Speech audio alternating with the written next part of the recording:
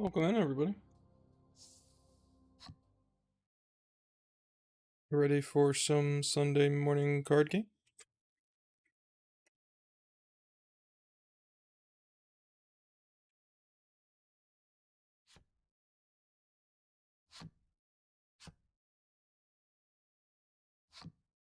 I got the multiplayer last time I played this. Ready to get back into it, though. This is an interesting game for sure.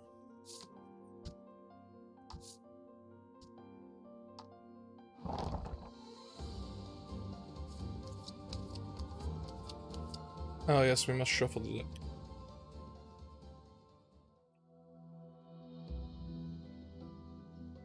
I think I was to the point where I needed to go to the inn and Been rest. a while since we've had any outsiders, the innkeeper says, beckoning the party inside. It turns out this inn is simply a place where the poor, lost souls trapped in the bewildering wood may recover. You may stay as long as you like, free of charge.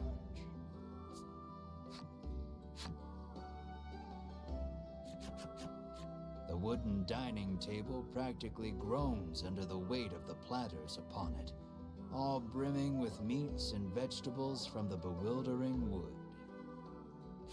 I've certainly earned this, you say to yourself, as you slide into your seat at the table, positively drooling over the feast before you.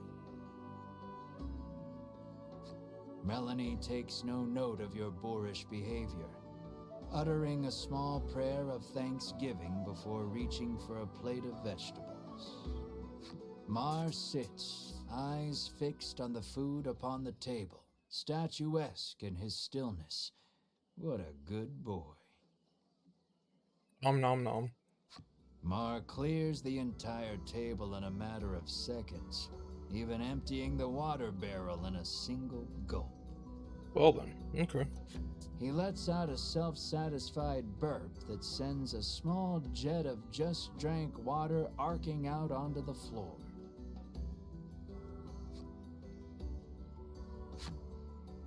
The sun sinks low, and the day draws to a close.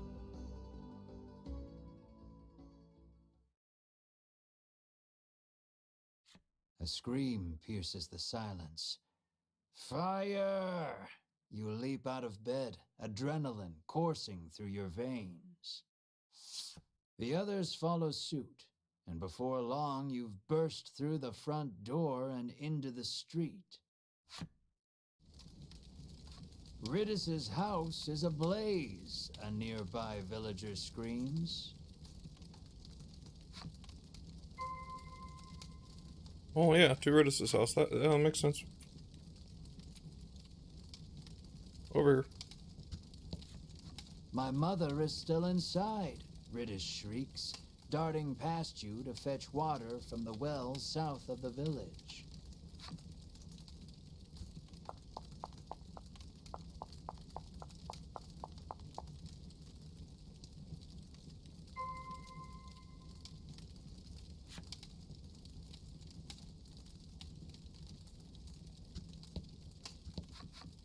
Riddis is gathering water in an attempt to fight the blaze all on her own.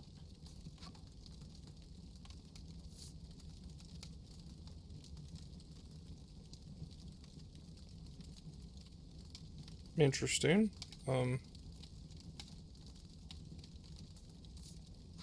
Mar's eyes light up. He scrambles over the edge of the well and sucks the well dry in an instant. He pokes at his swollen belly and gestures toward Riddis's house, as if to say, "Get me back there, quick."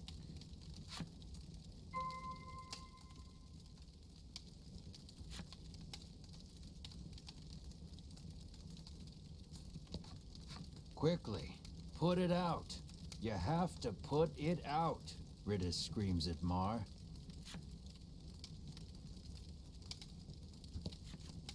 Mar douses the house with the water he sucked up from the well.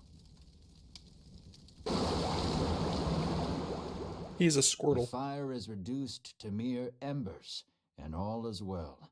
Or so you think. Something darts out from behind the house and attacks. Hey, wolf.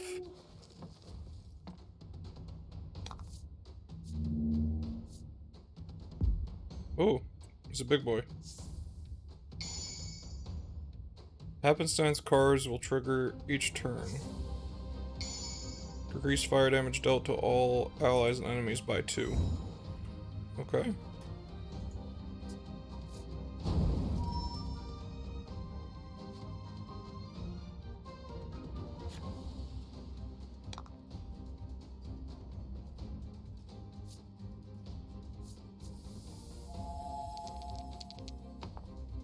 Fuck. Did not freeze him. Which makes sense, he's on fire. But he's weak to that, so we're gonna keep doing that.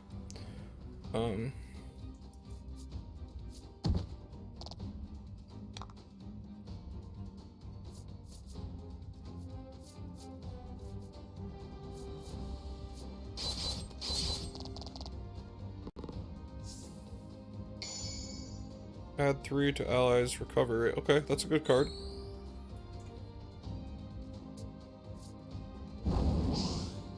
Ah, you missed.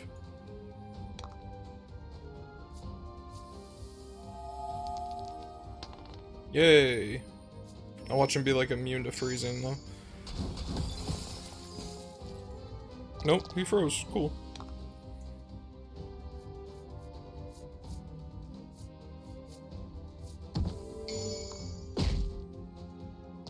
That was lucky.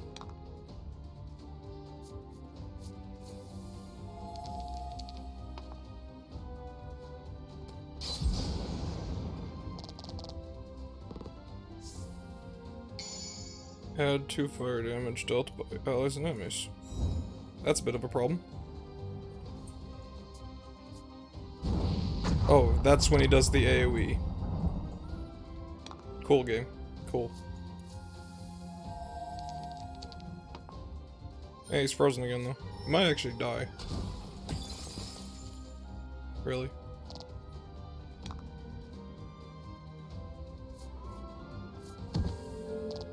Okay.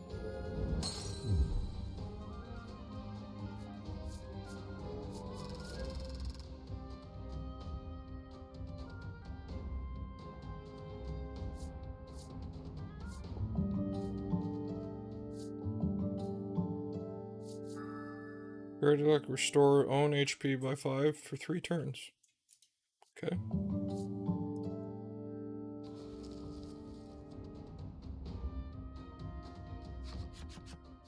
The fiery beast dispatched, you return to putting out the last of the blaze with Mars' help.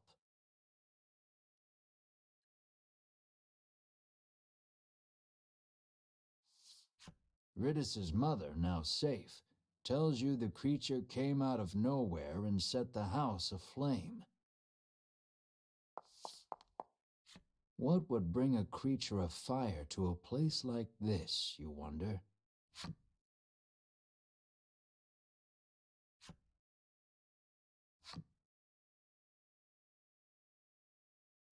Light breaks on a new day, and the commotion of the fire feels but a nightmare.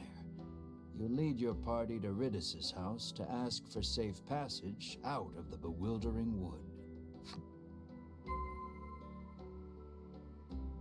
Now the question is, do I need to heal? No. Okay, cool. I think everybody leveled then too, didn't they? So they would have been at full health anyways.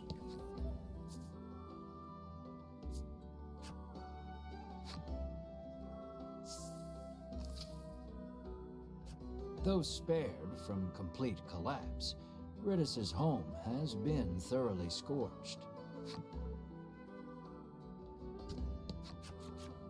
Ridus sits alone in one of its rooms, the air thick with the smell of char. There shouldn't be any fire creatures for miles, she grumbles. She says the monster appeared while she was playing the woodland flute last night. As to why any monsters, let alone fire monsters, appeared, well, Despite the circumstances, you ask Ridis to lead you out of the bewildering wood as promised. I did promise that, didn't I?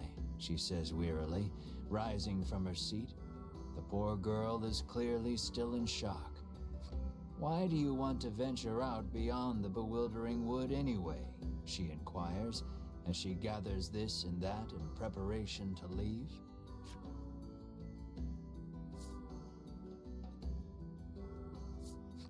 We are in search of the dragon, you say valiantly, adding, the reward will be significant should we defeat him.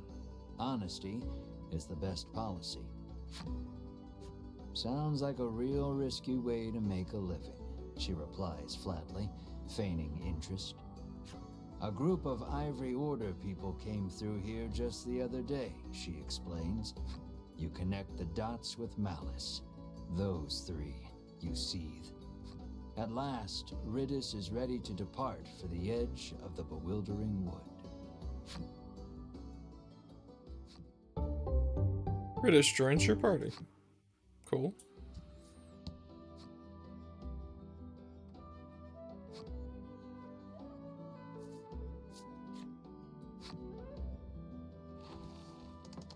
What does Ridis do?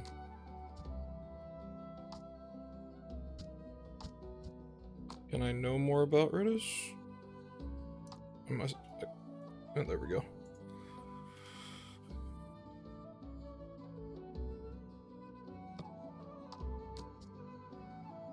Poison arrow, quick shot.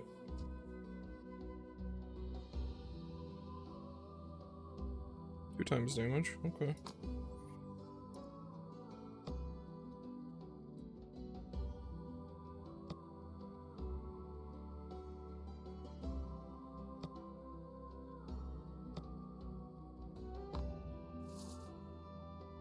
Okay, the menu's a bit weird sometimes.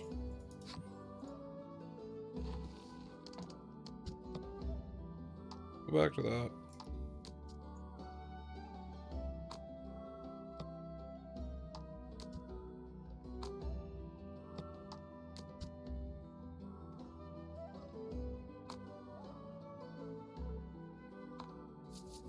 I'll stick with the party I have right now. Ridis's mother tells you she was once deceived by a crooked merchant and plunged into debt. Is it Juno? Ridis has been working to repay the debt ever since her mother took ill.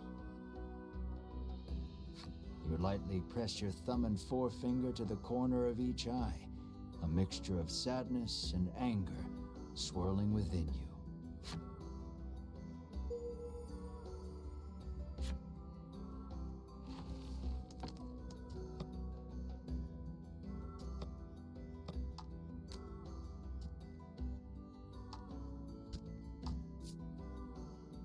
Either through bad luck or to trusting a heart, Ridis's mother has endured no shortage of hardship despite living in the secluded woodland.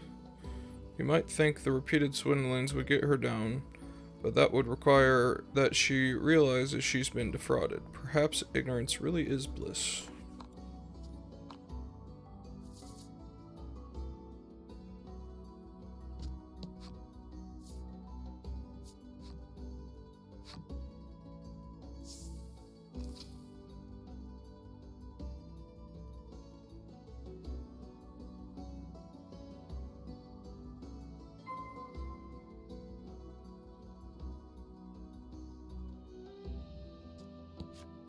This road takes you to the east side of the bewildering wood, but you'd be hard-pressed to find your way without a woodlander's help, the guard warns. Upon seeing that Ridis is with you, he steps aside and lets you through.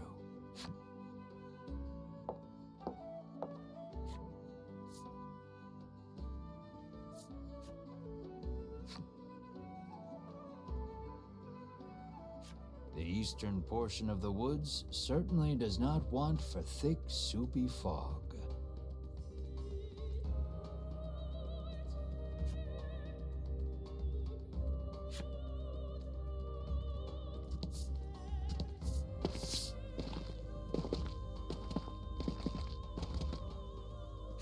You turn away, ready to lead the party deeper into the bewildering wood.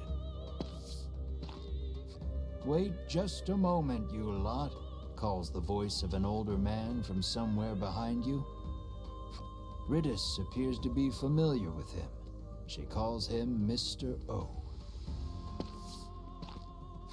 "Here you are, young lady," he says, handing her a slip of paper.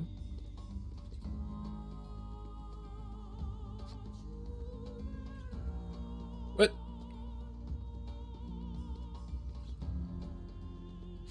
Oh dear. Further, Mr. O explains, Ridis did not have a fire insurance policy at the time of the conflagration, and so she shall have to pay in full. "I'll thank you kindly to pay by the end of the month. Bye now," Mr. O says, receding from view as he returns to the forest. Hee. Ridis lets out a bemused chuckle, her demeanor remarkably calm for what has just transpired. She pulls the woodland flute from her cloak and begins softly playing. Lovely song. Ridis's ear-splitting performance, shall we say, draws monsters out from behind the trees. Within moments, they are nearly upon you. Oh, fantastic.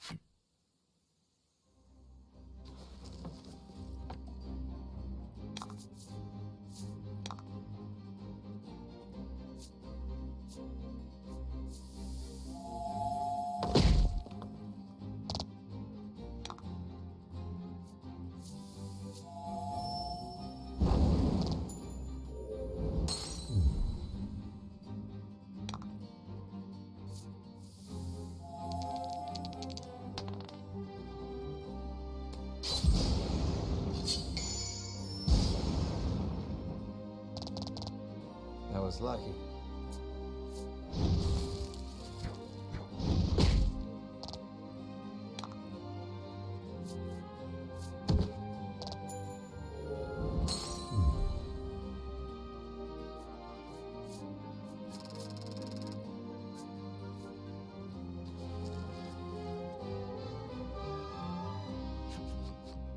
That's odd.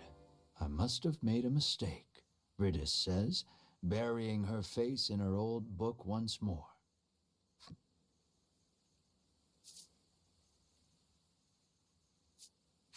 She opens the book to a particular page and thrusts it in your face. "You can't tell anyone in the village I let you see this, okay?" It's a page of sheet music with a note scrawled beside it that reads, "Play this lucky tune to reverse your financial fortunes and make money woes a thing of the past." Interesting. "No matter how many times I played this last night, our debt never went down," she fumes, incensed. You inspect the page a bit more carefully. Off in a corner, in letters so small as to be illegible, another message reads, "May summon monsters if played incorrectly." You finally see that so long as Ridis holds the flute, this is nothing more than a monster conjuring melody. You snatch the woodland flute from her hands. "You have lost your flute-playing privileges," you inform her. "But I'll never escape from this mountain of debt without it," she cries, clearly still believing in the melody of fortune. Melanie quietly opines that while Ridis is many things, bright is not one of them.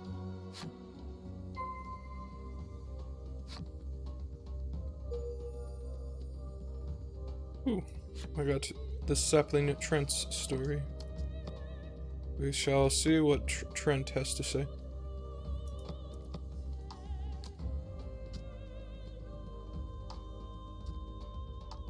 Nope, I passed it. Creatures of all sorts flock to these gentle giants of the forest, no doubt thanks to the pleasant warmth emanating from the energy stored within their hollows.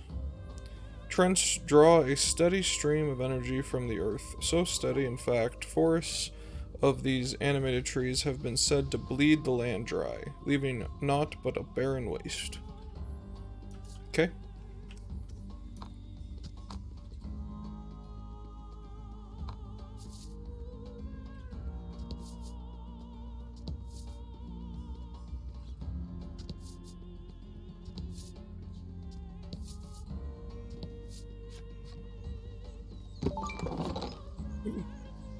Revive is always nice to find.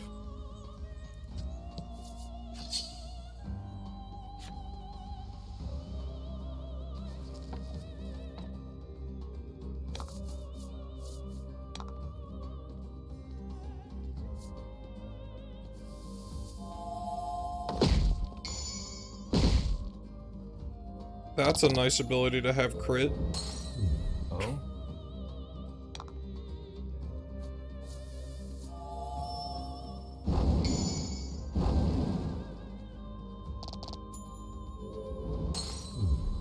Excellent.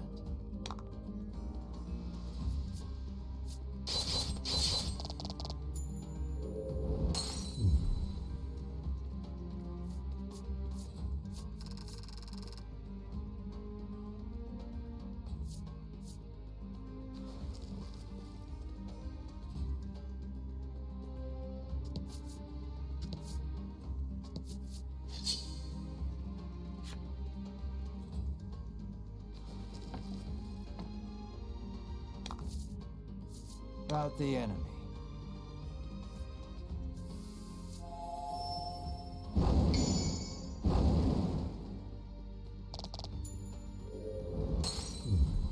Nice work.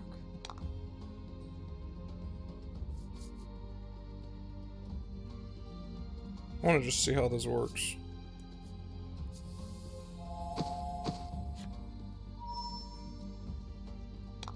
Okay, so it happens the next turn after. Okay. Good to know.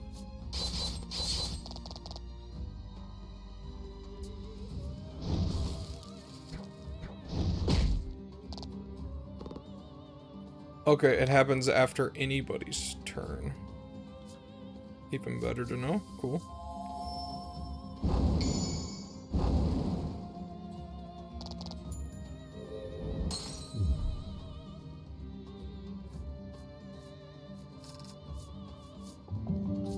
Melanie leveled up.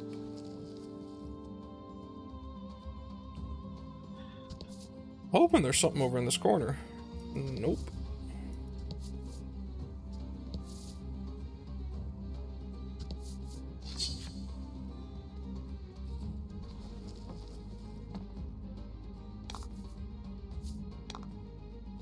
I remember what these were weak to, but I'm just gonna freeze it.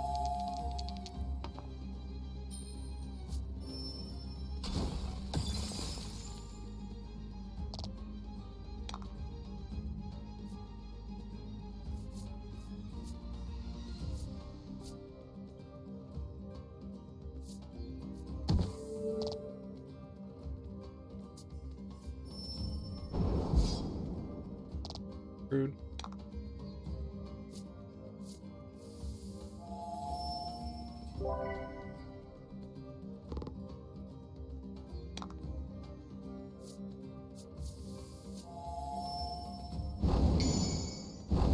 It was fire. Okay.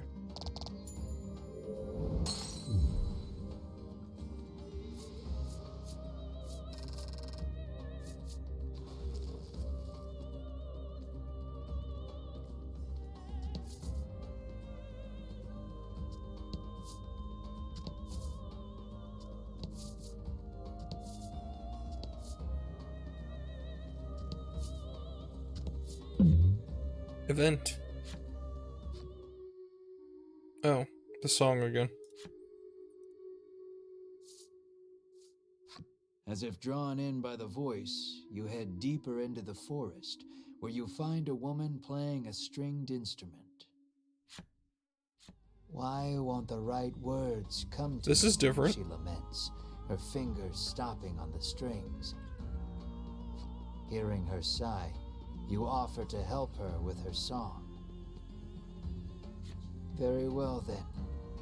Please finish this verse, she responds, then begins to sing. In a snow-covered town, I hear a voice.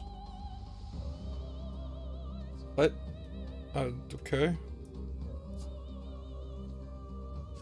You imitate Mars' mule, but the woman just tilts her head to the side in confusion. I was wrong. You pity the poor soul for not comprehending the sheer cuteness of your dear companion. In the end, you gain nothing from the exchange and leave the woman to her song. Interesting, okay. We'll see if we find that encounter again. Try something different. There's a chest. Ooh. Mega defense. Let's go see who can wear that.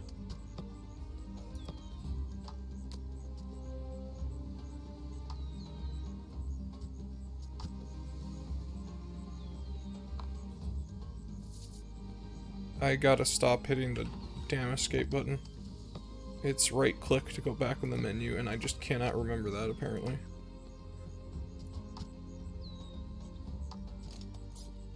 There you go, Mar, new armor.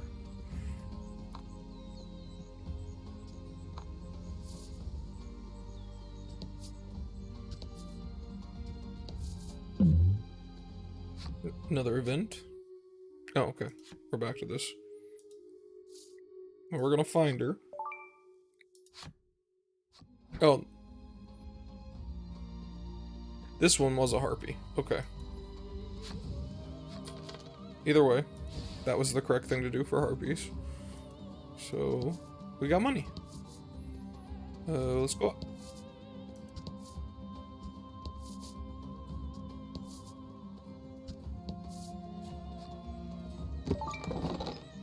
Oil pots are nice.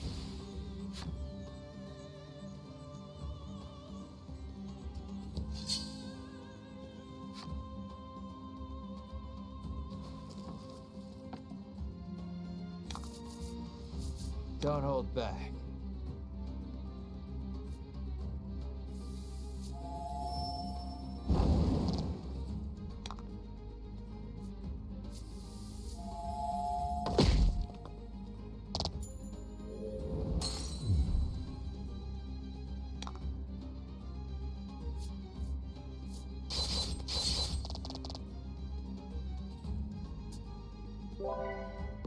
It healed.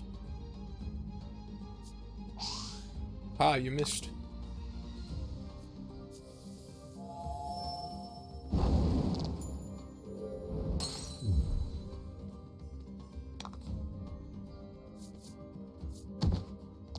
Oh, really?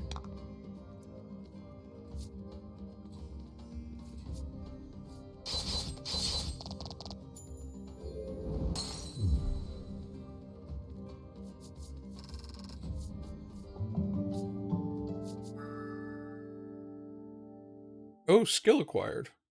Cover 3 HP after combat ends. That's a fantastic skill.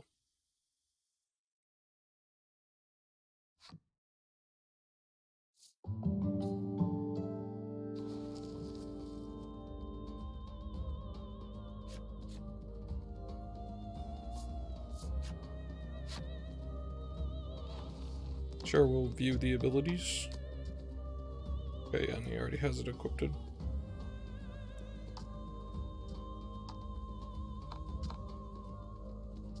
See, the rest of the party gets abilities soon. Curious to see what they are.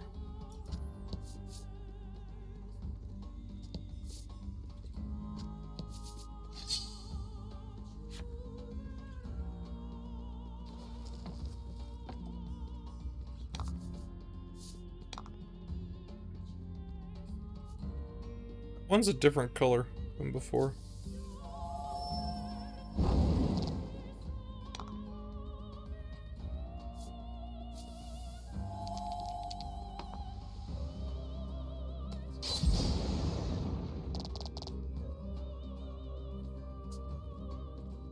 Oh, it's poisonous. Let's fine. I won't last another turn anyways.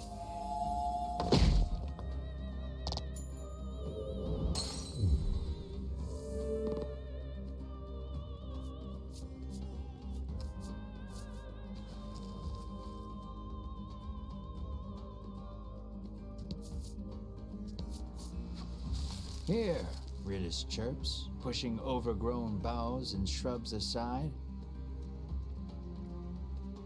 As she does, a hidden path out of the bewildering wood comes into view.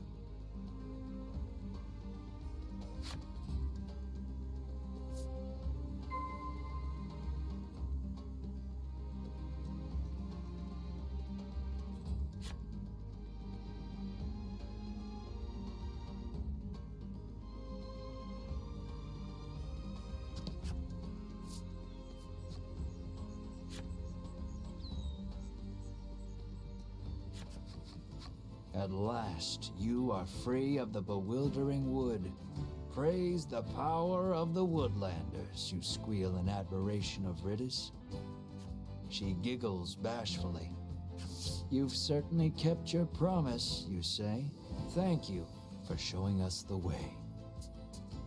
I was hoping I could join you on your quest to defeat the dragon, Ritis suddenly blurts out.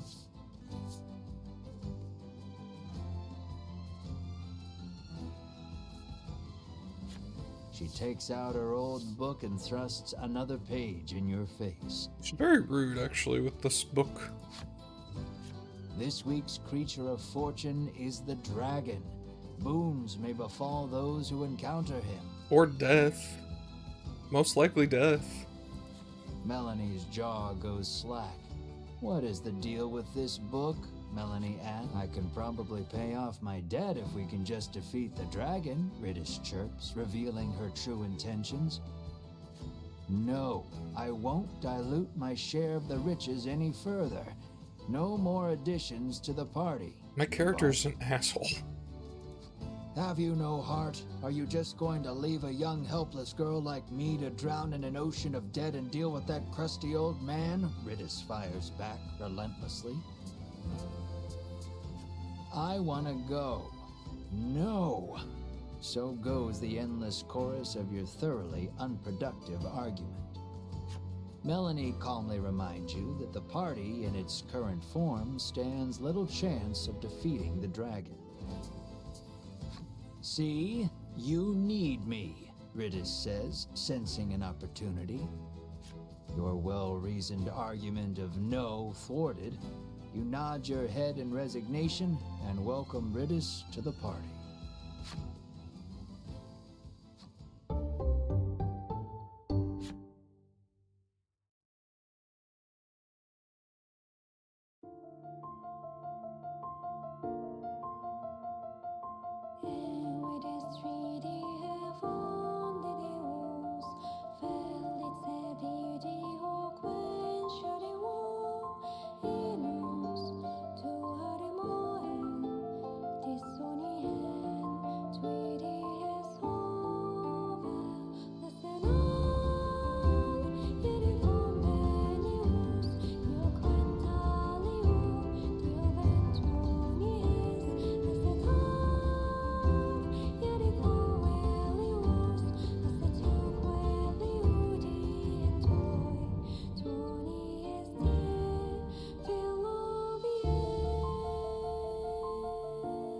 Monsters and humankind coexist, huh? Chapter 3, Unionville.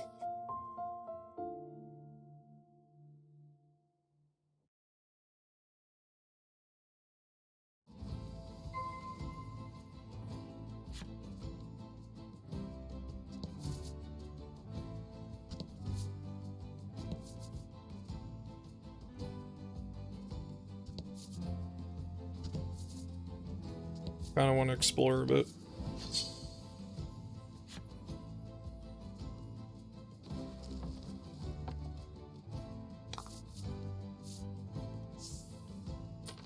Oh, another happenstance. Multiply gold earned from victory by 2. And fight.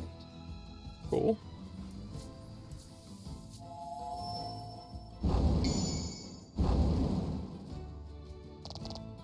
Fortune favors the bold.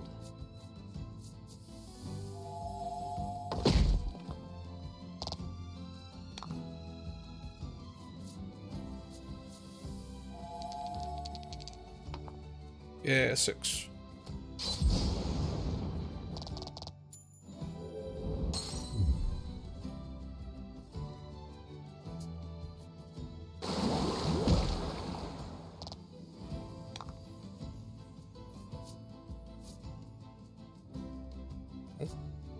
Meant to hit the flame. Really? 1?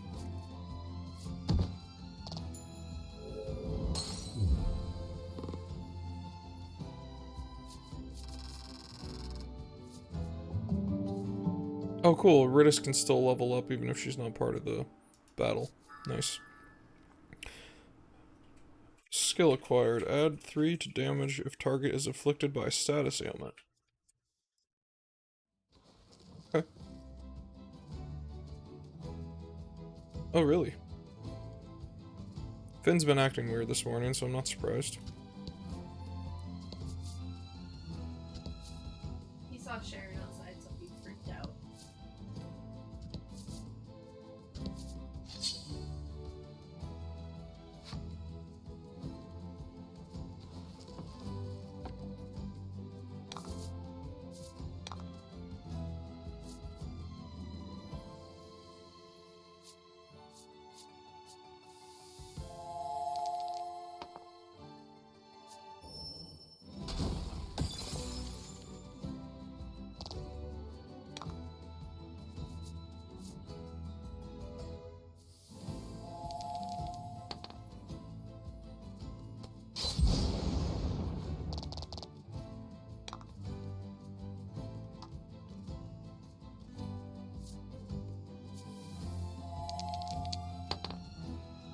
That was a horrible roll.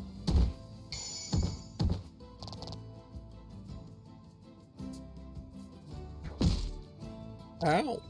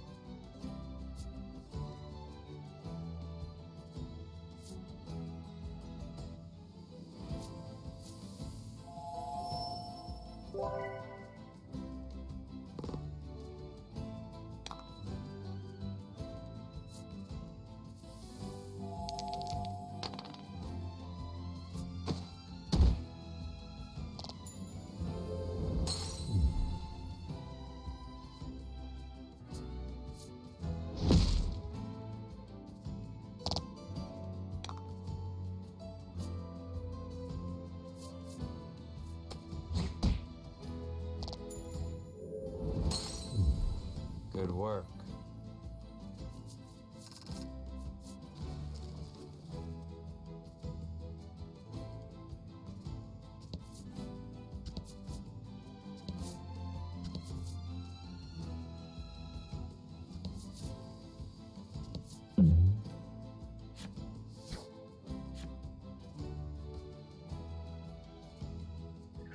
Oh, I've had this one before.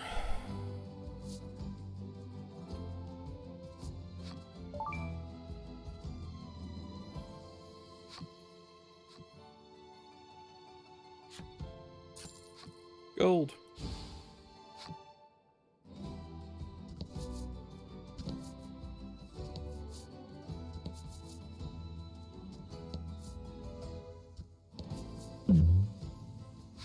Another event. You were surprised to find a merchant selling goods in a place like this.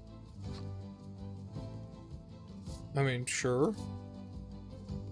You decide to take a look, and the merchant welcomes you energetically. You're in luck. I have some rare items for sale, she remarks, lining up some goods before you.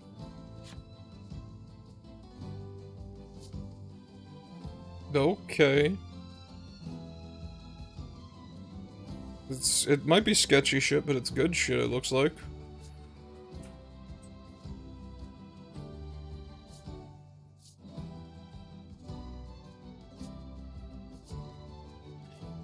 Okay, these rings interest me, but I can only afford one.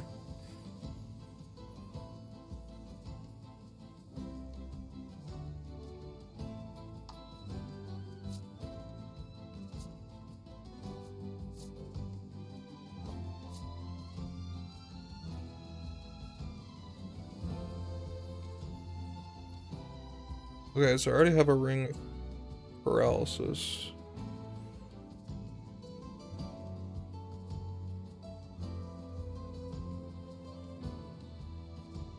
Honestly, this poison one.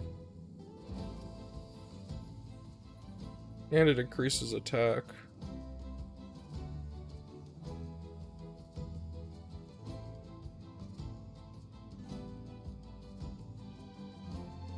Give me this.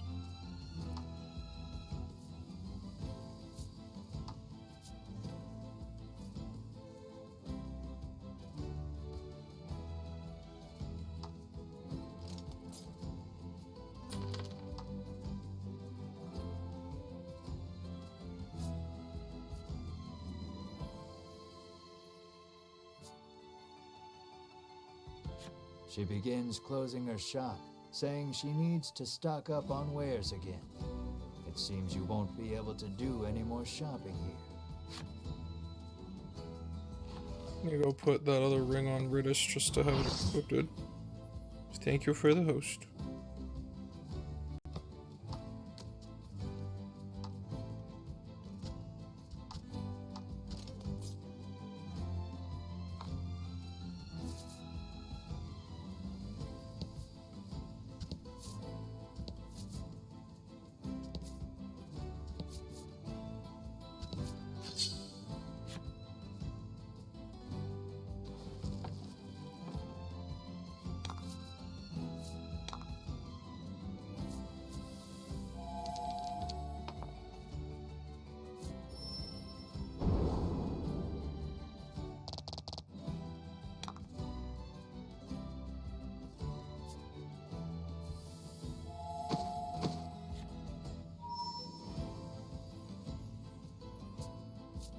I was really hoping he would not get to go first. Or, yeah. Well, I gotta pick her up, but...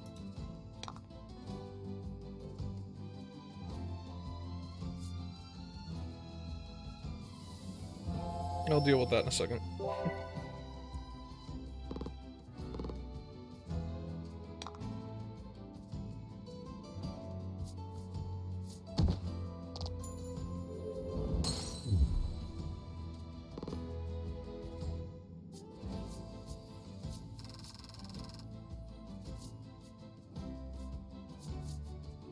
Ooh, this one.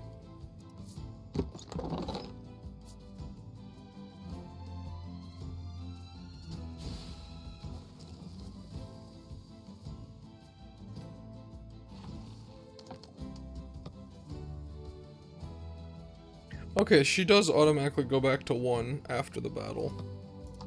Good to know. Not equipment. And I hit the wrong button. Again. Items.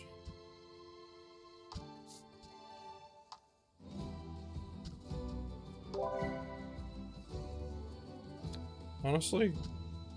Well, no. We won't waste 2 of them. I probably should have. I'm gonna keep just running around and exploring, but...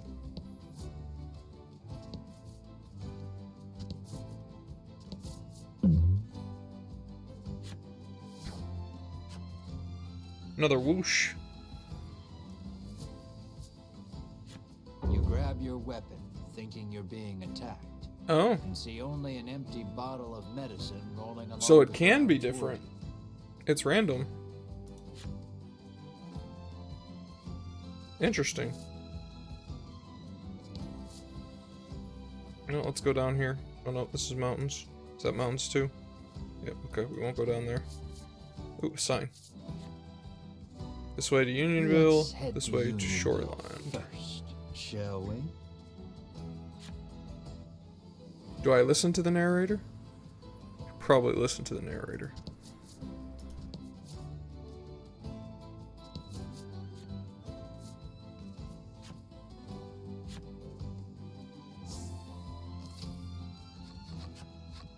see something approaching from up ahead.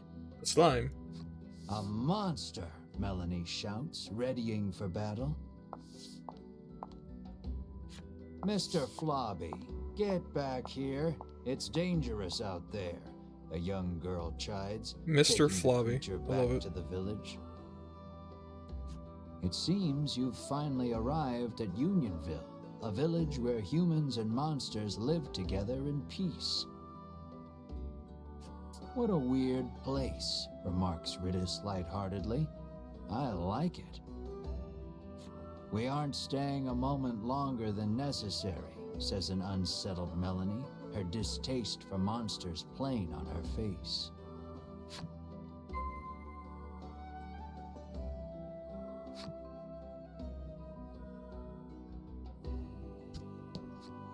Spend all my money, but I want to at least know what they have.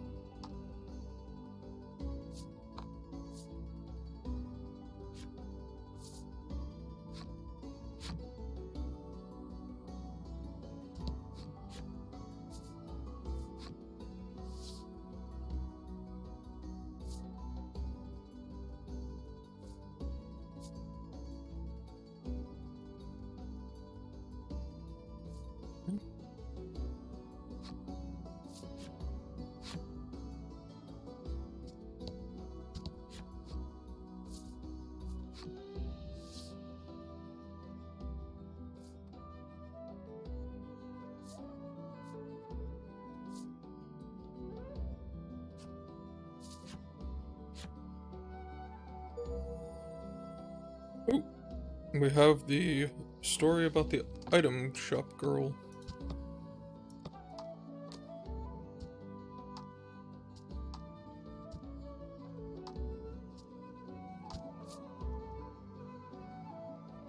She was a quick hire. Her gentle disposition was so sure to attract a few more customers, they figured. No one was prepared for the crush of customers that ensued. Her hiring was ultimately a failure. The damages wrought by her carelessness far outweighed the profits and left the store in shambles. I was not expecting it to go that way. Okay.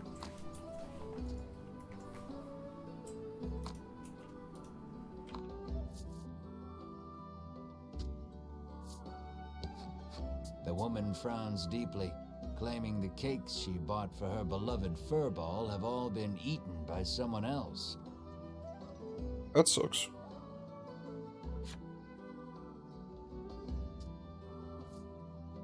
Here's the furball. Quiet furball sits with crumbs around its mouth. The furball ate the cakes.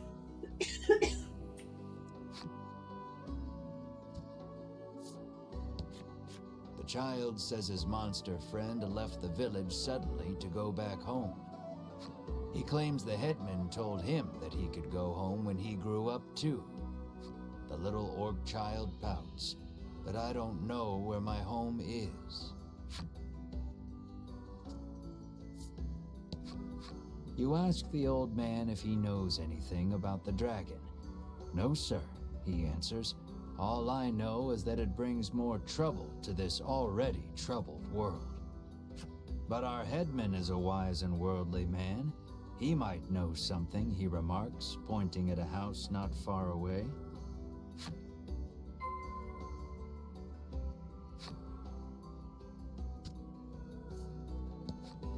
The little goblin sulks as he gazes upon the withering flowers he tried so desperately to take care of. He looks at you with tears in his eyes, silently begging you for help.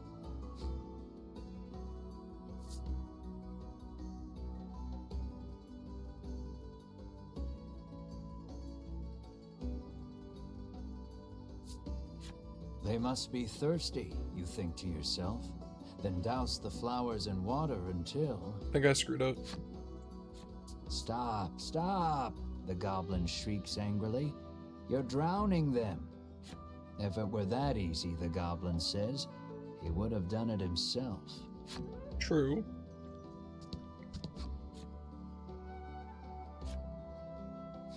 Can I give them the salve instead now? You pour the salve onto the flowers, and they stand up tall. The goblin cries out in happiness and thanks you for your help. He then holds something out to you. There it is.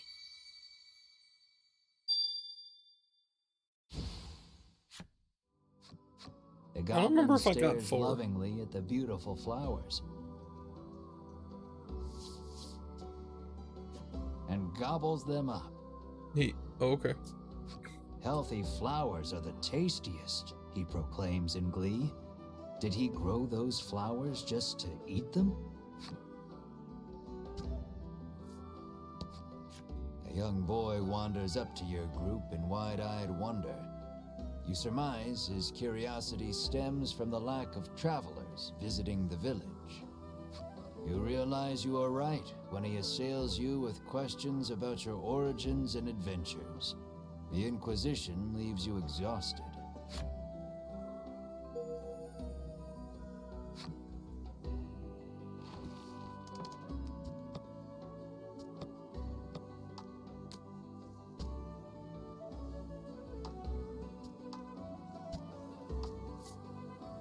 This little boy loves climbing trees, just you watch. Today he's gonna climb the big tree in the square. This little boy loves his big sister. Today he's going to climb a tree to have a look-see in his sister's room. Okay.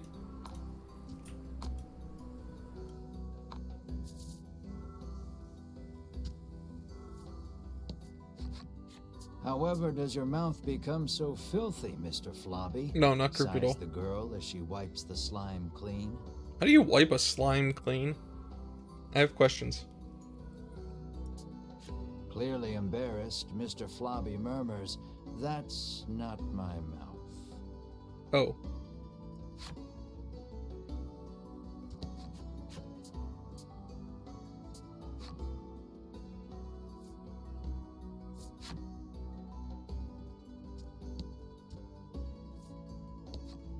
The little orc child is engrossed in a fairy tale. The title reads, "The Legend of the Dragon."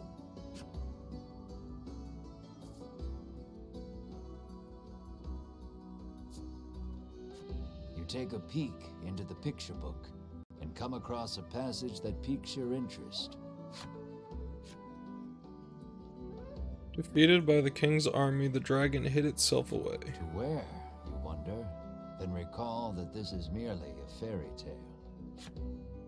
Or is it? The village headman is a renowned gourmet, and rumor has it he only dines on the finest foods. The man says he wishes he too could have such a lavish meal just once in his life, his deep desire for delicacies only growing with time.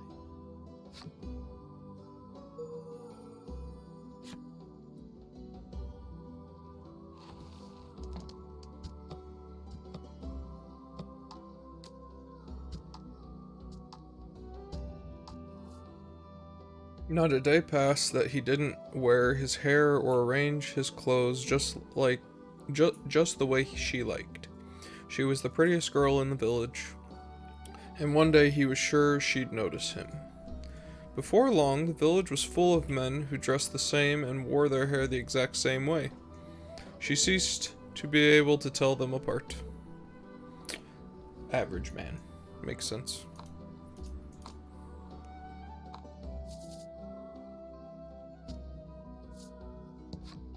Wow, a new friend, And so big, too, the furball exclaims in glee as it rushes over to Mar. Mar stares off into the distance as the furball snuggles up to his leg.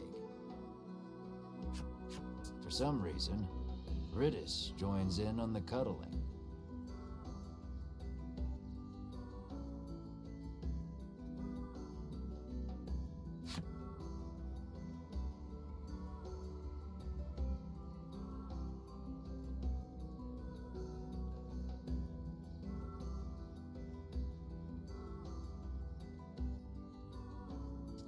Interesting. Lately, a suspicious man cloaked in black has been seen wandering about the village outskirts. The old woman looks at Melanie and remarks that he was dressed just like her.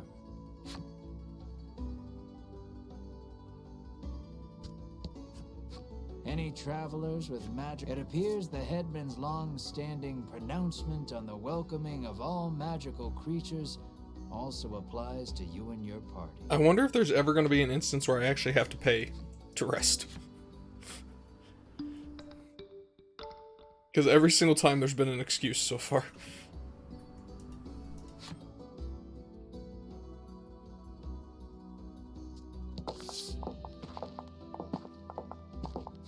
Travelers, you hear a voice call from somewhere.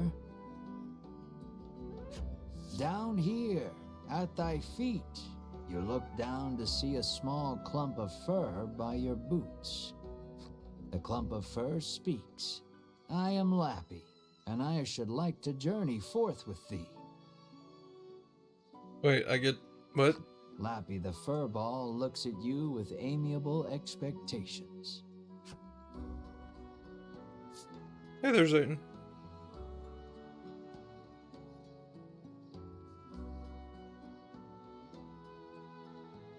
Actually, yes, this. Why do you want to join us? You ask candidly.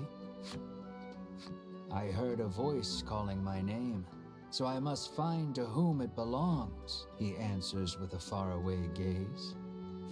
No more monsters, comes Melanie's cold reply. When you say more, do you mean Mar? You ask, but Melanie doesn't answer. Thoroughly rejected by Melanie, Lappy bursts into tears. Oh no. Lappy says he has no friends because of his aged face and speech. All alone, he decided to leave the village on a journey. Your party is silenced by the crying child with the face of a grown man. You tell Melanie to be nice and quip that both she and Lappy could use a friend. Exhausted from arguing with you, Melanie half-heartedly agrees. Fine, we can be friends. However, she says that they are on a dangerous journey to defeat the dragon. As such, they cannot take a child with them. Lappy leaps up and hugs her in his excitement, exclaiming, "Thou hast made me so happy."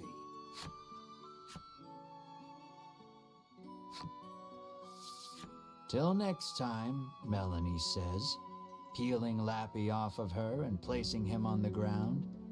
Though she thought all monsters to be evil, Melanie feels that the ones here are different. Finally, a friend. I don't know what just happened.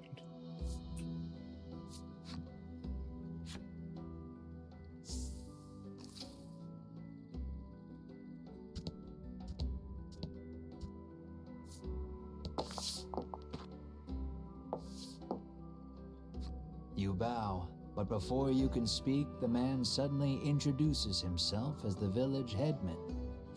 He laughs, then shamelessly praises his own village as being wondrous and peaceful. "And who are you?" he asks.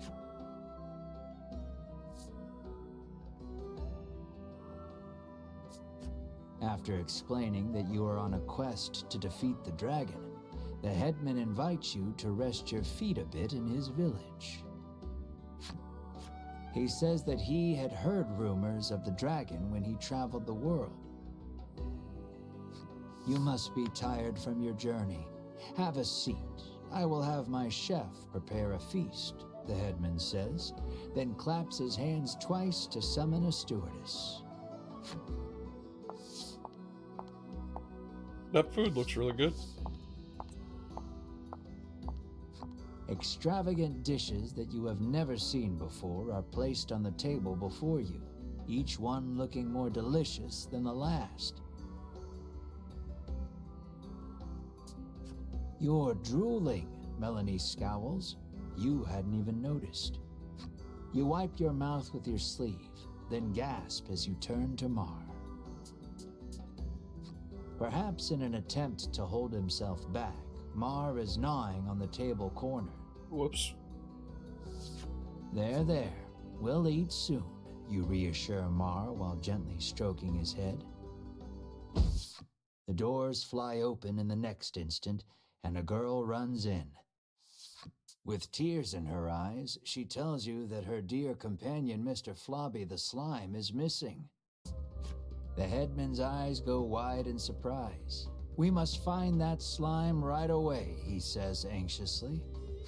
You are starving, but it doesn't look like you'll be able to partake of the feast before you because of Mr. Flobby's disappearance.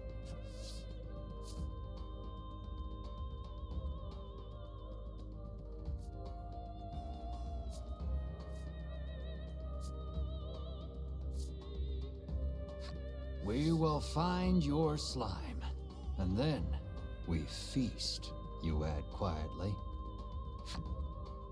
Melanie reminds you that you are here to get clues about the dragon from the headman. What's the difference? Literally everything. Hunger taking its toll, you two begin to argue. Brave heroes, the headman interjects, then bows his head. Would you please find her slime? It appears the story has hit a standstill until you find the missing Mr. Flobby. Well, You need to hear the whole story from the young girl.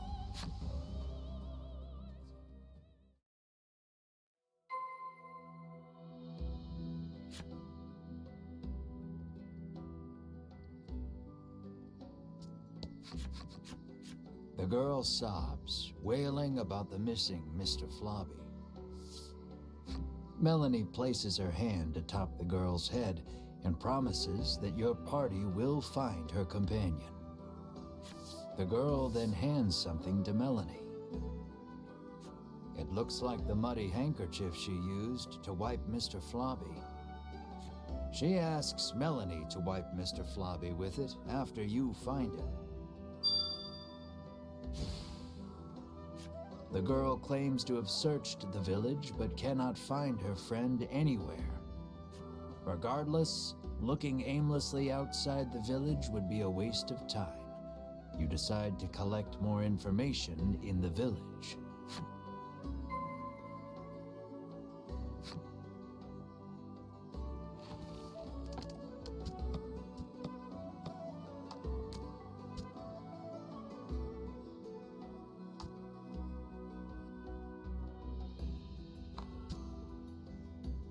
that answers my question. I do not have 4.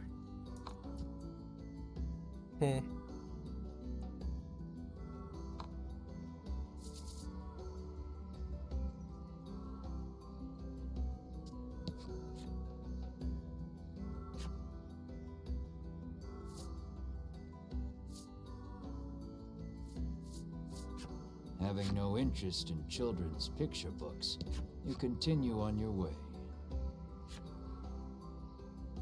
Okay, no new information there. How about you? Melanie's friend Lappy is here. Lappy cuddles up to Melanie. Despite her hatred of monsters, Melanie doesn't seem to mind.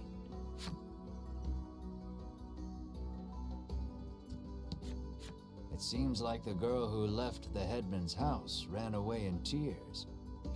The elderly man says she cannot have gone far.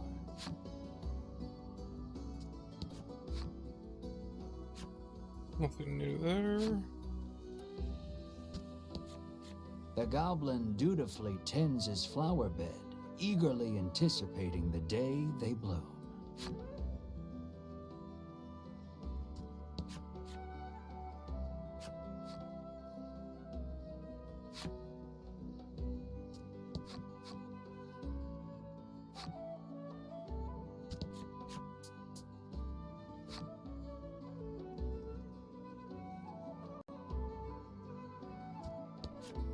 She says she saw a suspicious man in black with a slime outside the village not long ago. She claims they went northwest together. Did that man take Mr. Flobby? You resolve to leave the village in search of the pair.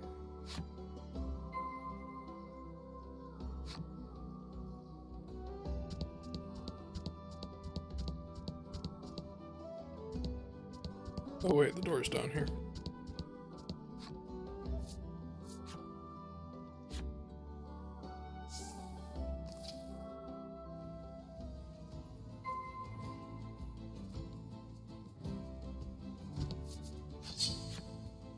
Immediately an enemy.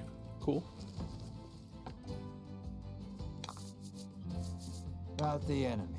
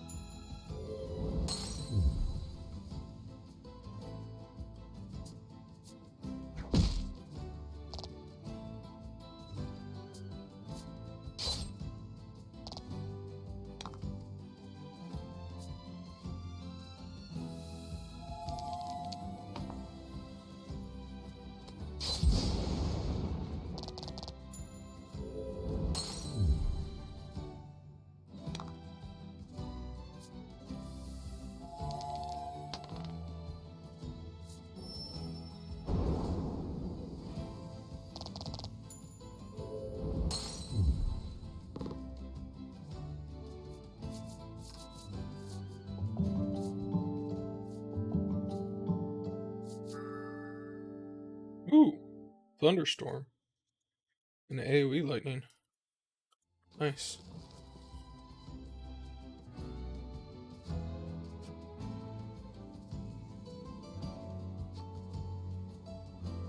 Oh, but you can only have a certain number of skills. I see.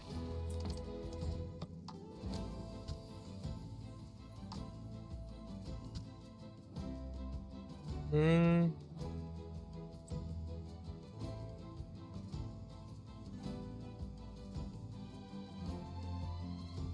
This is probably a stupid idea, but I'm actually gonna change out for the free one for that, and hope I don't regret it later.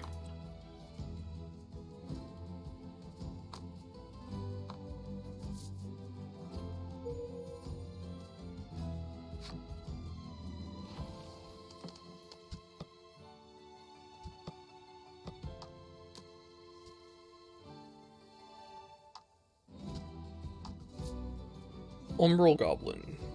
Activated by violence, Umbral Goblins relish using weapons that maim their enemies, and are said to be elated by the sound and sensations of cracking their enemies' bones. It seems incessant bullying from their supposed mates is what snapped these goblins.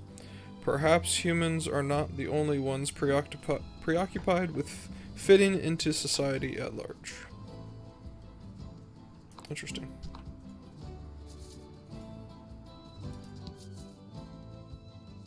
Found a nameless shrine? Sure.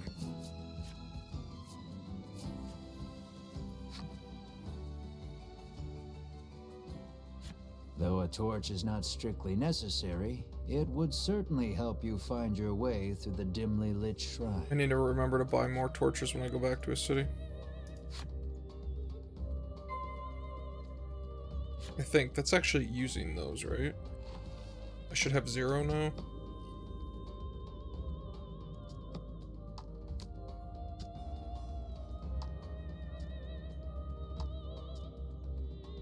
Okay, I have the 1 and then it'll probably be used when I get out of here. Because I had 2 before. I've already done 1 dungeon, so. Your footing is obscured in the dimness of the shrine. You should probably proceed with caution. Though I understand your urge to hurry on ahead. You go forth slowly but steadily, taking it one step at a time. You take a good look at the floor and see it lined in trails of viscous liquid. No doubt a slime or 200 have passed through here.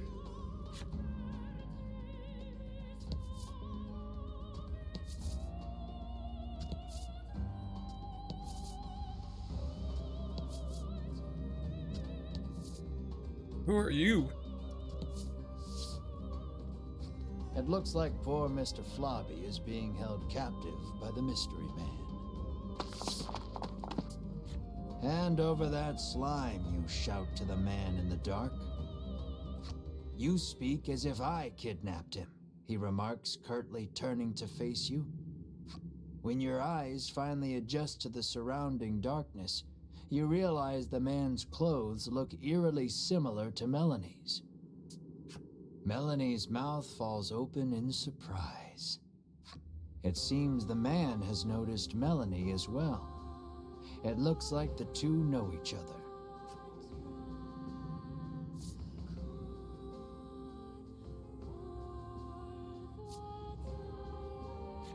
The man says that he and Melanie came from the same village, where this was their native dress. The man's revelation makes you realize that you know almost nothing about Melanie's past.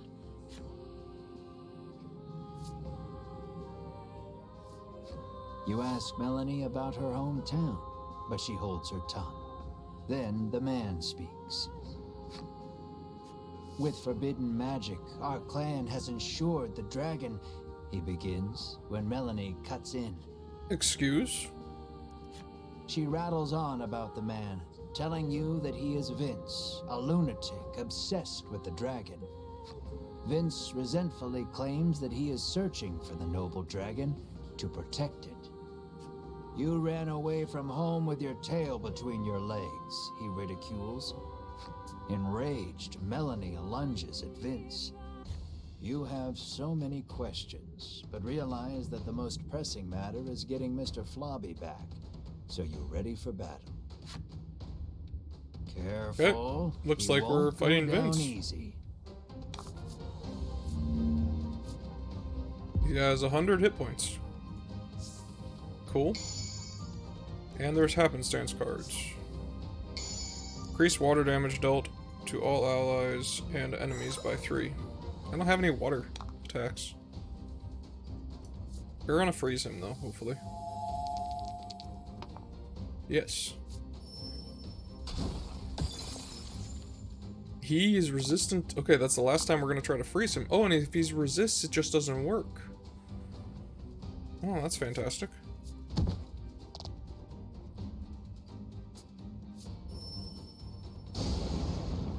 Ow.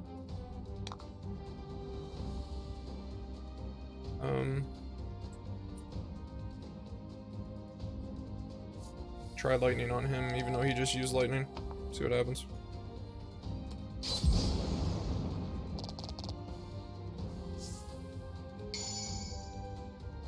Okay. Well, I guess we'll use wind then. The 6, nice.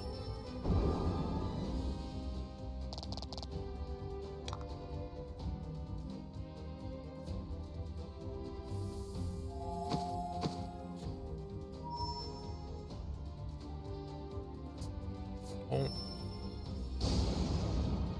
You hurt a lot.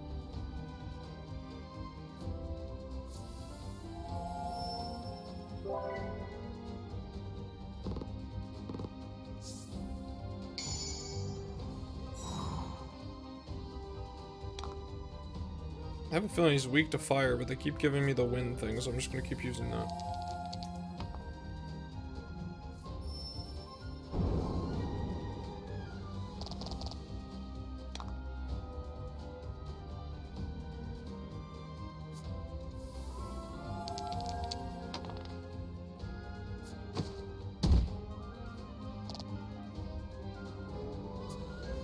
Oh god.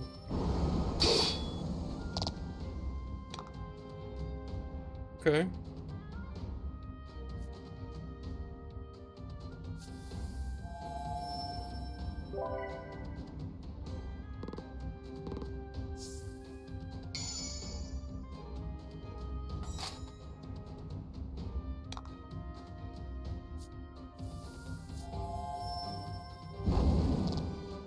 Yeah, he's not weak to fire.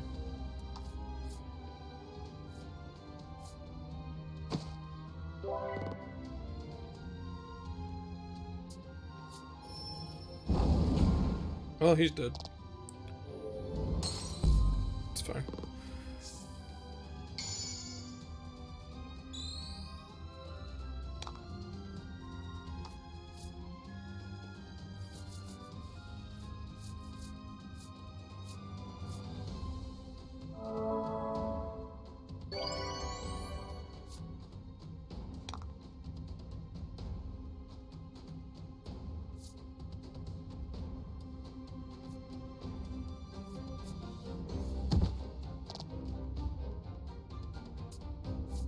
No.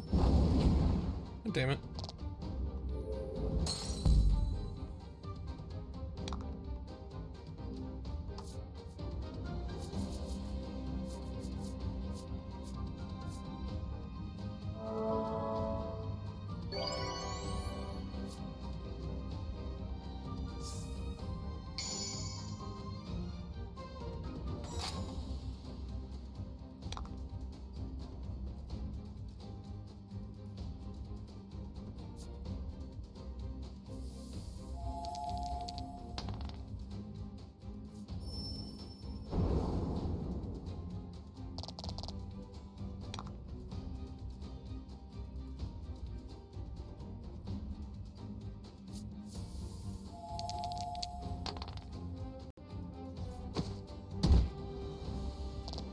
Someone else is about to die. During the fight, Vince asks, "Do you know the truth about that village?" The headman may look like a nice old man, but he keeps those little monsters around too. He begins, but before he can finish, Oh, mother. Winifred, Why are they here? Edwin, and Berwin of the Ivory Order appear. The three brush you aside, fixing their attention on Vince. "So you are the one who disturbs the peace," they exclaim, then charge at him. Well, he did. The Ivory Order and that false justice they serve are the true evil here, he retaliates, fighting back. I'm actually not gonna argue with you.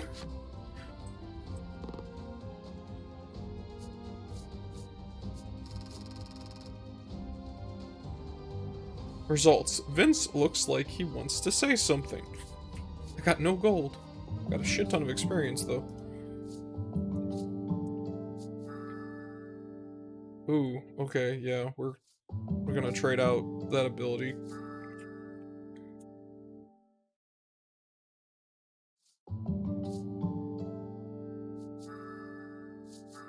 She went up 2 levels.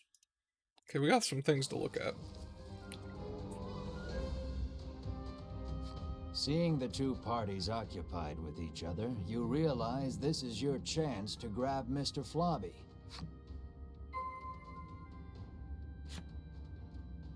One moment.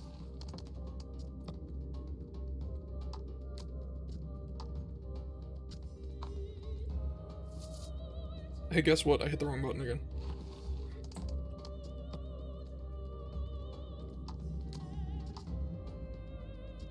I hate body slam. It never does any damage. So we're gonna trade that up.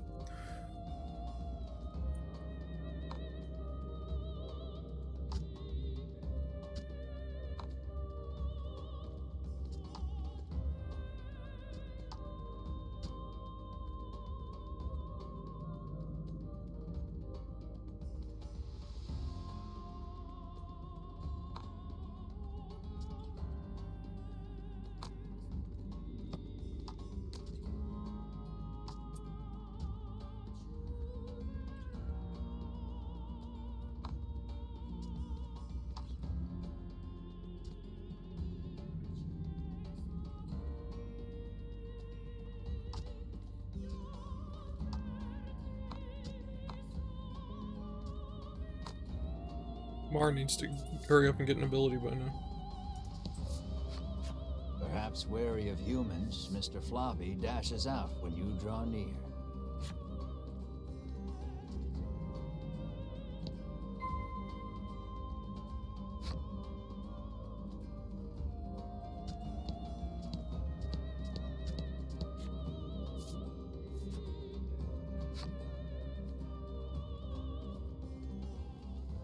Come back here, Mr. Floppy.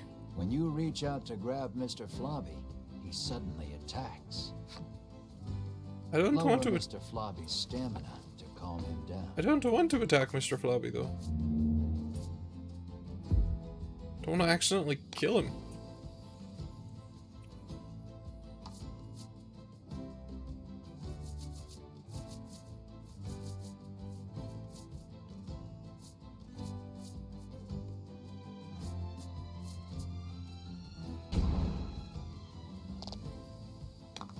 Honestly, I'm just going to use these bombs that I have.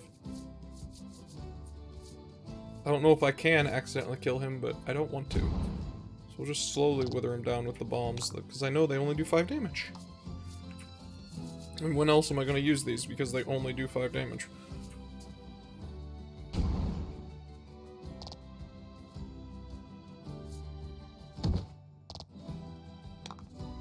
Well, now I'm out of them. And he only has 10 health. Which is a bit worrisome. And I still have my torch. That's good to know. I'm gonna pass on her turn because I have a feeling she will make him explode.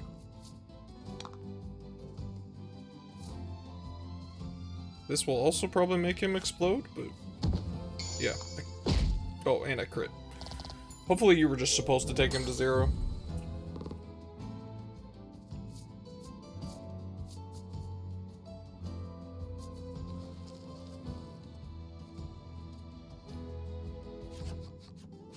Exhausted from the fight, Okay, the good. raging Mr. Floppy finally stops attacking. But it seems he hasn't yet come to his senses. He glares warily at your party. Find something to help return Mr. Floppy to normal. This. You wipe Mr. Floppy's mouth with the handkerchief you received from the girl. Then you hear a quiet voice speak. "That's not my mouth," Mr. Floppy murmurs bashfully. It looks like the girl's familiar scent on the handkerchief returned him to normal. Having regained his senses, Mr. Floppy heads back to the village. You place the increasingly sticky handkerchief in your bag.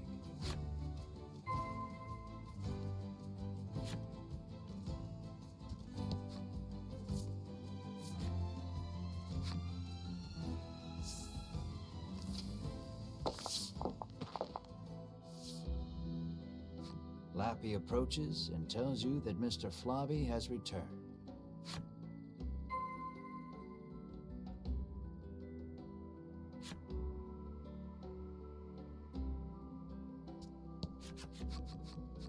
The girl is ecstatic that Mr. Floppy is finally back home. "I'm happy for you," Melanie says with a smile as she returns the handkerchief. The girl bows her head and thanks you deeply. Mr. Floppy looks as slimy as ever. You just hope it's a happy slime. "The headman wants us to bring Mr. Floppy to him. Would you mind?" you ask. "Of course not, but bring him back soon," she answers with a bright smile.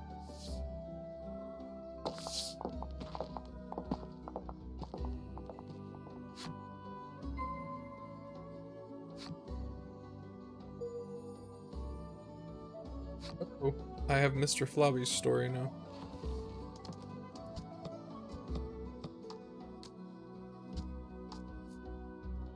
It's everyone's favorite friendly villager slime, Mr. Floppy. You can find him playing house or racing against a girl in the village, his bestest friend forever. Mr. Floppy comes from a real big family. There's his sister Plobby, his brother Blebley, and his nephew Bobby. Or no, Booby. His nephew is Booby. Sadly, none of them are with us any longer. Yeah, they probably all got killed by the one witch of the Highlands. If anybody else gets that reference, we can talk about that later. Because it's a good show. To the Elder's house.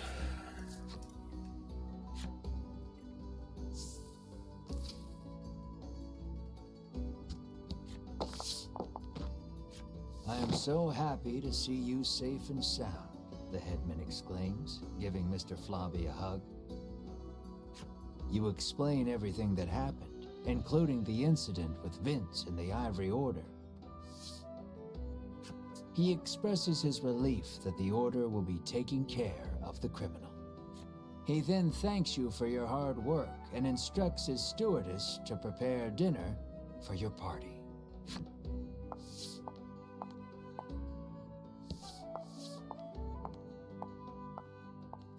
You can feel your collective mouths watering at the sight of the lavish meal before you. You, Mar, and Ridis immediately dig in. You aren't sure where you find a moment to breathe among all the feasting. Please, eat to your heart's content, the headman insists with a smile. Anybody else? I don't trust this, let's just say that much. Once your belly is full, you realize that Mr. Flobby is gone. And then... Room for dessert? The headman asks, offering you a plate of slimy jelly. Yep. You feel your stomach churning at the very sight of it. I could tell by looking at this guy's face and his art, he's crazy. The color strikes you as familiar, and the stickiness sends a shiver down your spine. And this game's made by Yoko Taro, so yeah. Is this Mr. Flobby? You ask the headman, your voice trembling in disbelief. The headman looks at you with a plain expression, one that holds no malice. Is that a problem? He questions back. Yes. This dish is a masterpiece, he remarks with a light-hearted chuckle as he gazes at the jelly. And I have you brave heroes to thank for it. Had you not brought that slime back, we would not be able to enjoy this exquisite dessert. Can I kill him? I would like to kill him. Thanks.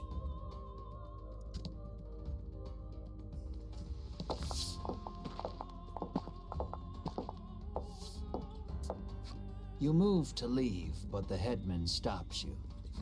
I try to get my meat while it's still young and tender, but at least your pet is very plump, he remarks, licking Okay, his now lips. I really want to kill him. He points at Mar and asks, would you consider leaving that creature here with me?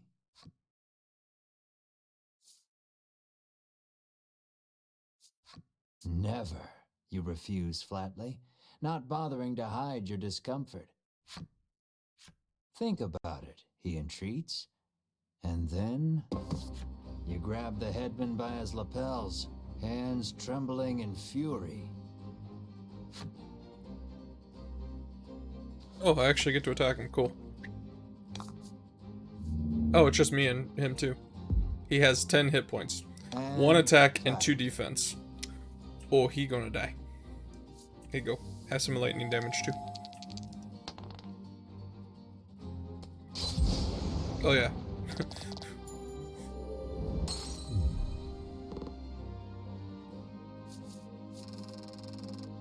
0 experience, 500 gold. Just run his pockets.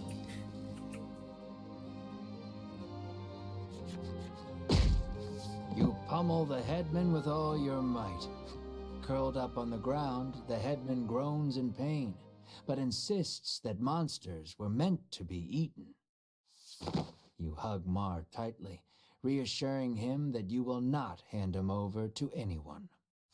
Mar looks at you with his round eyes and mews softly. You meet eyes with the rest of your party and reach a tacit agreement. Together, you all stand and leave.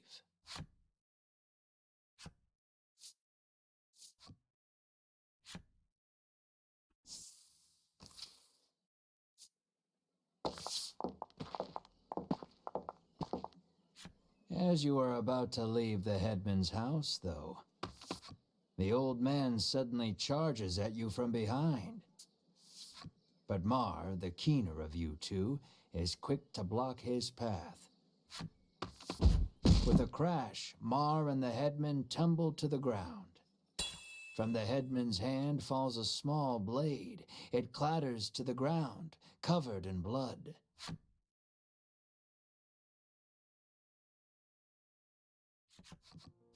You take the injured Mar to an inn where you can watch over him. You gaze Bastard. at the unconscious Mar with concern. Despite the shallow wound, no amount of medicine seems to rouse Mar from the bed. I heard that my friends were in danger, so I came as quickly as I could, Lappy says. As he reaches Mar's bedside, he leans over and licks his wound. This is what-you-call-it extract, he shouts. What? He explains that it is a poison extracted from a certain monster. If it enters the body, it drastically reduces one's stamina. Hearing those words, you realize the headman's blade must have been coated in this poison. Mar's condition starts to make sense. Isn't there anything we can do? Melanie asks. Lappy's eyes widen in realization before he places his mouth over Mar's wound and begins sucking. He then puts the what-you-call-it extract into a bottle and hands it to you.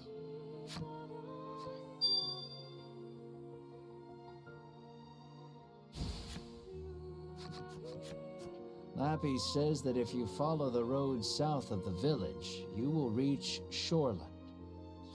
He tells you to give the extract to the famous nutritionist there.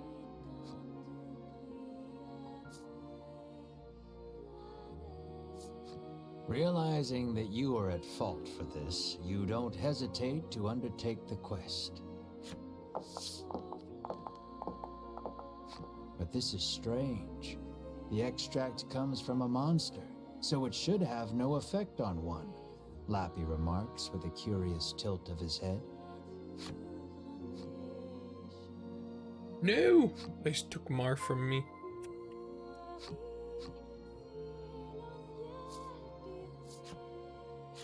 Okay.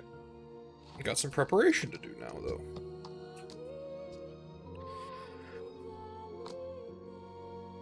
Because I believe she could probably use better equipment.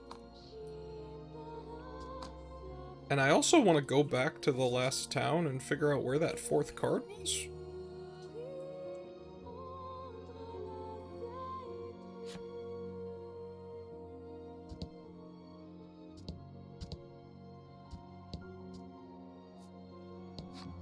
I thought a beast of that size would eat us out of house and home, she remarks, no doubt talking about Mar.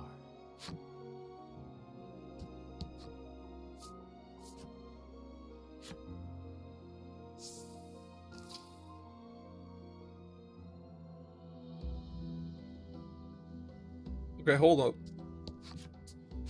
The girl sighs. You're dirty again, she says, wiping a slime's mouth. Mr. Flobby, you're alive, you exclaim in glee. This is Mr. Globby, Mr. Flobby's cousin, she tells you. Well, she doesn't seem too broken up about it, apparently. Okay, we're gonna... Okay, or I won't be. They're closed, apparently. So armor.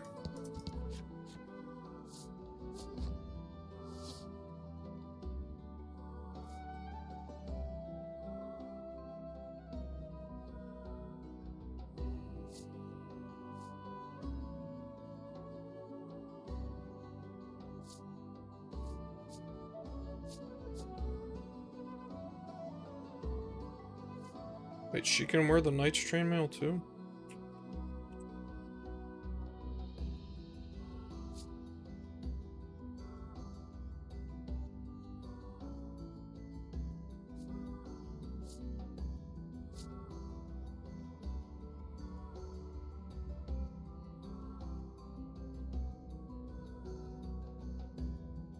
She's super fast compared to the rest of the party.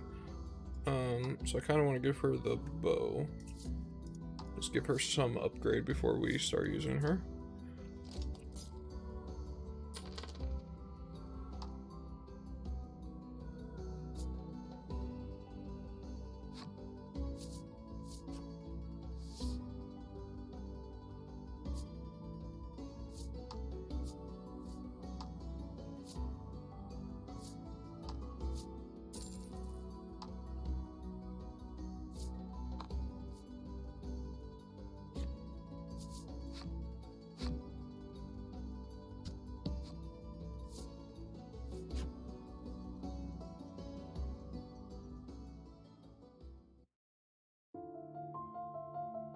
Nope, we're on to the next chapter.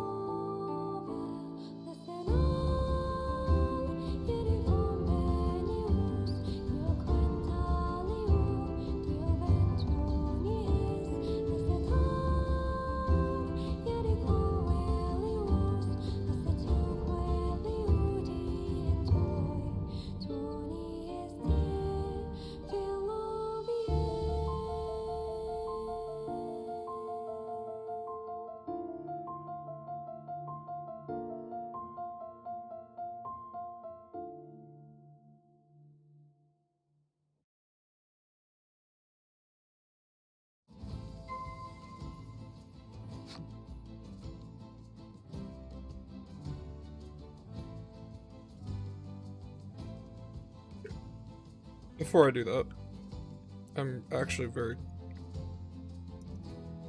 curious. Because I got the 5th card when I went to that last town, right? I want to go back.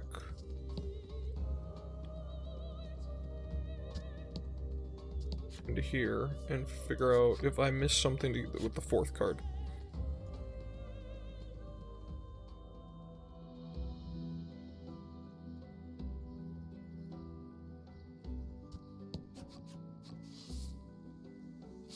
You follow the curious sounds to their source, our resident well water lover, digging at the dry well with his bare hands. I bet this was it.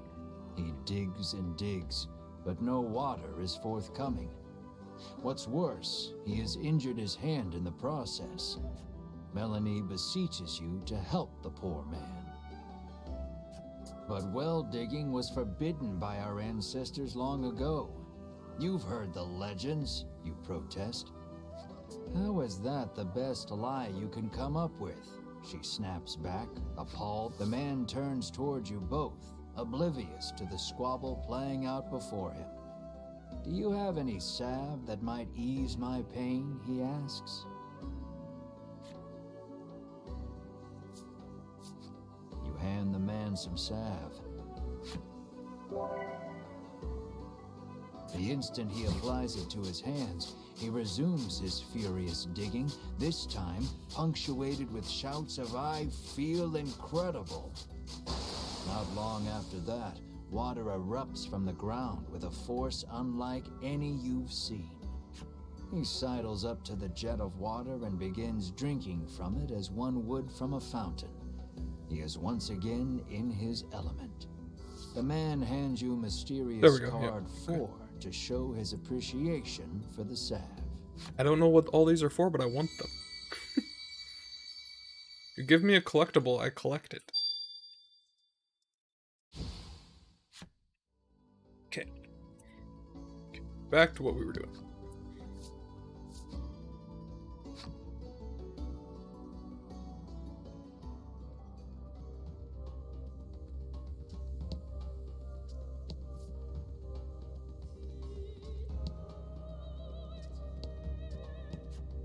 Very surprised I made it through there without getting an encounter.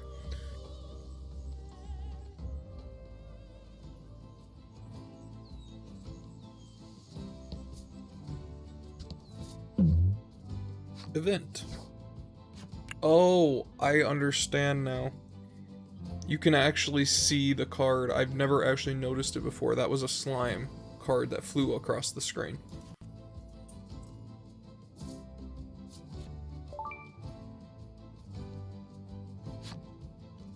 The monster rolls gleefully across the ground, reminding you of Mar.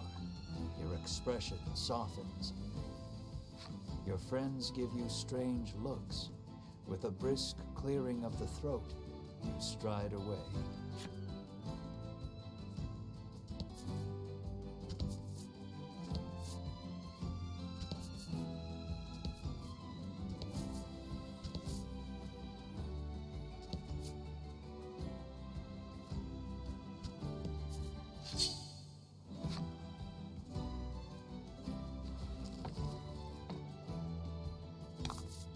Okay, let's see how Ritus goes. What the hell is that? Oh, nice. Just gain 3 gems. Cool. It's a good way to start it.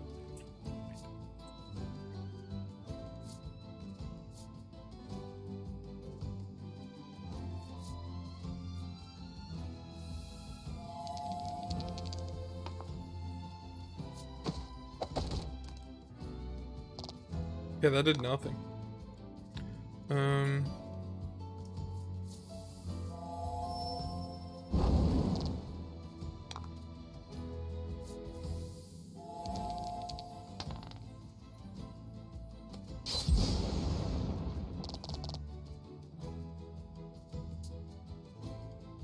Don't you dare. Okay.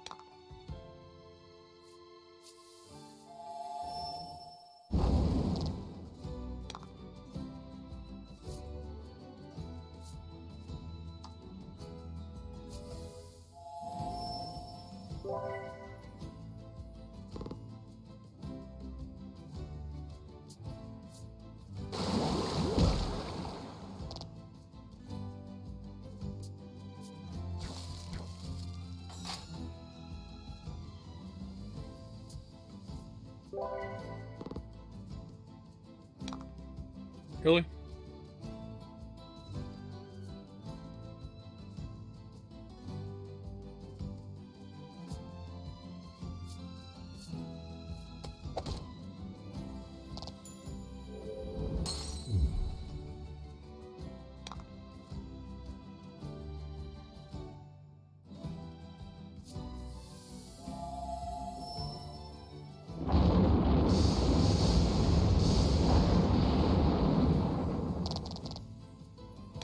Expected that to do more damage. Even with their defense up.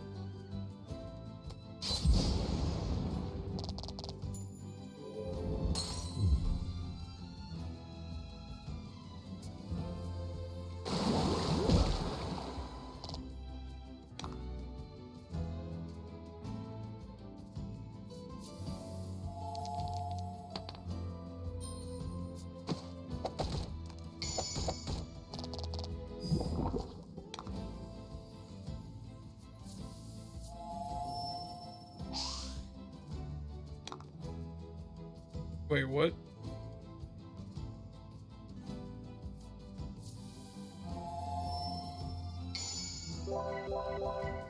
Oh, nice. Critical heal.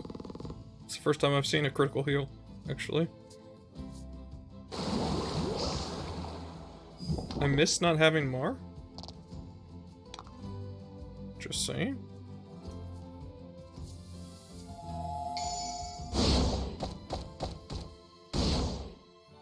That was a big one.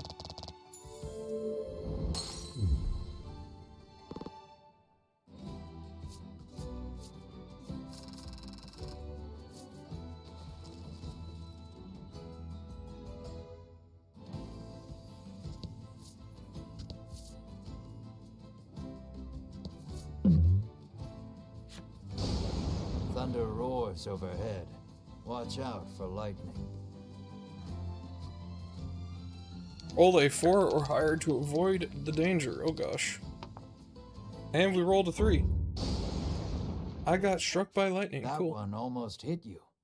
You glance over your shoulder and see Melanie, charred and smoking. Oh god. Well, we're gonna need to get some more souls. Oh yeah, this is the last one.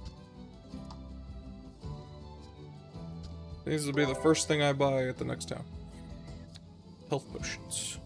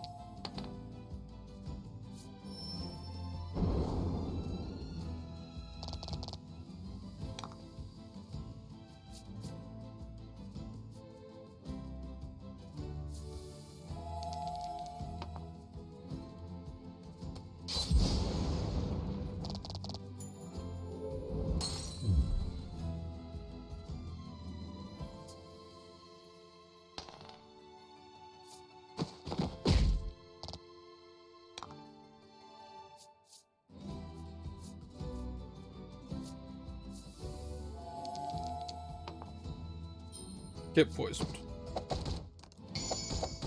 Or dead. Jeez. Yeah, and it crit. Attack up plus crit. Yeah. Right?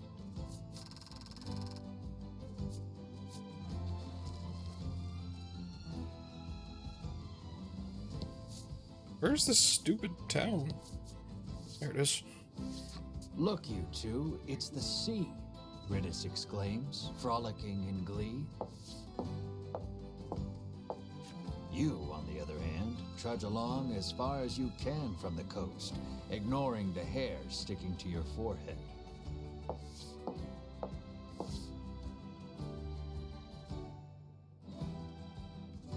Feeling something at your feet, you glance down. There's something underneath your boot. It appears you've stepped on a monster's cape, making it very upset. It attacks you in fury. Okay. Crap. He looks angry. Oh, there's two of them. And fight. Oh, great. Nothing can miss this turn. Cool. No, actually, poison. Poison one of them, please. Hopefully. Yep, okay.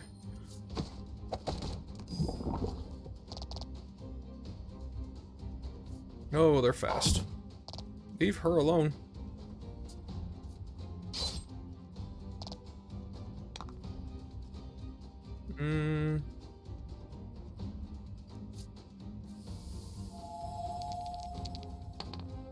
Damn it.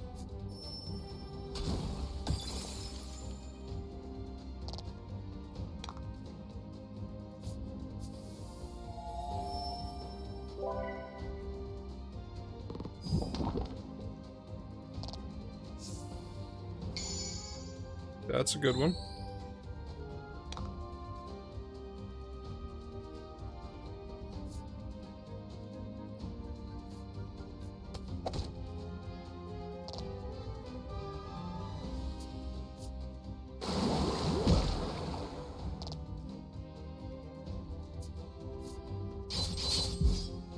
Oh, she did. Oof.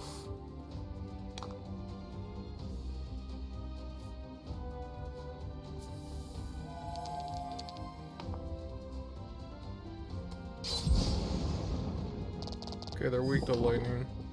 Good to know for when I have to redo this fight in a second.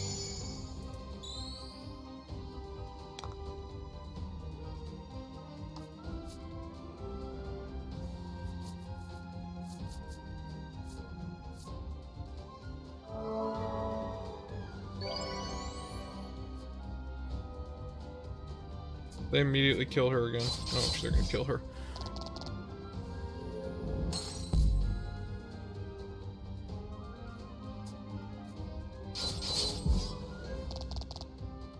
Should have enough to do this now.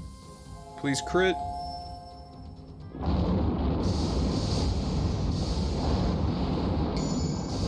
Yeah, it crit.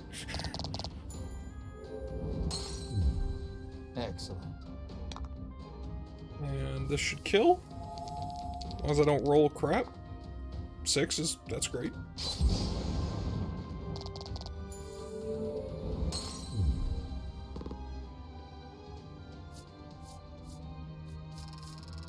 Wow. That experience though.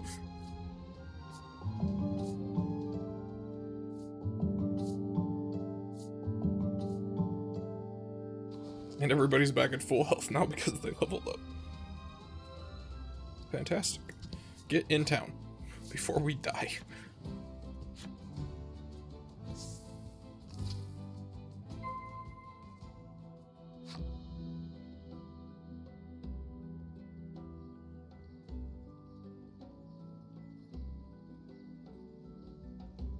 First things first, item shop, before I forget. Actually, it's not the item shop, it's the apothecary. Forgot.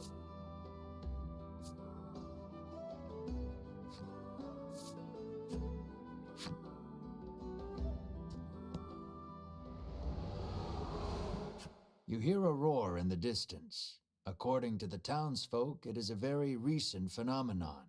That's not good. Rumor in the village has it that it might be the dragon. Yeah.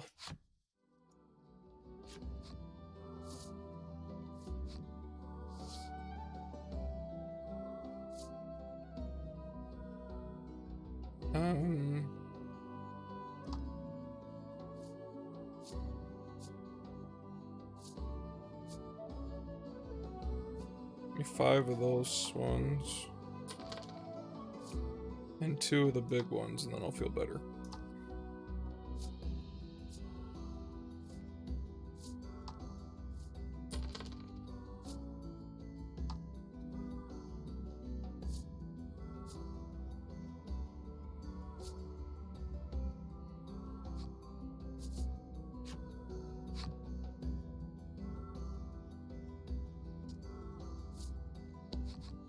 A troubled woman tells you that there has been a rise in thefts lately. She speculates the recession to be the cause. She claims that even the cold medicine she always has on hand has disappeared. She narrows her eyes at the crowd, suspecting there is a thief among them, and offers a reward for the return of the medicine. Your ears perk up at the word reward, and you immediately agree to help expose the dirty thief. Okay.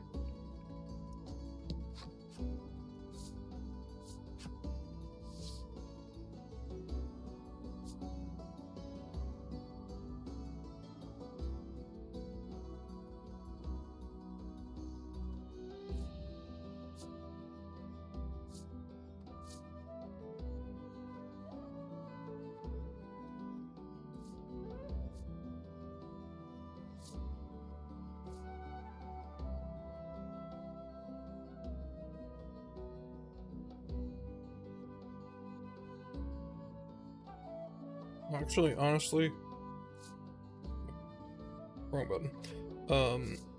I want that sword. He does crap damage most of the time. He needs a better weapon.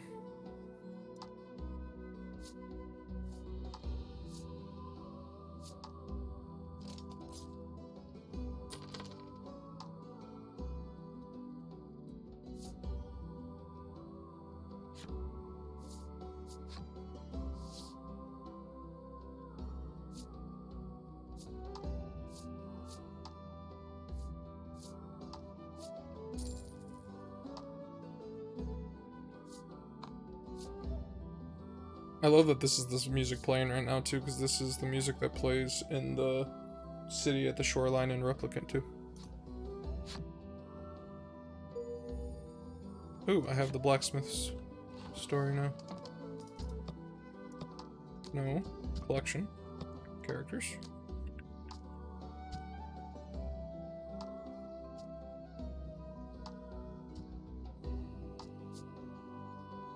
Hello there, striking out on your own, are you? Oh, I've been at this long enough to size people up at a glance. Don't worry, I'll make you exactly what you need. You saw him, right? Real scrawny looking? You'll have no problem taking his money, and I'll have no problem staying in business. It's a win-win. Ah, so the blacksmith is a jerk. Cool.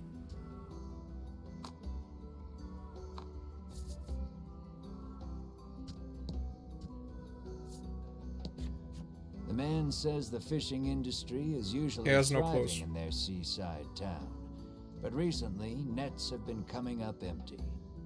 He Yeah, it's 'cause the mentions dragon's that even eating the all of them, fishing probably. harbor to the northwest has been suffering from poor hauls of late.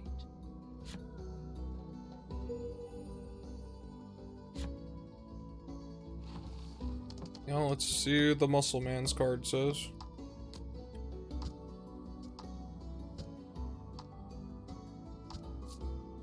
Traumatized by the bullying he received as a child, he vowed he'd never let anyone get the better of him again.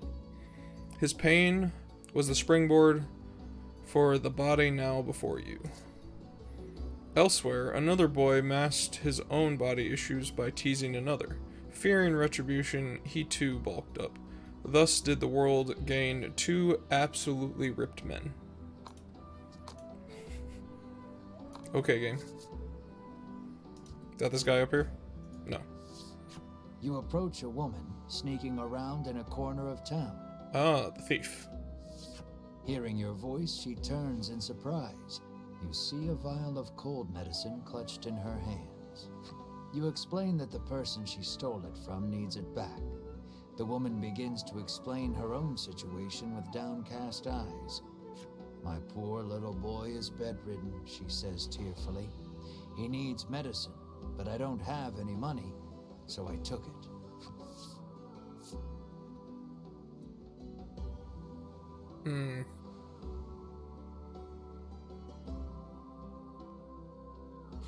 Hearing her tale, you are overcome by sympathy and decide to look the other way. She thanks you and hands you something, Trying to make my character not such an asshole. apologizing for not having more. You got me the card, though. Okay.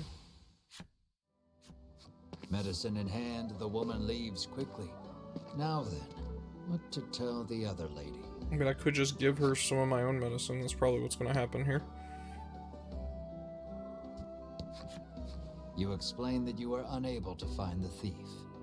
Clearly saddened by the news, she explains that she keeps the medicine on hand for her husband, who gets sick quite easily.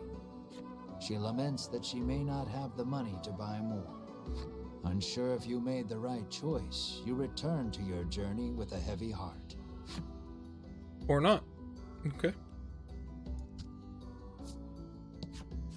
I can feel the I wonder if dragon's there's presence. multiple I must ways you can inform get those Lady mysterious Winifred cards, and like the at the night end it comes. like creates a certain outcome depending on which ones you have. You feel impatient, determined not to let the order beat you to it. Guess we'll find out. Okay, that was everybody. So now we can go over here. The sign on the door reads, "The Great Nutritionist Oreo." You open the door without knocking. Is anyone home, you call? A muscular There's the man other emerges from the absolutely back. ripped man. I can't tell if he's wearing a scarf that's made out of a fox, or if that's just a fox wrapped around his neck. You politely ask if he is the nutritionist. Indeed, I am the nutritionist Oreo, he answers. He says he has been studying dietetics here for many years. You hand Oreo the extract and explain that your comrade is now bedridden because of it. He stares at the extract for a long time, and then opens the bottle and laps at the liquid inside. "That's poison," Melanie shouts in alarm. The man insists that he'll be fine with his expertise of nutrition, and insists that knowledge is power, as if that will help somehow. Regardless, it seems he managed to grasp the composition of the poison with that lick, and starts concocting a nutritional supplement to counter it. However, he says he needs a spry fish, which has been difficult to catch lately. He needs a special fish to make the necessary supplement.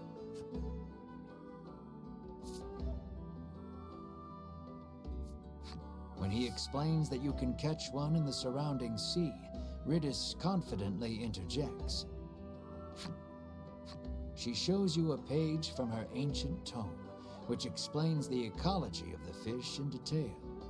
"That book comes in handy from time to time," Melanie remarks in surprise.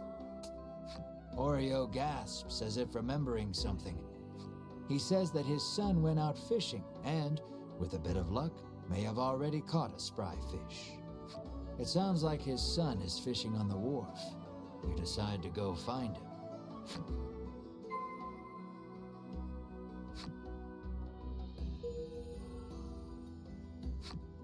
Ooh, I got Ridis' flip side story now.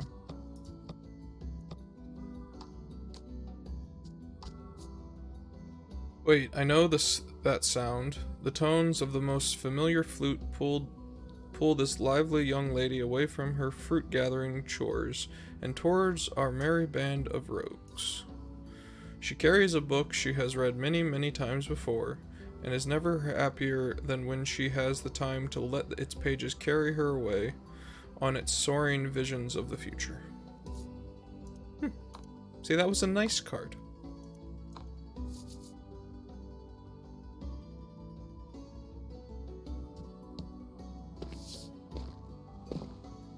You see a young man with his line in the water and call out to him.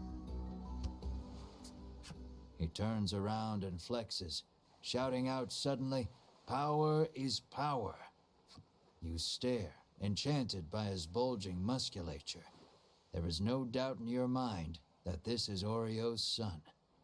He asks if you have business with him.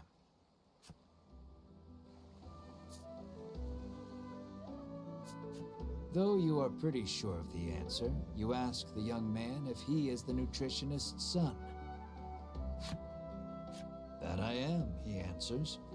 He introduces himself as Bruno and says he is learning to be a nutritionist like his father.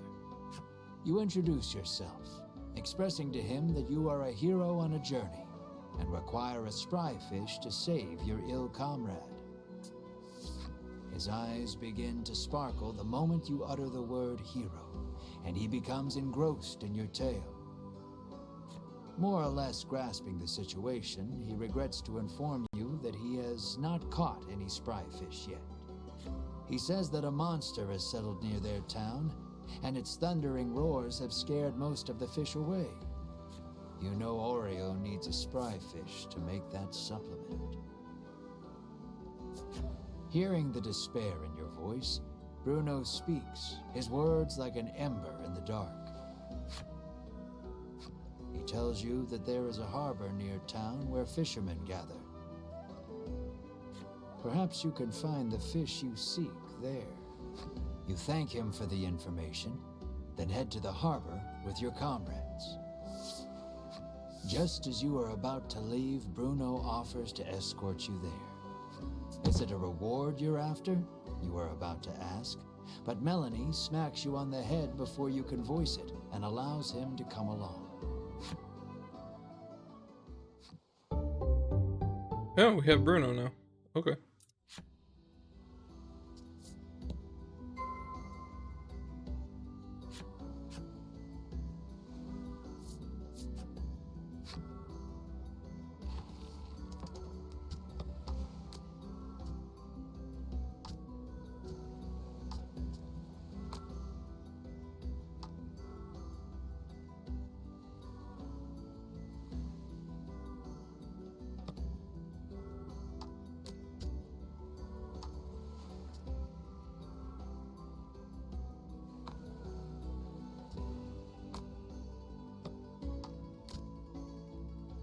Increases water damage by 5.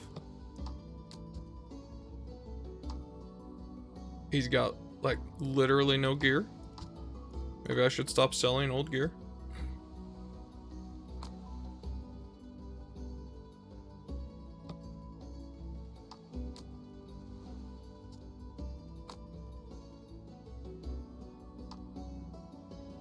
He's also only level 9. I'm gonna stick with these guys. Going. Northwest of Shoreline. So I think at this point I might take a short break. I'm kind of hungry, so I need to go get something to nom on. So we will be back shortly. Let me see if I can get some music going here.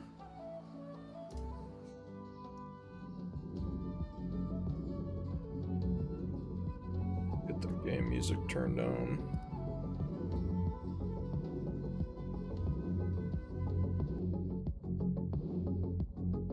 Okay, I will be back momentarily.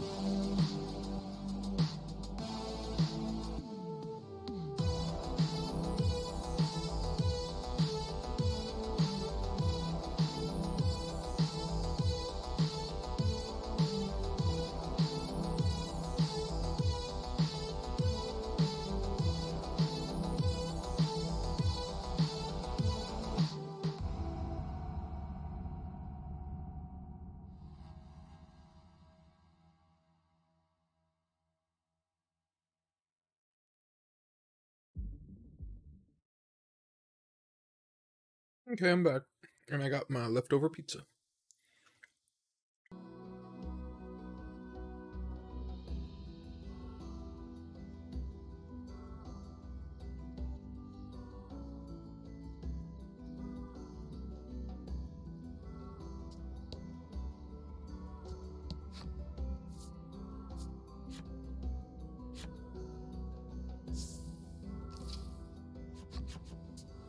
Bruno looks ecstatic that he was allowed to join your party. When you ask him why, he tells you that his dream is to be an adventurer and has thus been training every day. But his father, famed in the world of nutrition, forced him into following in his footsteps. One desires strength, the other knowledge. Unable to see eye to eye, the two fight nearly every day. What will you ask Bruno?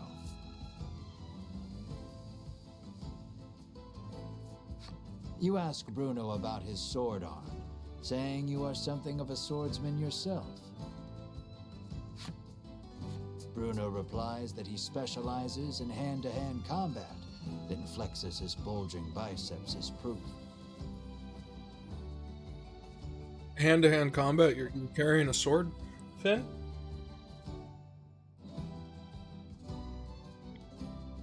Apparently, he only carries around a sword to look like an adventurer. Oh, okay.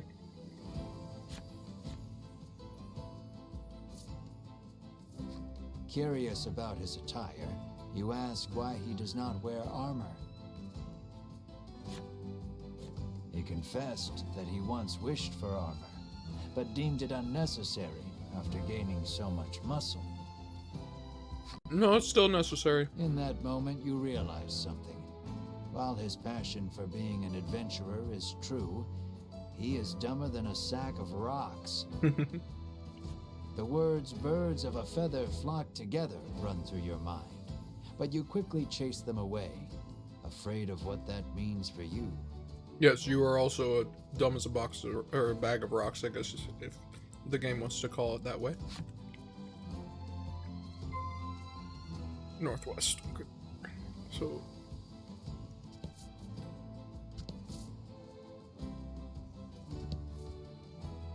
Oh. It's right there.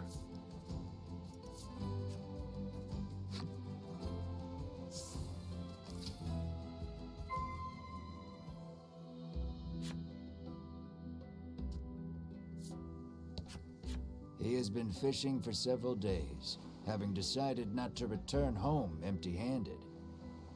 He hopes his wife and child back in Shoreland are well.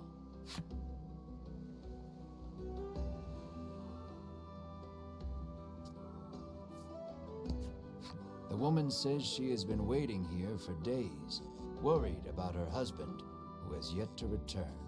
People in this area have an aversion to clothing.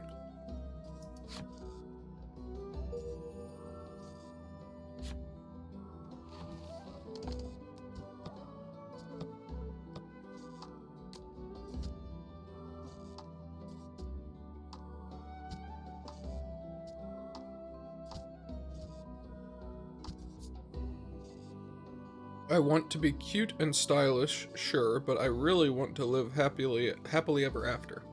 Visions of a ring with a big old diamond on it dance in my dreams.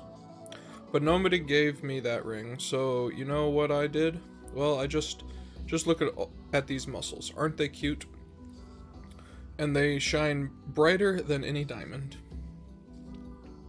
Okay.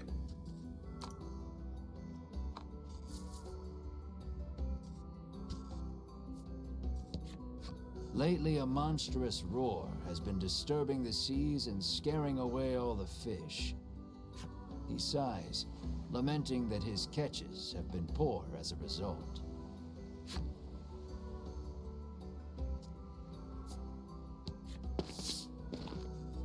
A rough-tempered piscator stands there, having just returned from fishing. Mars' fate rests upon this man's haul.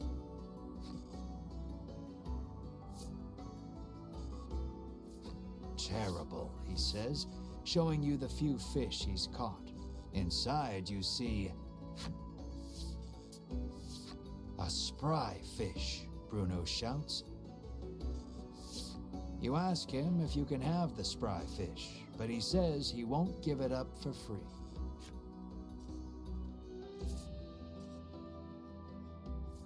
When you ask how much it will cost, he gives the absurd price of 1,000,000 gold pieces. What's with everybody in this game and the 1,000,000 gold pieces? You're heartless, Ridis pouts. The man is enraged by the rude response. Just then, Bruno prances forth and shouts, "Stop right there!" Your fisherman muscles are simply sublime, he exclaims. Oh gosh. He challenges the man to a competition of muscles with the spry fish as the prize. The piscator seems interested and agrees on one condition. If you lose, you must become my servant. Well, we're about to lose Bruno. This one's all yours, Melanie says, patting you on the shoulder. Or me. Then let the carnival of might and muscles begin, Bruno roars, completely fired up. Your puny body is no match for mine, the piscator shouts back, throwing a punch.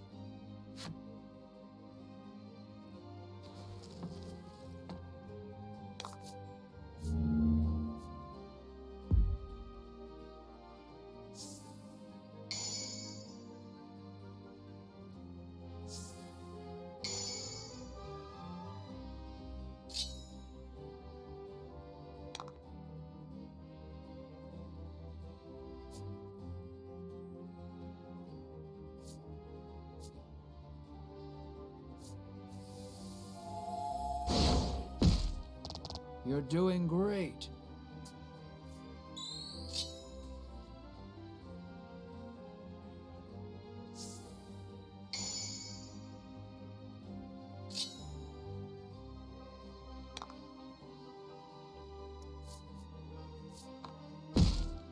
A battle of beefiness. A battle of beefiness. Holy shit, that hurt.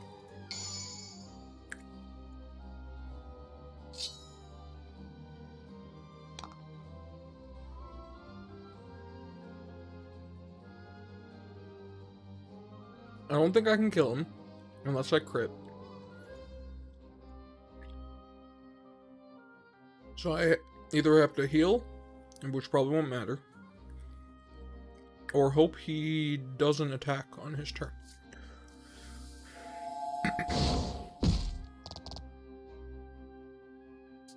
He's attacking. I lose. It looks like your adventure ends here. Unlucky.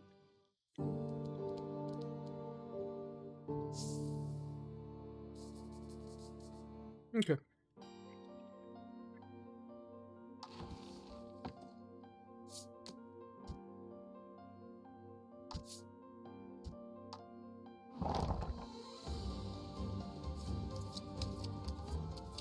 We go again.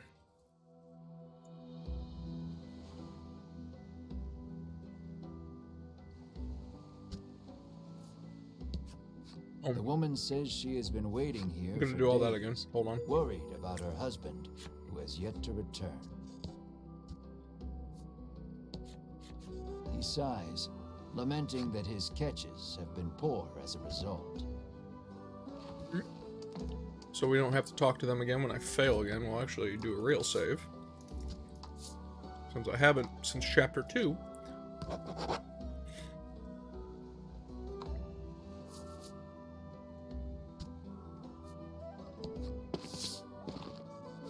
A rough Mars' fate rests upon this man's haul. Terrible, he says, showing you the few fish he's caught. A spry. You ask him if you can have the spry fish, but he says he won't give it up. When you ask how much it will cost, you're heartless, Ridis pouts. Just then, Bruno, he challenges the piscator. This one's all yours. Then let the carnival of might. Your puny body is no match for mine, the piscator Different shouts strategy back, this time. throwing a punch.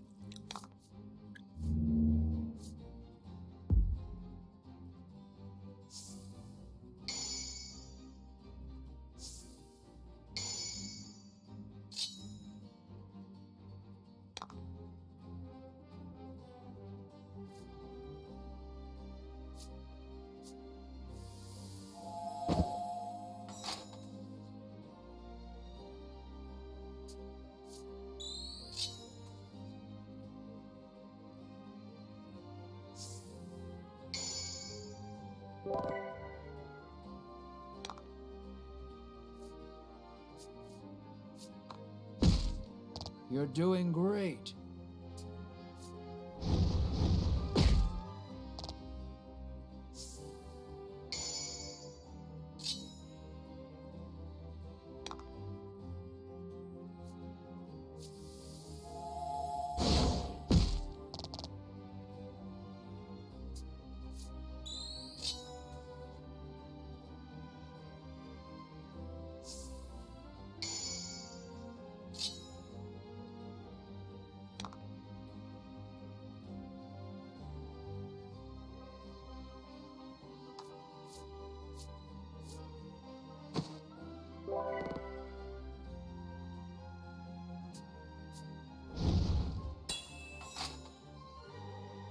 Okay. Didn't expect him to do that, but okay.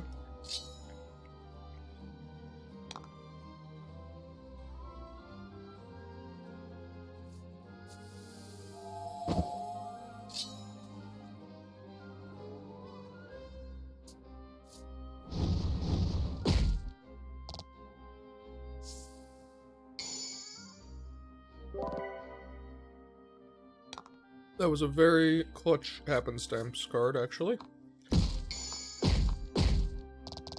A battle of Okay, do not do defense. 17 damage, please. Okay, I win.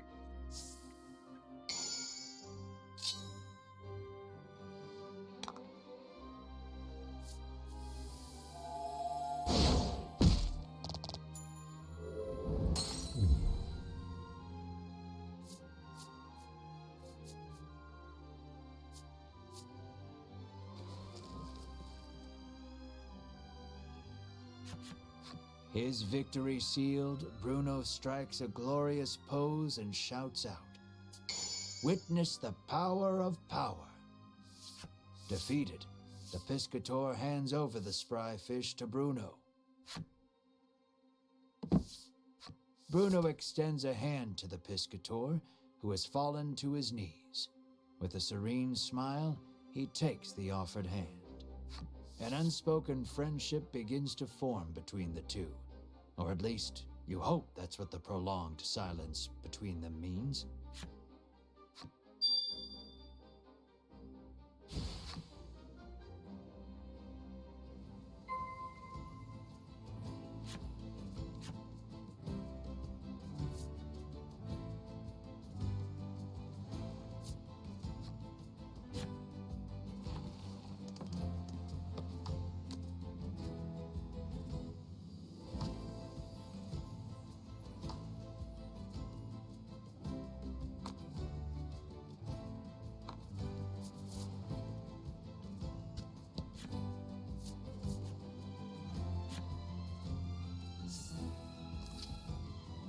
With the spry fish in hand, you head back towards Oreo's clinic. Bruno looks at your group sadly, reluctant for this little adventure to end.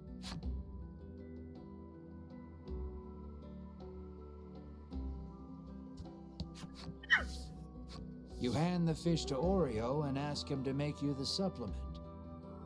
"Give me a moment," he says, then takes the fish and heads into the back.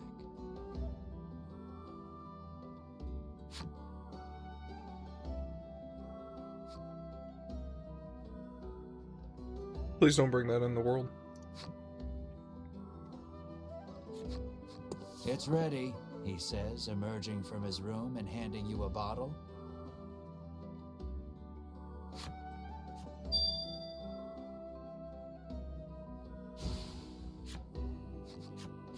You hope this will get Mar back on his feet.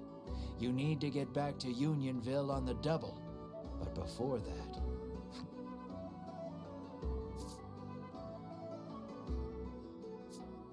you face Bruno and say, "Take care," then run off. But Bruno stops you and says he wants to journey with you just a little longer.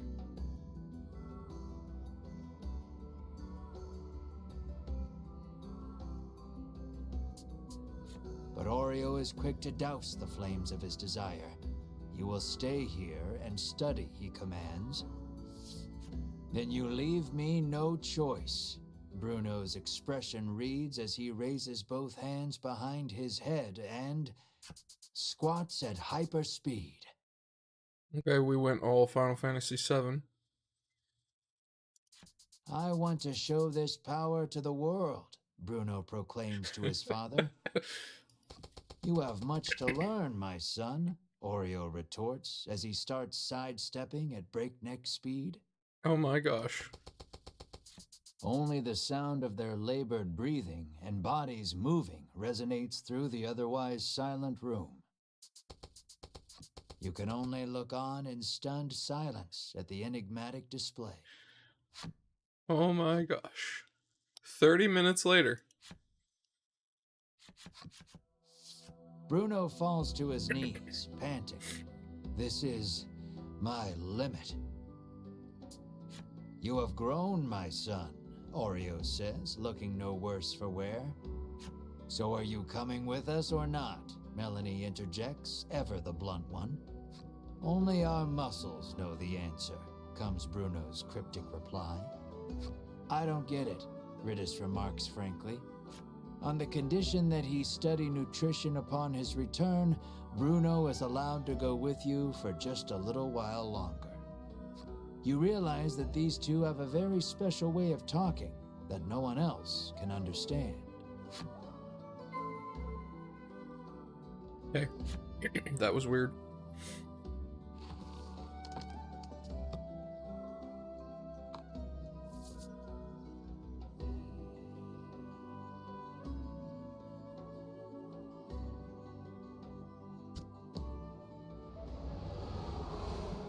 Hearing yet another roar in the distance, you realize you need to get the supplement to NieR so you can investigate the sound together. Welcome. 100 gold pieces will get you wherever you're headed, the master says as you set foot in the carriage shop. This is the first time You I've will ever be actually instantly transported to any location given you've this option previously at these. visited. Travel for 100 gold pieces? But I don't need to do that right now. I can just walk. But I was curious if it would work.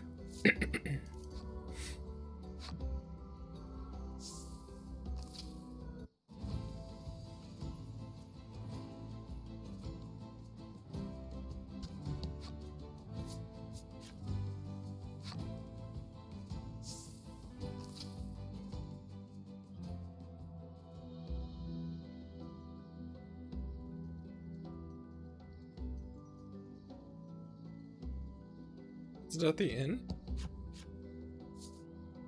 NieR, yeah.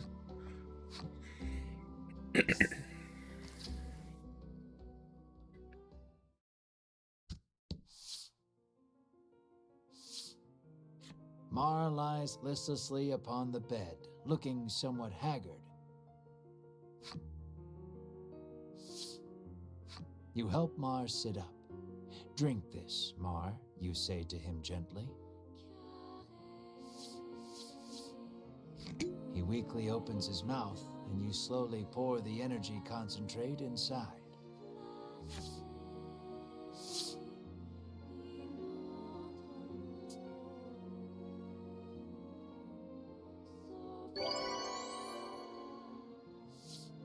NieR abruptly bolts up and turns his head toward you with a puzzled look. It looks like NieR is all better now. Bear hug. You give NieR a tight hug.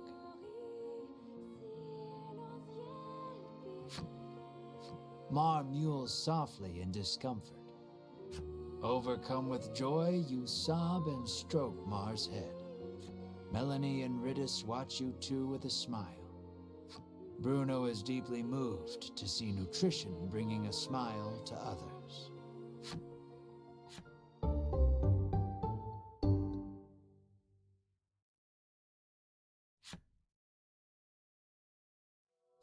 With this, you can finally put the happenings of that strange village behind you. You decide to take Bruno back to Shoreland, then continue your search for the dragon.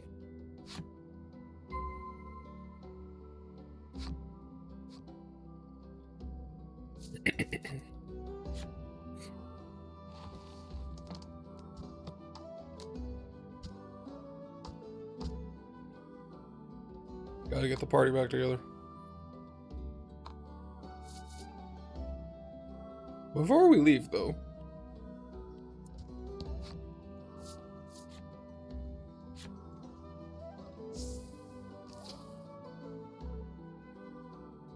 he's not in here.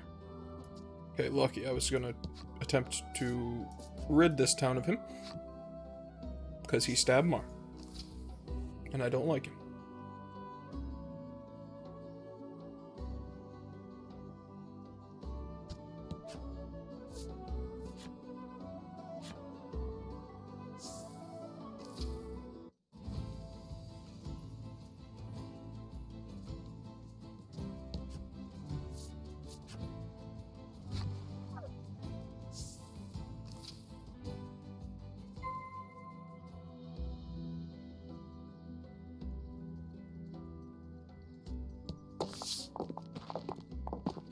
You arrive at Bruno's house.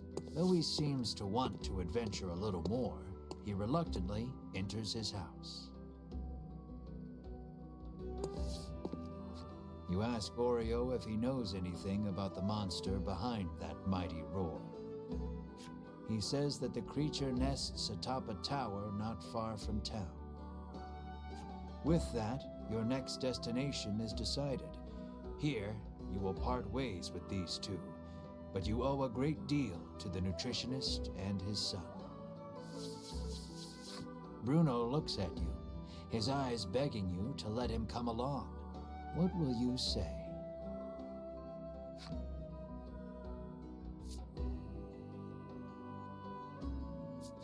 Let us defeat the dragon together, you say to him. You are sure his power and knowledge will come in handy against the beast. And you realize with a grin, he will be so happy just to come along that he will not want a share of the reward. Bruno is happy he can continue the journey, but Oreo stops him before he can get carried away. You must stay here and study, Oreo says. Bruno explains that the journey thus far has taught him the splendor of nutrition, and he now wishes to travel the world to deepen his knowledge. After hearing his son out, Oreo suddenly removes his glasses. And in the blink of an eye, the flesh of Bruno's cheeks, pectorals, and abdomen recess. And Bruno is lifted off his feet with a dull roar. Your eyes go wide at Oreo's assault, which was too fast for your eyes to catch. Knowledge of nutrition can help save lives, but also strike down enemies, Oreo says. Wow, nutrition is incredible, Ridis marvels, not putting too much thought into the events before her. Knowledge is the true power. You tremble, never wanting to make an enemy of Oreo. Though Oreo still deems his son's knowledge insufficient, he tells him to travel the world and surpass him someday. Thank you, Father, Bruno says from the ground, moved to tears by the strength of Oreo's knowledge. So it comes to pass that you journey to the tower with Bruno to find the roaring beast.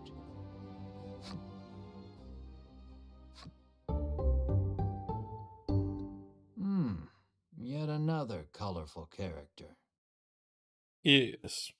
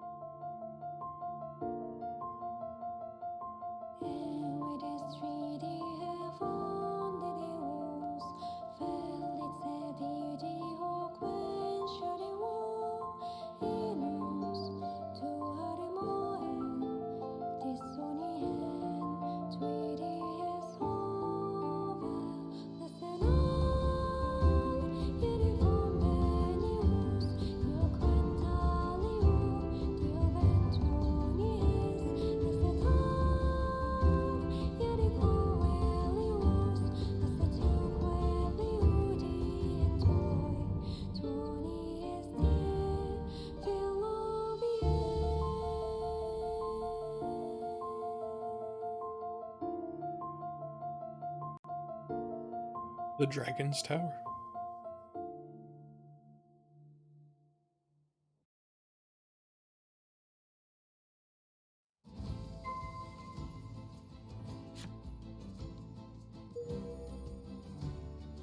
Ooh.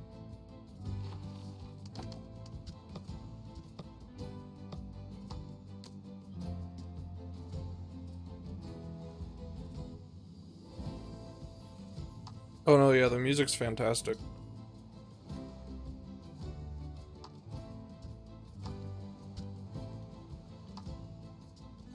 Wait, where'd he go? Oh, there he is.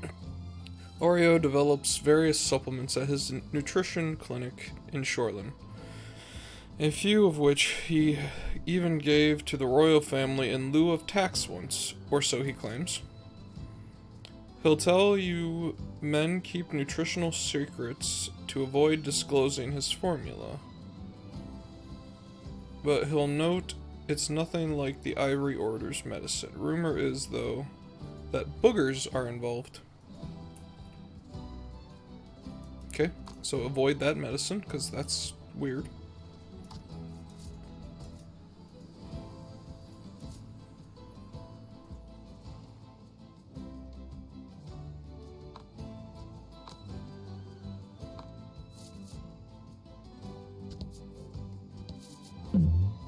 Vent.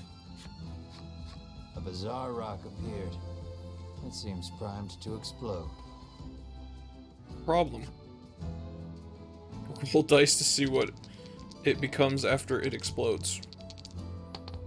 6. That's gotta be good, right?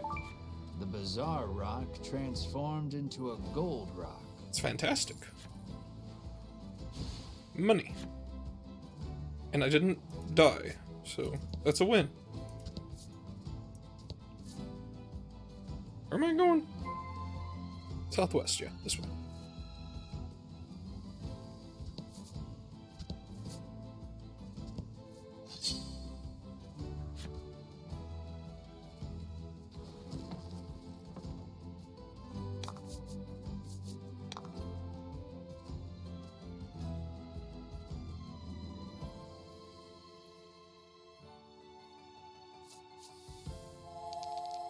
Trying to remember weaknesses. I think theirs was wind. Yes. And a crit. Okay. Keep going.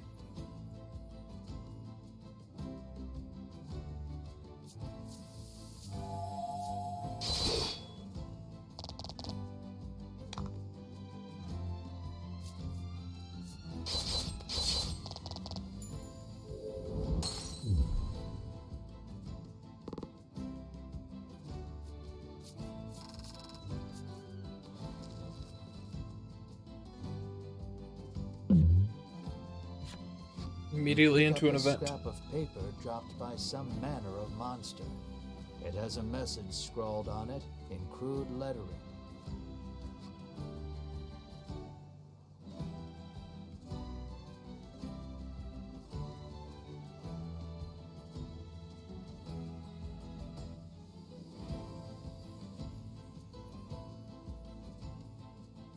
Clearly, whoever dropped this message did not want to forget where the stolen treasure is hidden. You stash the scrap of paper in your pack and resolve to keep an eye out for the treasure on your travels. No, I forgot about this is not the first one I found. I don't know if I ever found the treasure for it.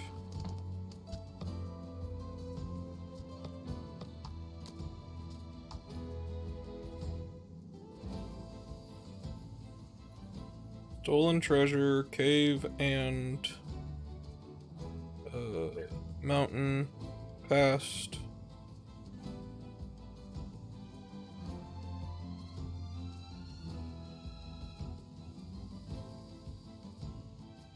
I have no idea if I ever found that. And this one is stolen treasure, harbor Peninsula, where see the sea.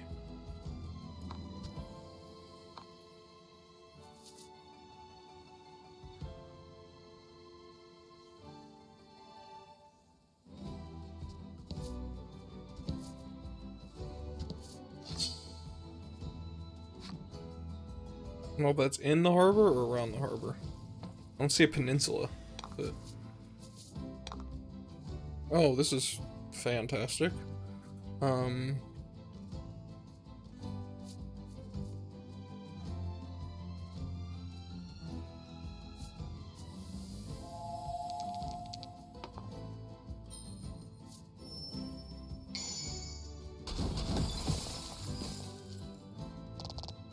Excellent.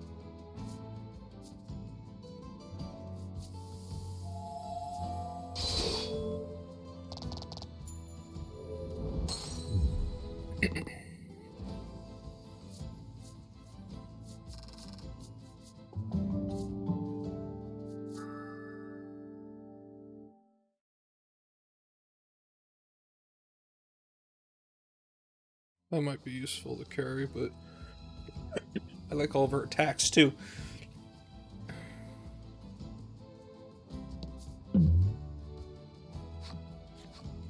You come across two men sitting on a rock. They take no notice of you or the party, but you can hear their fervent discussion. You listen in and deduce that they are a pair of thieves.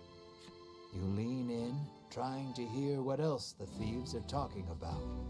You catch pieces of the conversation here and there. Listen about that loot. Head south from the harbor and cross the mountains. It sounds like they've just told you where to find their stolen loot. You hastily grab a scrap of paper, write down what you've heard, and quietly sneak away. Okay, so that's a different one. South from the harbor and across the mountains. Okay. Go that way in a moment. You know what's over here.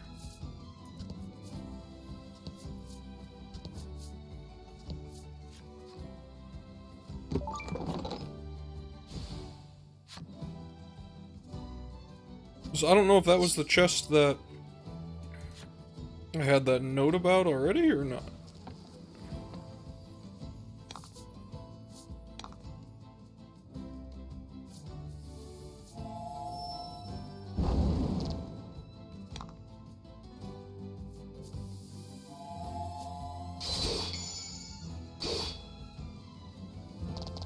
Excellent.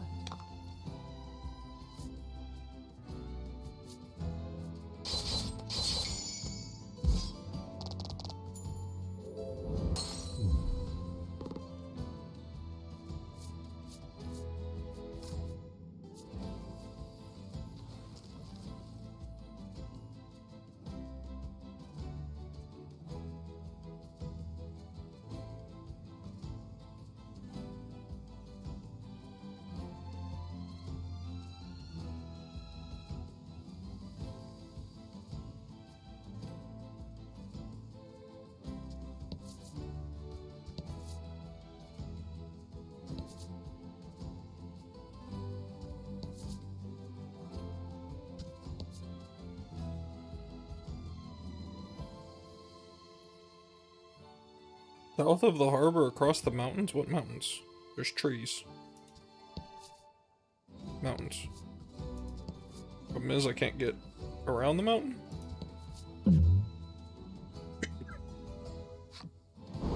The wind picks up speed. Oh. A tornado is forming. Yay. You anticipate the tornado's path correctly and avoid getting swept up.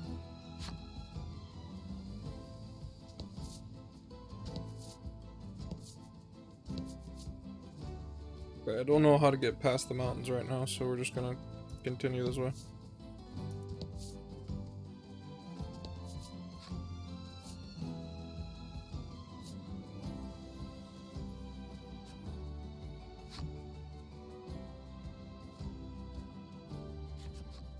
We have finally arrived at the Tower of Legend. Is everyone ready?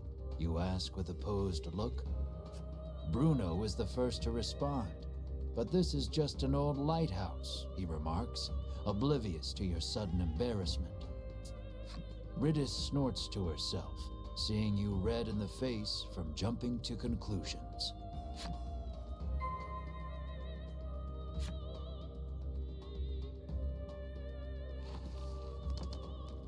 I'm just gonna do this real fast.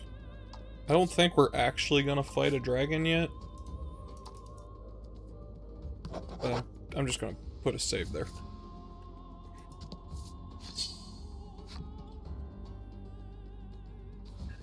Seems a bit early in the game to be fighting the dragon, but who knows? Maybe there's more story after it.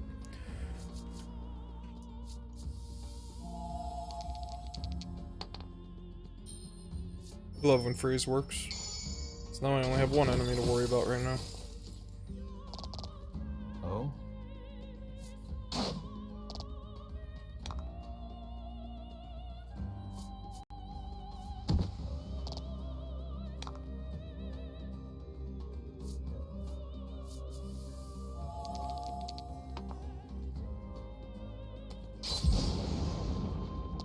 Weak to lightning. Okay.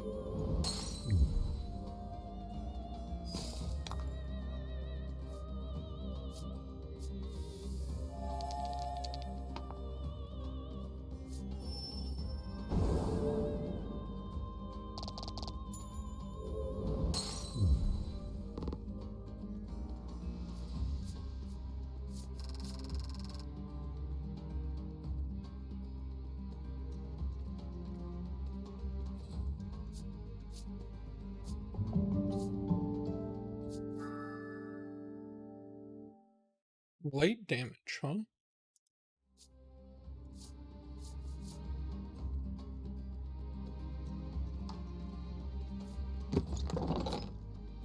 Ooh, freeze cure is nice.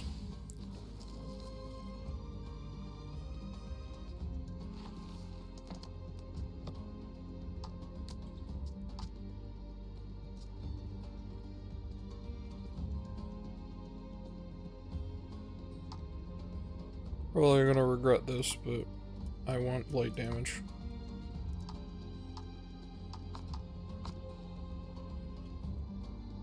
Do I switch them? Hello? There we go.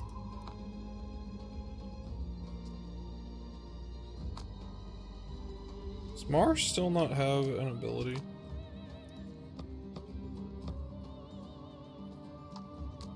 Yes. What the hell, Mar?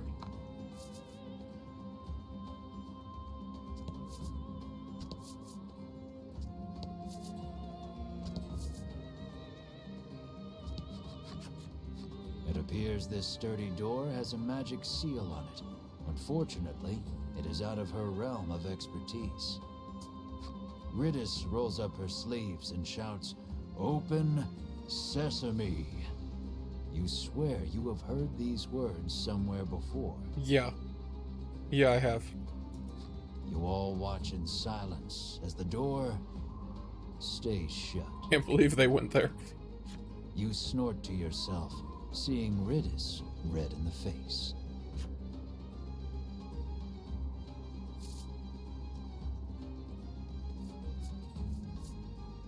So I either attack.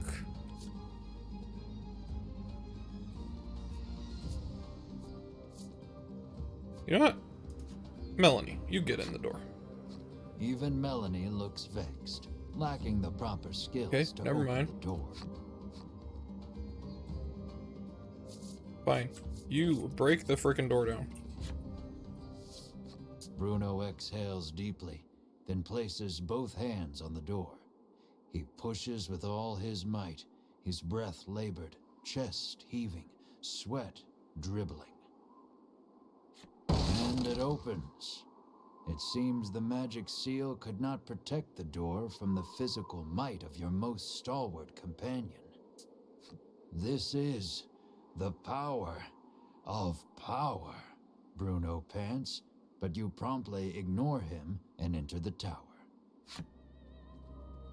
Strong man is strong. There's a hole. I kind of want to step on it.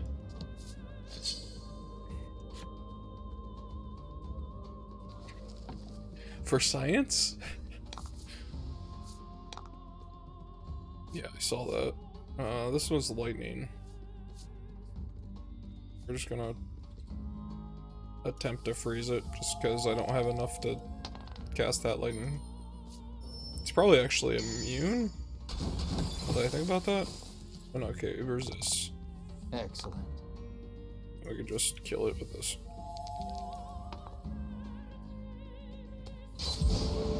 Oh, that was big damage. Those things are weak.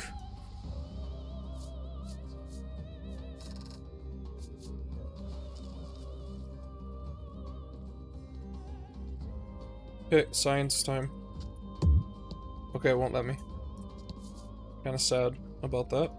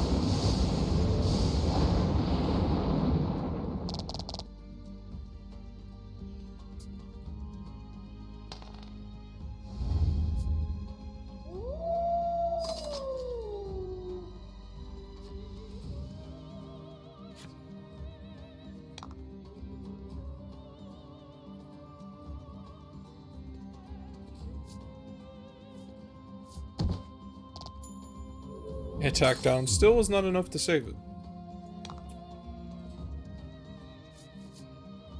See how light does to this guy.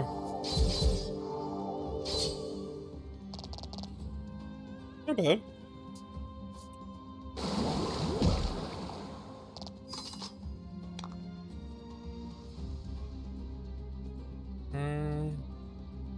Yeah, just kill it.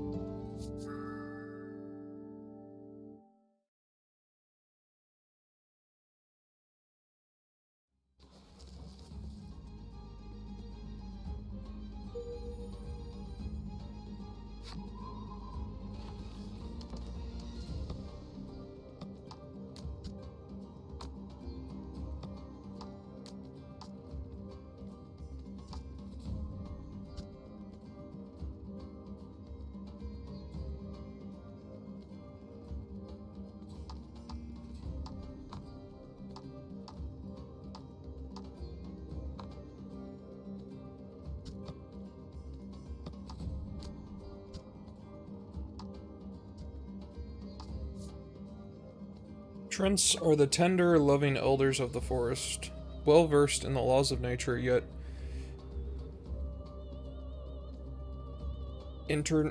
how do you say that word? I don't even know. Itinerant? I don't even know what that means, but okay. Never staying in any one forest long enough to put down roots. When Trents cross paths on their travels, they each break off a branch to graft onto one another. Thus are the memories in the rings of each branch passed down and preserved. Interesting.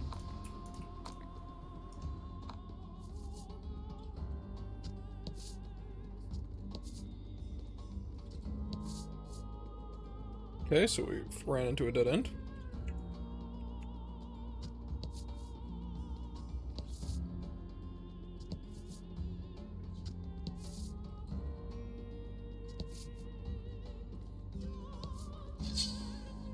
Looking for treasure, come on.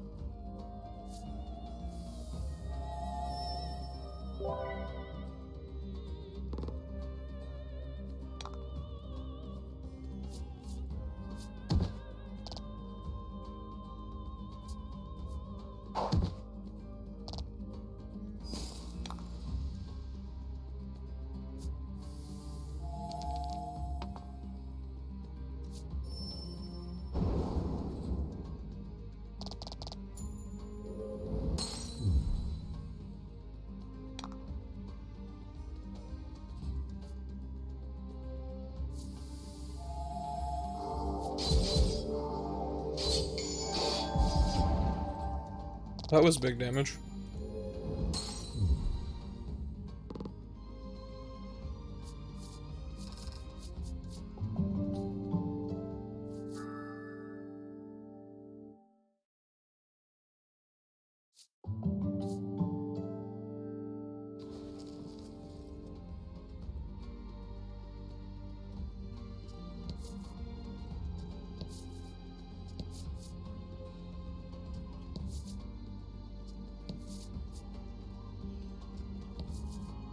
There's a chest.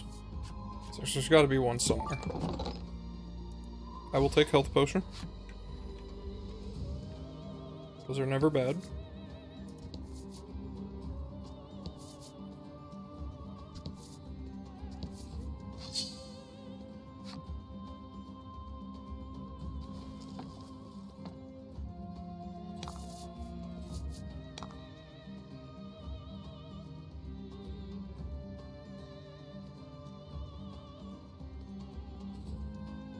Let's see.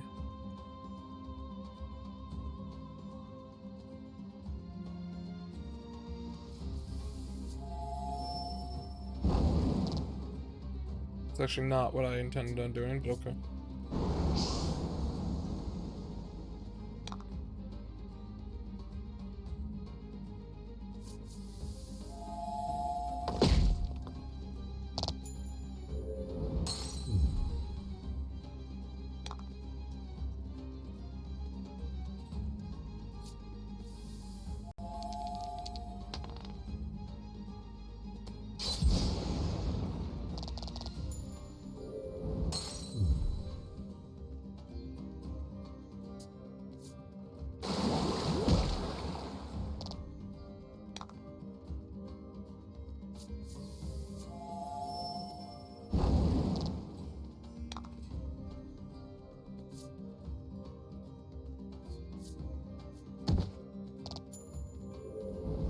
Exactly enough damage. Nice.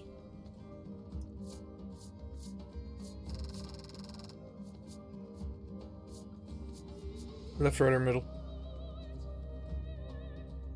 Left? That could actually come in more handy than it initially looks like it could.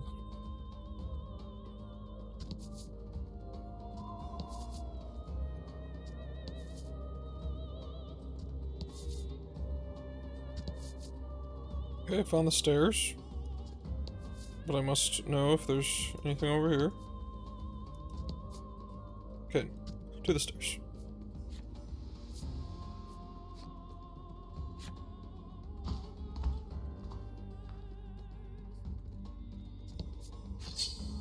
Enemy appears.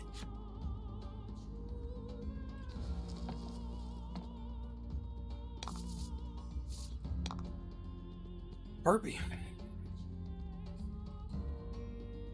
Are they weak to fire?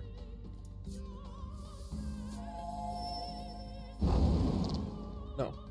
Very much a no.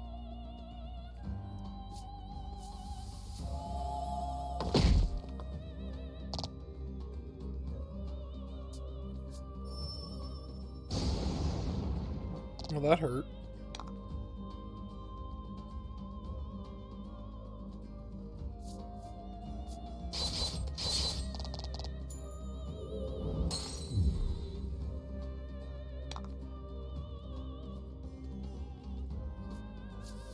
Are they weak to wind?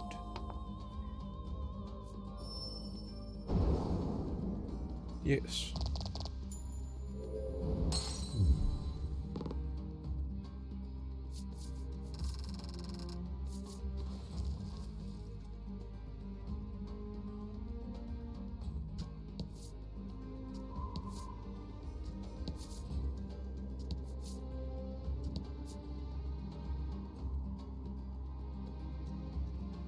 Interesting.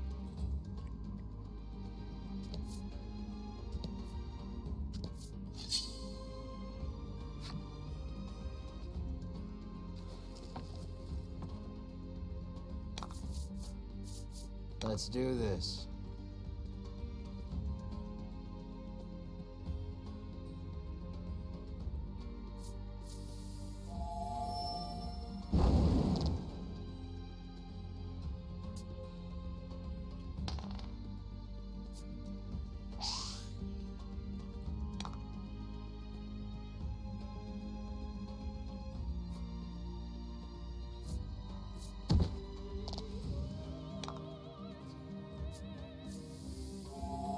See what light did to all these guys. I figured the skeleton would be weak to light. That did a lot of damage. So did that.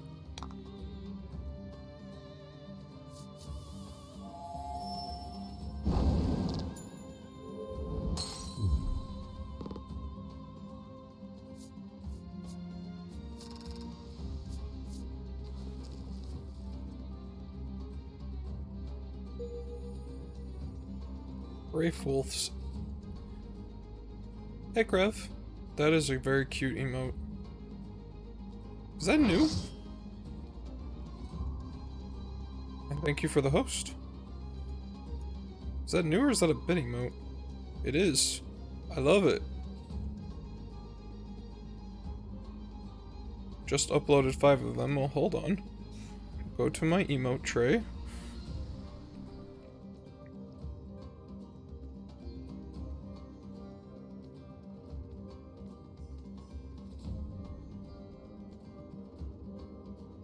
Oh my god, they're all... I love the prime one. Oh, and the drool is so chunky.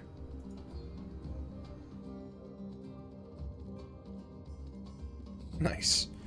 Those are pretty cool. You lose your footing. I did not mean to do Stumble, falling headlong downward. Once more from the bottom. that. Okay. So you can fall off that. Good to know. I love this game. It is very Yoko Taro. And it's quite amazing. Just use that. Okay, well, I'll try this again. Yeah, it's more just like a classic RPG. The cards are just kind of more of an aesthetic. You don't really build a deck. I mean, you kind of do. Let me show you. So you have your skills, which are cards, and you can get multiple of them as you level up. Like, I only started off with this flame and maybe one other, and then as you level up, you gain more, and you can choose. You can only have 4 on at a time. You can only have 4 of those and 3 party members at a time. These are the other 2 party members I have.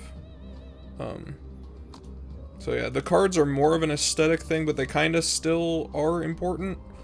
But I like the concept of it. It's really neat. Suddenly crumbles. With no way of saving yourselves, you fall downward. Really? The chest is right there. 3rd time's the charm. This game's an asshole. 3rd time's a charm, my ass.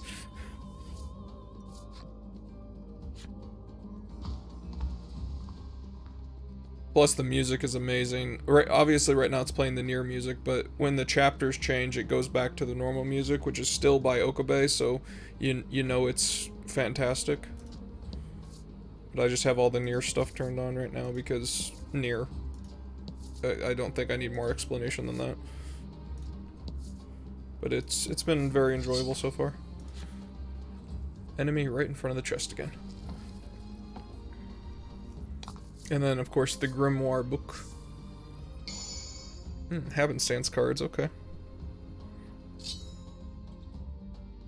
Don't hold back.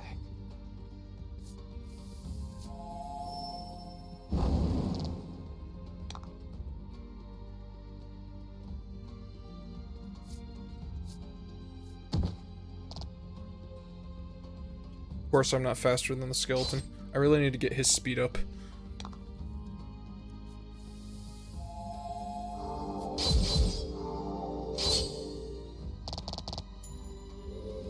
How did that not die? Hello?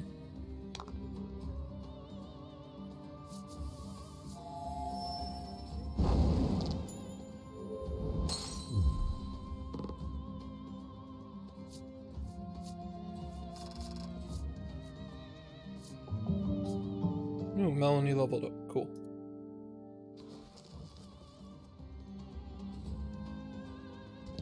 It's in the chest. 1,000 gold. Wow, I have a lot of gold. When did that happen?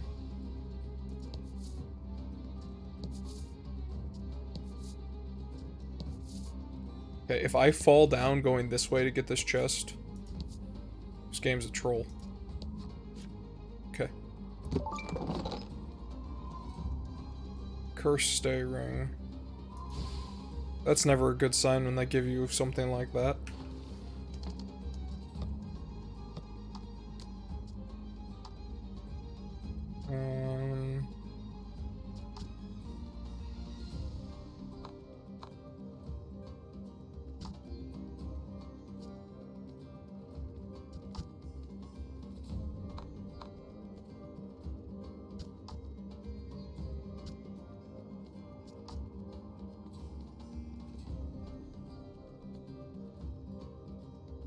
Okay, so you know what we're gonna do? I'm gonna give you the curse stay ring because it gets your defense up even more and you're kind of the tank. I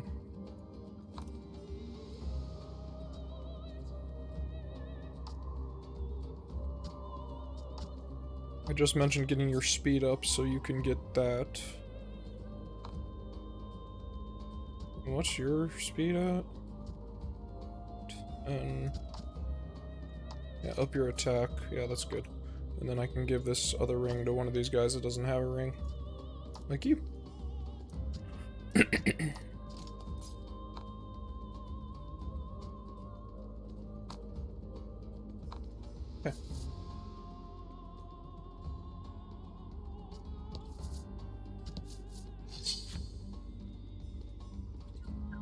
That's me.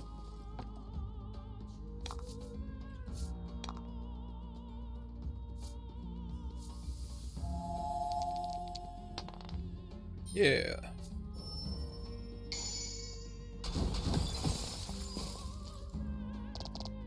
Nice work. Lightning this guy. Because weak. And then... oh, he had an attack. Let's kill it. Then we can worry about the frozen guy. That was lucky.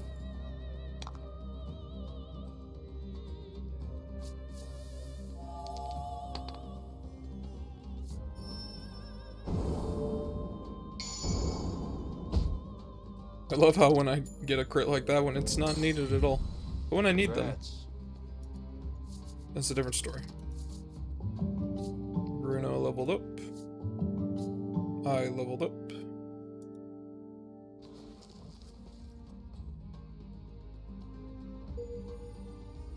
Oh, and I've unlocked the story for that enemy too. This is another thing that these stories get interesting, to say the least. Which thing did I get? This guy. No, that's a lizard warrior. There's a lizard squire. These humanoid lizards rarely hesitate to attack, for they see each and every passing adventurer as an opportunity to prove themselves in battle. During mating season, the belligerence fades, and the males turn their gaze upon the females. Flowers clutched tightly in hand. They are decidedly stunted lovers. Okay. They have their priorities. I respect that.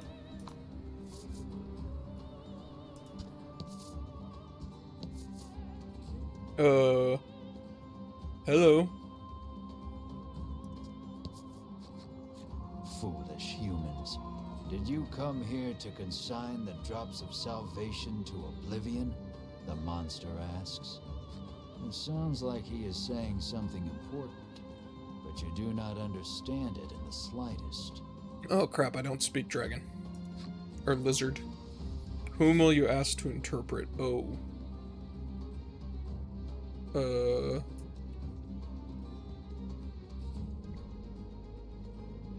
Ridis? Ridis has given up on thinking and whistles an offbeat melody to herself. I was wrong. You have made a poor choice. I feel like it wouldn't be Bruno, and Melanie hates monsters. Almost. Melanie is so absorbed in thinking about the creature's words, Yeah. she cannot. While everyone is distracted, the monster attacks. Okay, well, I screwed up. Please don't kill me.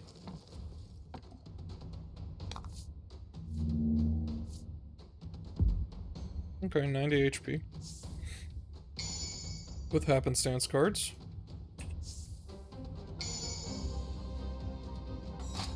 Okay, extra defense. Please freeze. I rolled a 1. Sad. I'm gonna heal him.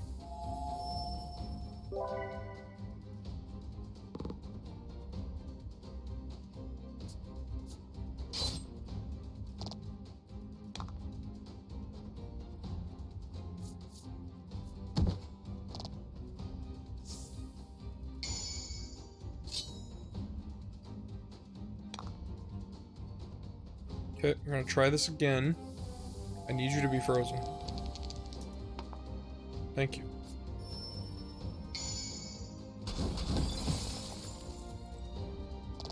He resists the damage though, so I need to not do that anymore because he's not frozen.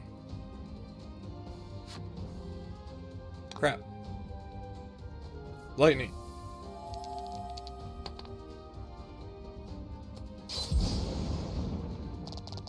Okay, continue to use lightning. Oh, that's bad. But his defense is down. But that's very bad.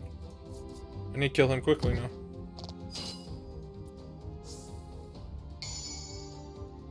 Oh, everybody just takes 3 damage. Cool.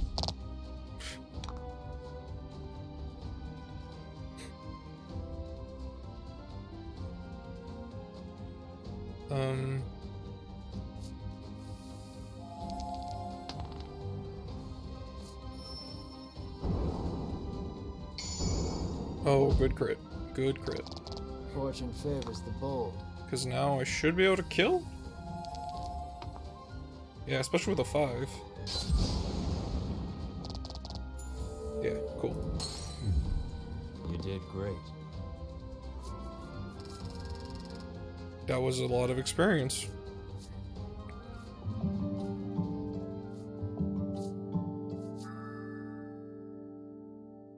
Provokes all enemies' attention until next action is taken.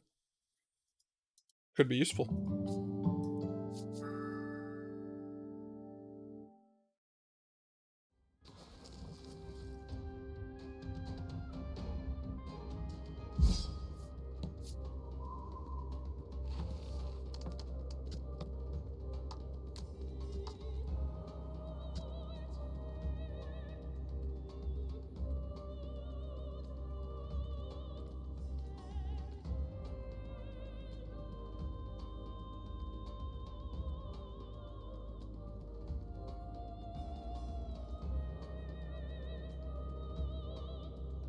Could be useful, but I like all the skills I have, too.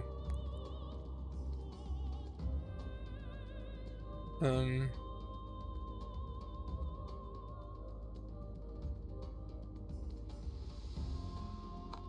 go without it for now.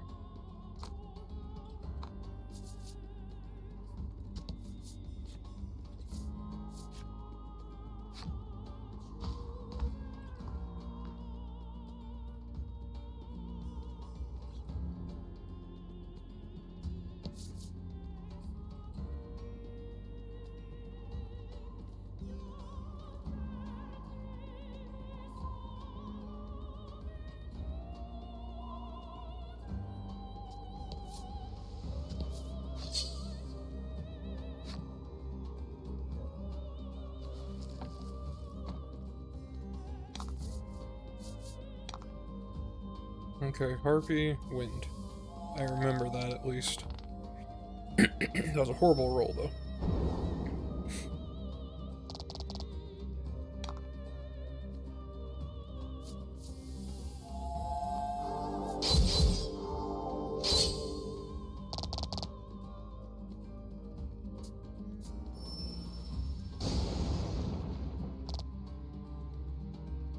Forgot that she resists lightning damage.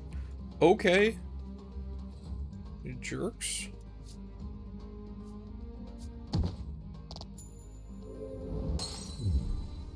Should be able to go before the Harpy, so... Oh wait, no, she goes. That's right, so I'll just have to use a potion. So I just want to get out of the battle, and I have enough right now, I think. Unless she'll level. If she levels, that'd be perfect. She didn't level. Okay.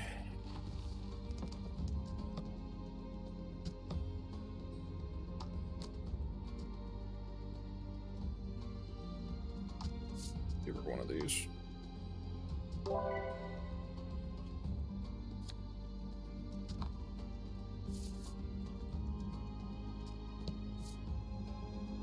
So who wants to bet I fall off this again? Something glimmers on the floor. Melanie suggests it might be money. You are instantly upon the shining object, picking it up. Melanie asks why you have such a fixation with money. We were poor, so you begin. Then remember being serious isn't in your character. Leaving your past a mystery, you quickly throw aside the shiny piece of glass and move on. Okay. I didn't fall off. Which makes me think there was something back here. Because those don't connect again. Nope, nothing. Except another enemy. As debated.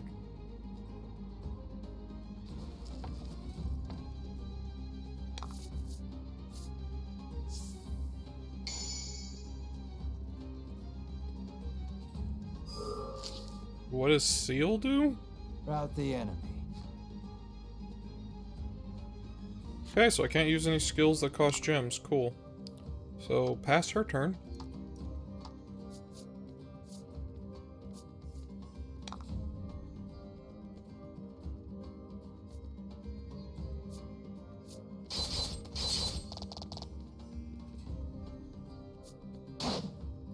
Good news is they can't either.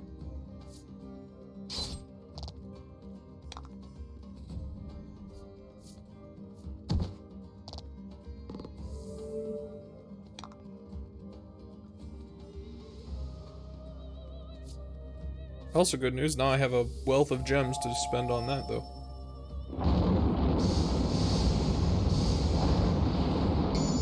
Oh, and a crit.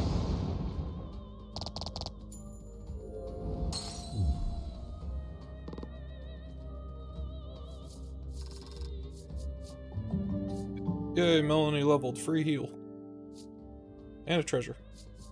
Ooh. Go with the middle this time. Take that.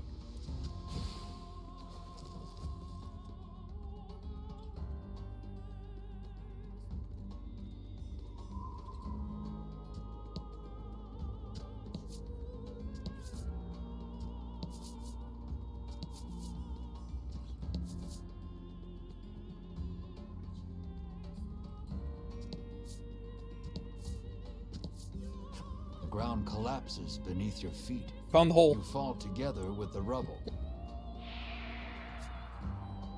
It seems like you can return to the floor you were just on, but only once. What will you do? Let's make this quick. You are assailed with a sudden dizzy spell and feel your consciousness fading. What? You realize that you're back at the entrance of the floor. That dreadful falling feeling in the pit of your stomach must have been your imagination. What? I'm so confused. Go back over here and ignore that thing. Oh. There's the chest.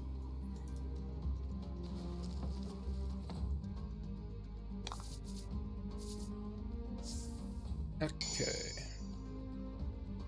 Well, that's nice. We take those.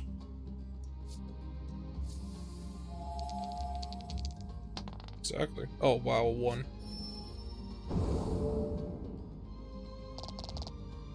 Almost killed it. I would have got it if I didn't roll a freaking 1.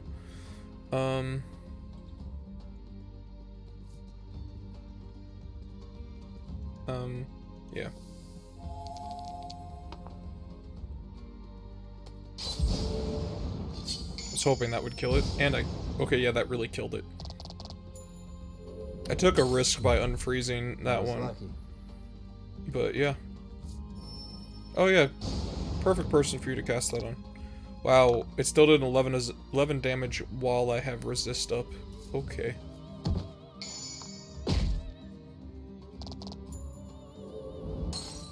Nice work.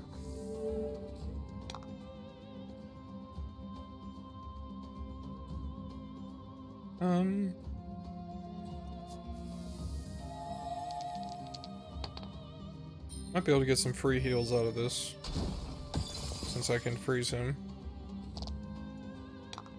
So now I can come by here and heal Melanie.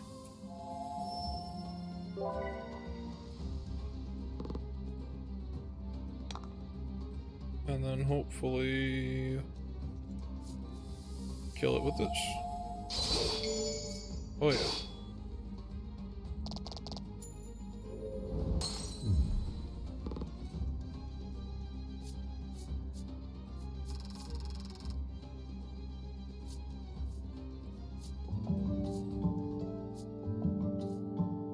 Oh, perfect.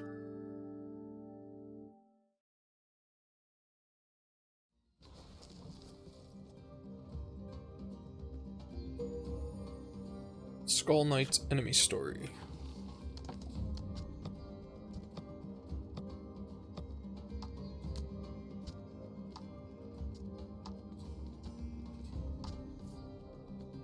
Even in undeath, these warriors swear fealty to the Empire, clinging to their swords and shields, wandering in endless pursuit of their missing monarch.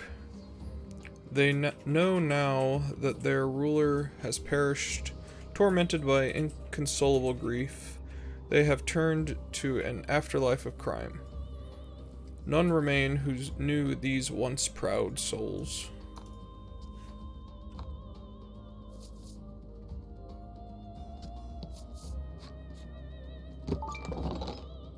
Ooh, another numbstay ring. Okay.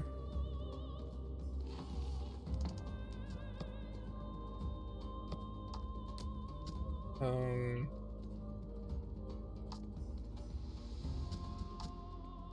that's its speed and protection from paralysis.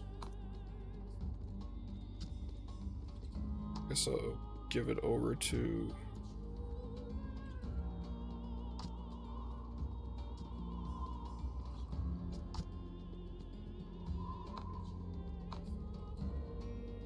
You can just have it, I suppose.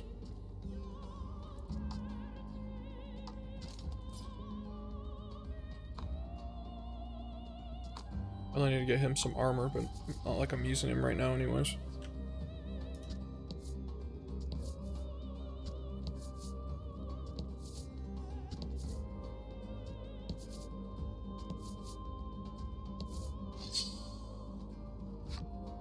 The longest dungeon so far.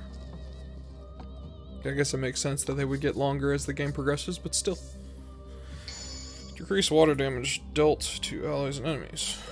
Okay. I don't think any of these things deal water damage, but okay.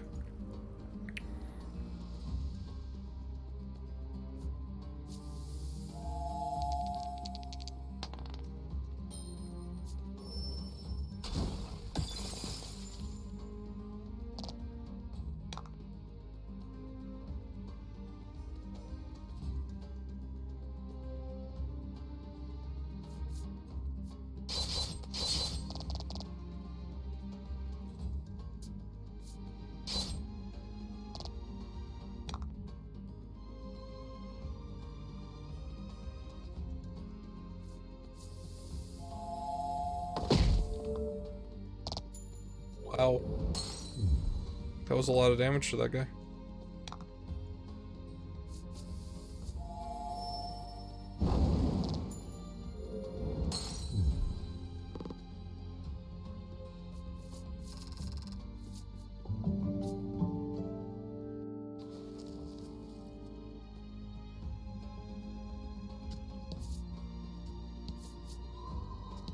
How tall is this tower?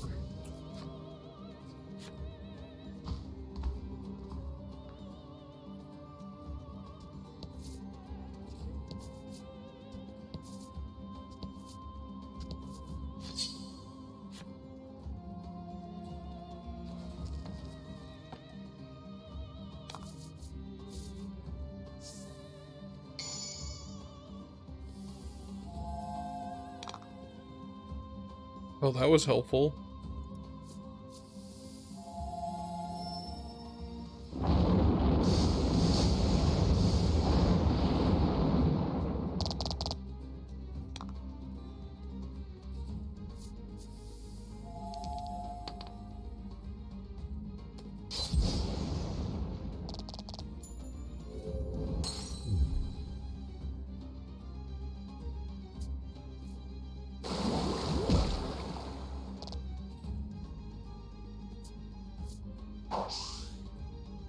You gotta team up on her? That was rude. At least she dodged the second attack, though.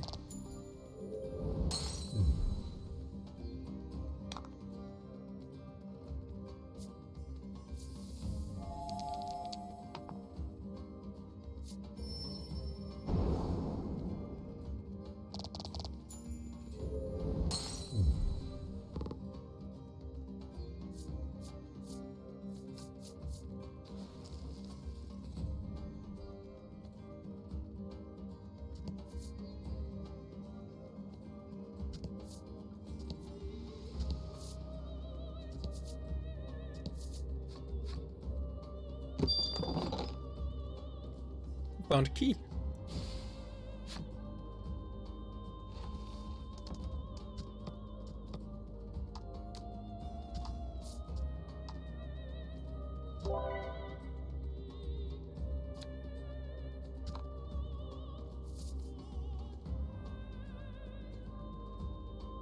I don't trust these two things right here. Considering I came down this way and didn't fall anywhere and got to a chest. Yeah, I don't trust that. I'm going back around.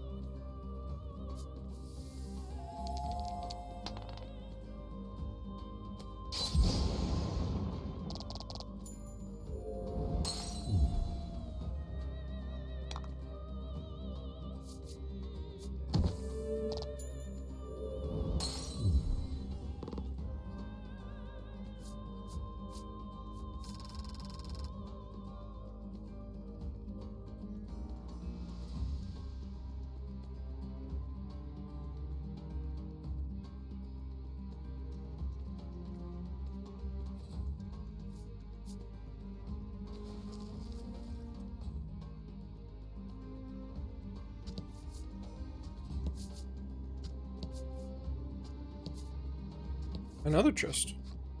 Oh, so that way was just to get a chest. The lives are nice. So if that's the case, I guess I have to go this way and hope nothing breaks on me. That would suck.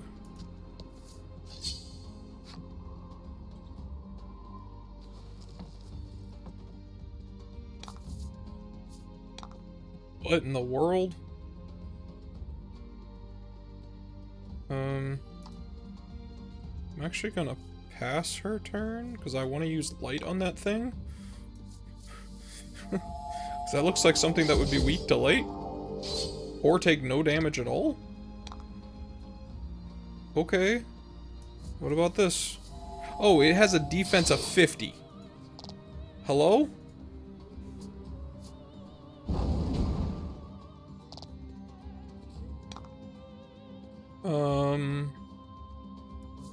Oh crap.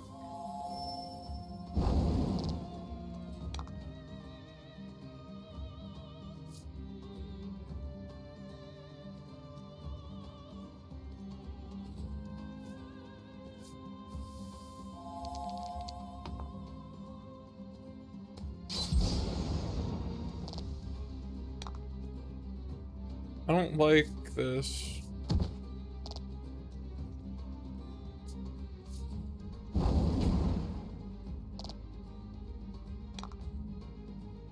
Can I freeze you?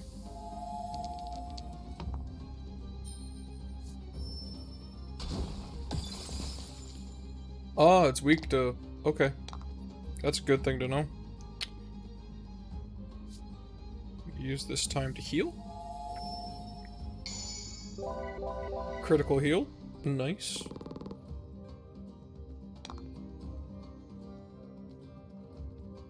Honestly, just gonna pass turns, because it's frozen.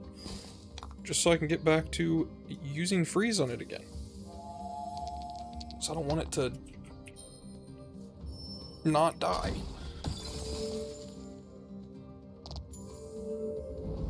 I gotta pay attention more to that number on the defense. When monsters pop up, I did not expect one to have 50.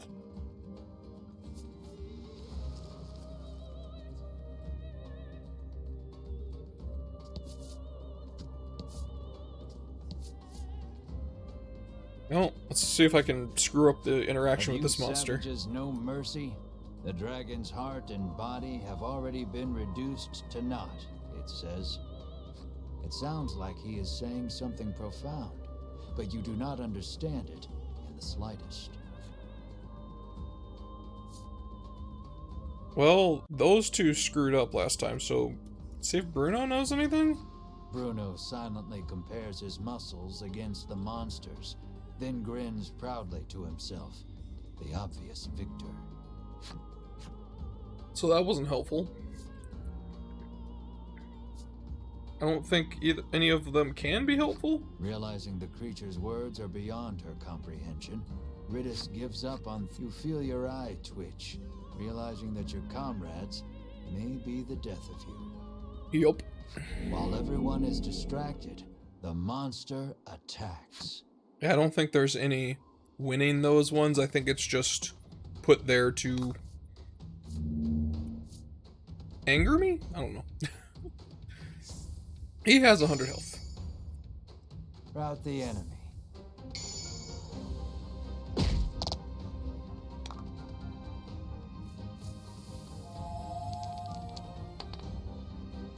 Okay, no freezing this day. Oh yeah, he resists that. Cool. Okay. What about lightning?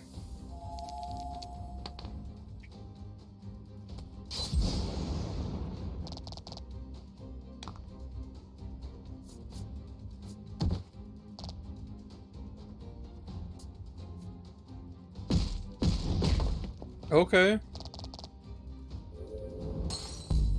Cool.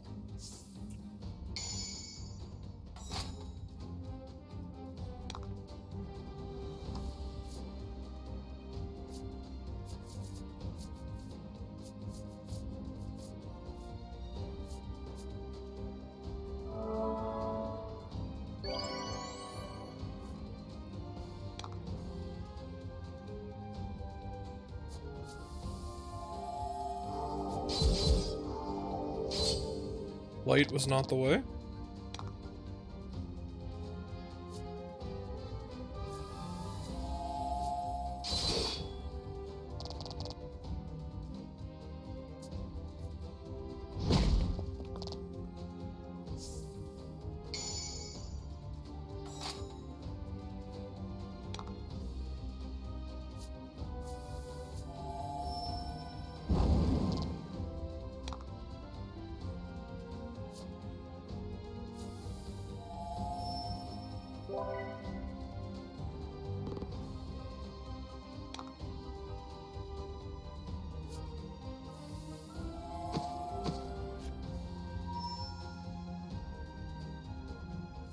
No, leave him alone. Okay. Just gonna keep giving that defense, okay.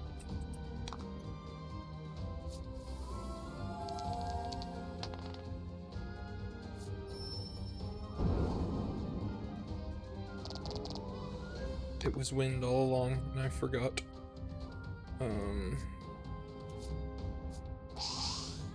Mist, cool.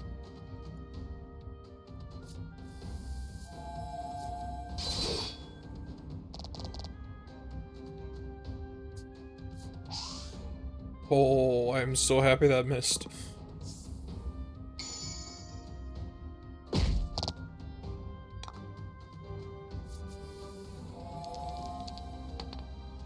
There we go. Big attack. And a crit.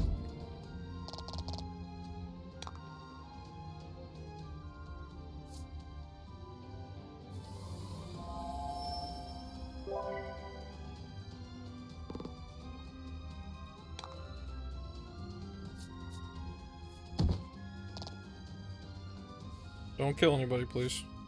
You're gonna kill her, aren't you? Yep. That's fine. Uh-oh. Should be able to kill him this turn, and then I can just heal her after the battle. Yeah.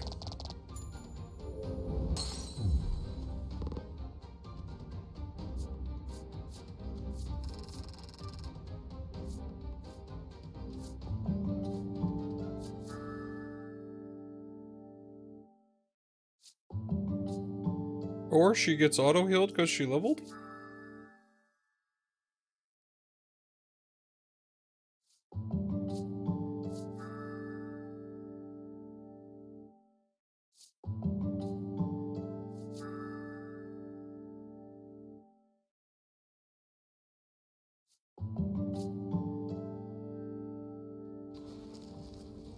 Okay, that was nice.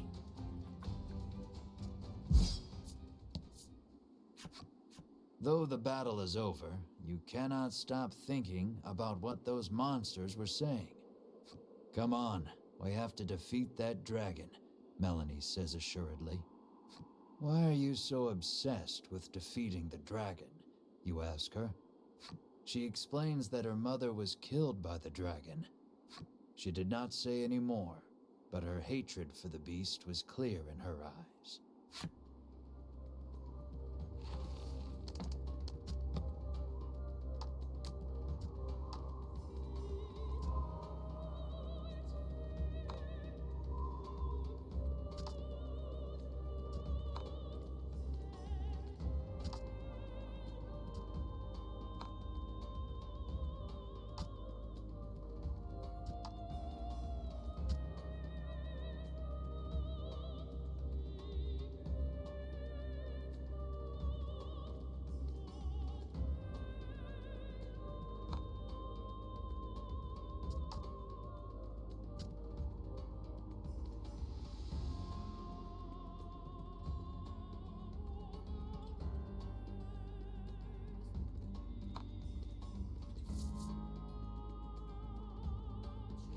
Wait a minute.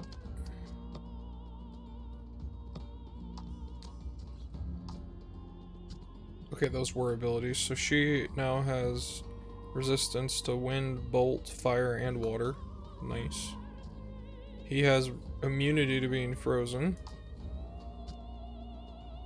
He has immunity to paralyze.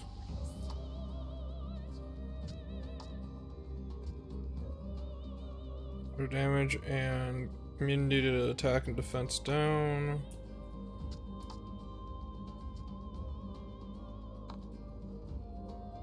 I kind of wish they just let you have, like, the battles were larger, though.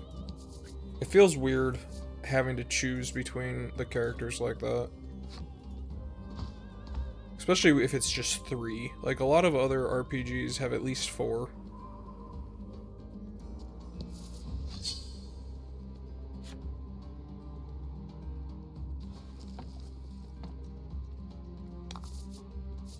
Let's do this.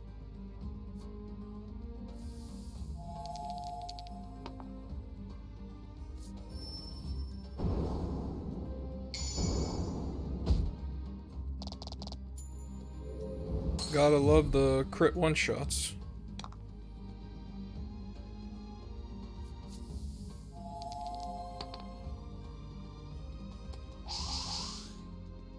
I whiffed.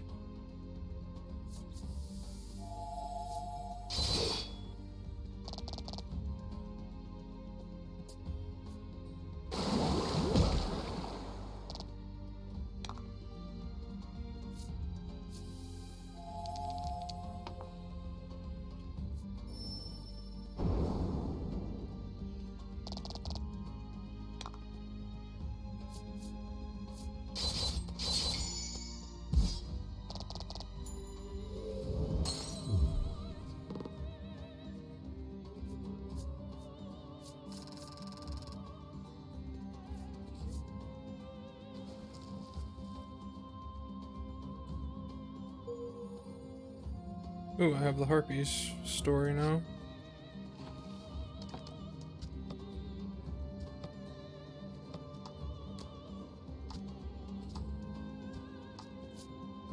Nary a soul has ever laid eyes on a male harpy, for they confine themselves to the nest and raise the young while the females are off hunting. Poachers leave many a male harpy's corpse in their wake in pursuit of baby harpy down, which commands a high price in illicit markets. The more you know.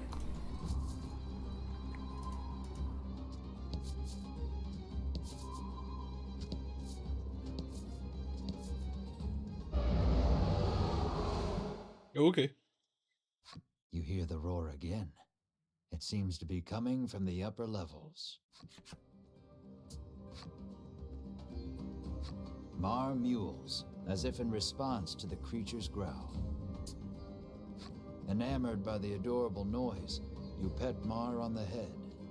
You're obsessed, Melanie remarks snidely, but looks at you two as if wanting to pet Mar too.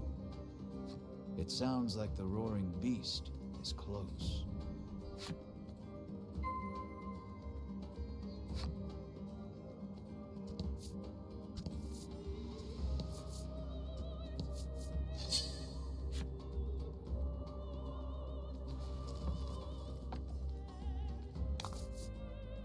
About the enemy.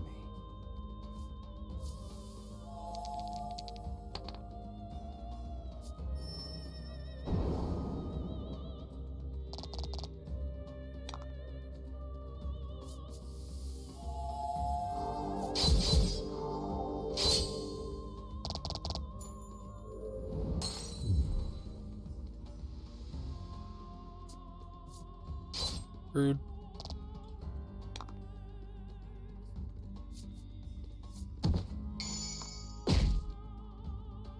Excellent.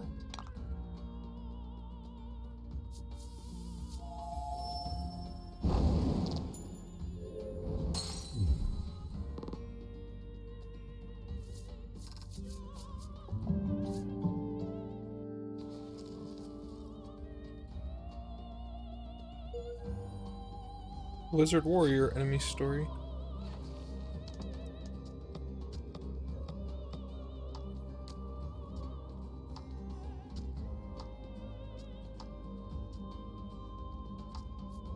No, that was the captain. This guy. Lizard warriors are battle-hardened creatures who thrill at the thought of fighting a powerful foe, nigh unshakable when armed. The lizard warriors shuffle home, their legs and hearts heavy in anticipation of the unwinnable domestic battles beyond the front door.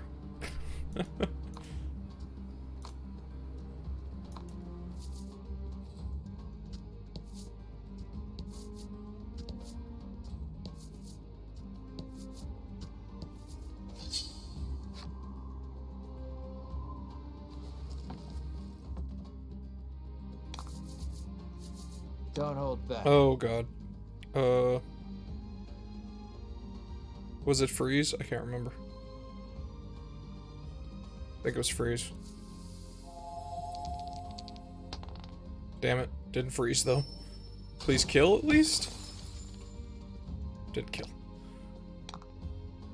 Okay. Lightning on that guy. Big fat one. Still did a lot of damage though. Ah, you missed.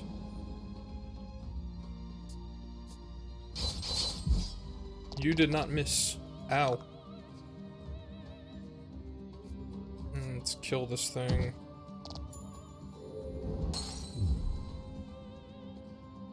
Don't do it. Okay.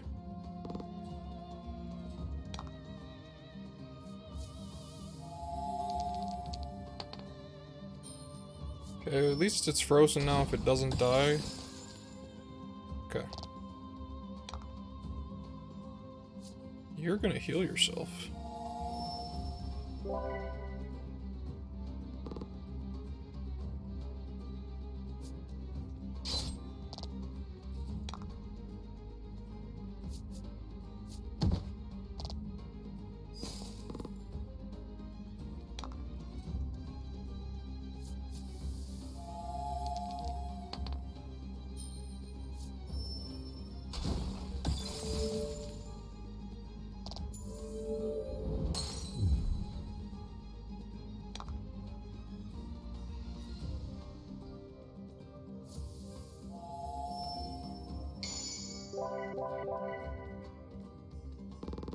Excellent. You really had to attack her?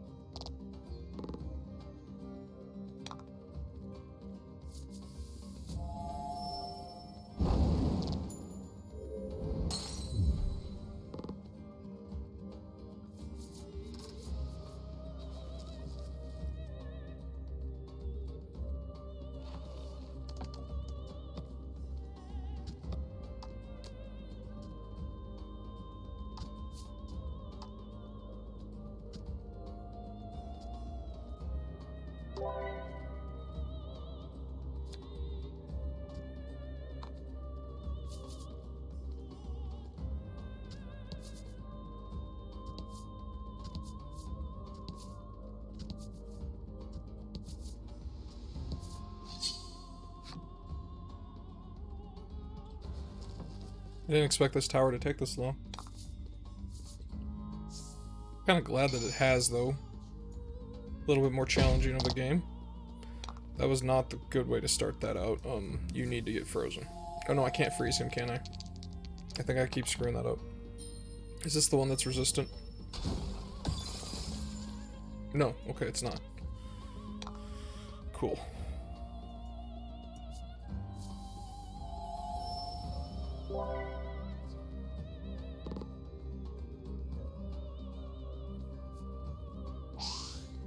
Thank God he missed.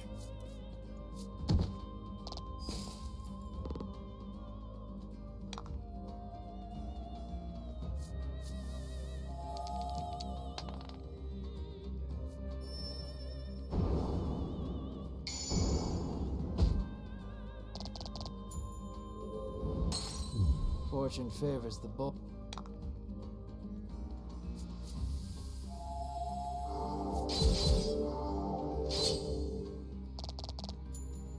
Cool.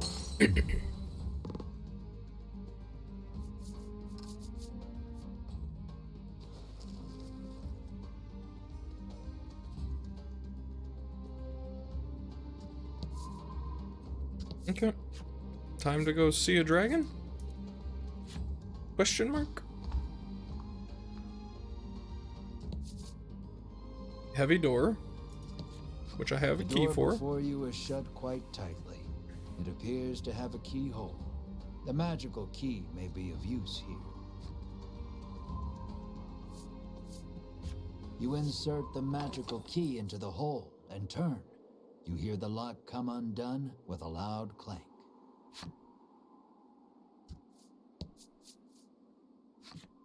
The dragon may be just ahead.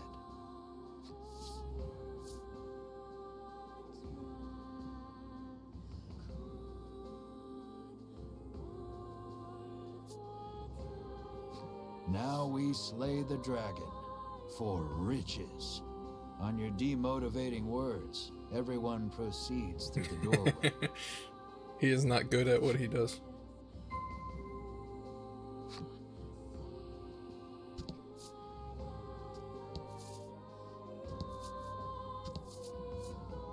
Well, not that way.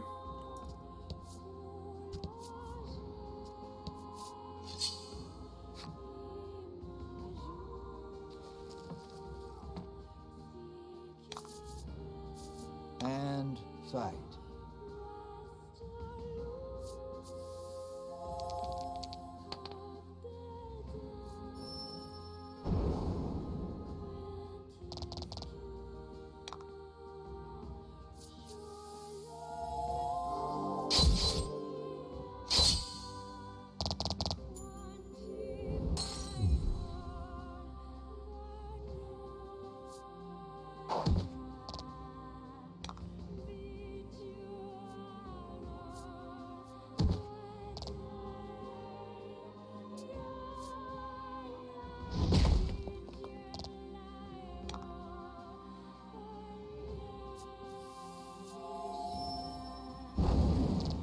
Really? Couldn't have done one more point of damage. Here.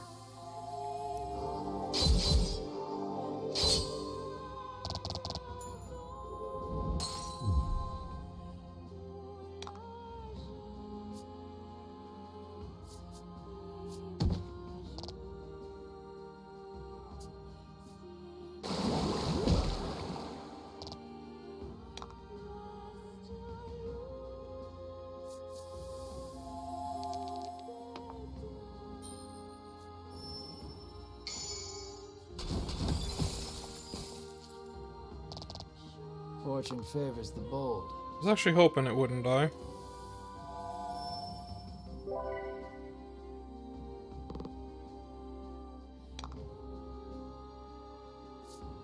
I don't think he's actually going to get any healing from that, but I'm still going to try. I think... Oh no, good, he did. Cool. And then I should just be able to finish this. Okay.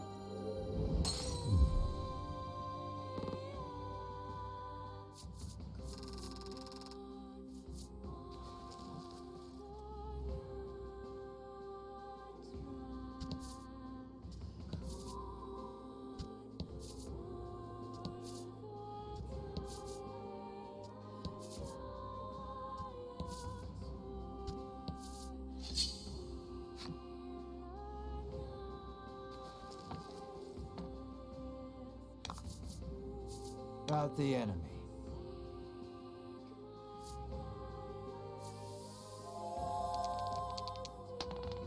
Damn it. The D10 has betrayed me.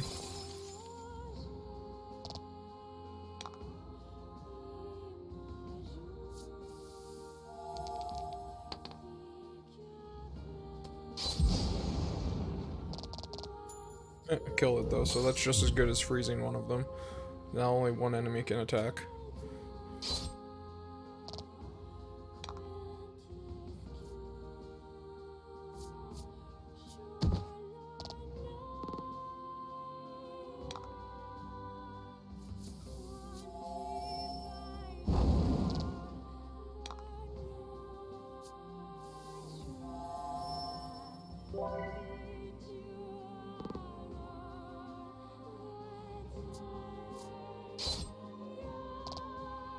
I was hoping he wouldn't do that.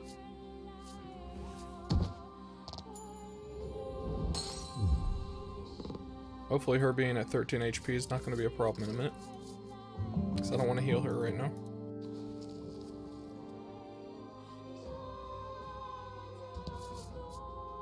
Okay, that is the wrong way. Hey, I found a dragon. You have finally arrived. Before you stands the dragon you have been searching for. More assassins, the dragon sighs weakly. I really hope he ate the Ivory Order guys. Just saying, because he said more assassins and he's still alive? But they're probably like behind us. Is weak, you care not. You muster up your courage and shout, "Prepare yourself, you big lizard." I'm gonna die. But the dragon's roar sends your bravery flying with the wind. Your legs tremble in fear. But no matter how scared you are, the dragon will not wait. Yeah, I probably should have healed her.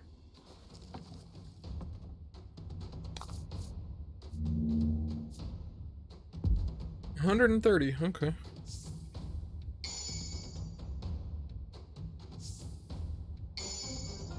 Gaining 1 gem is nice.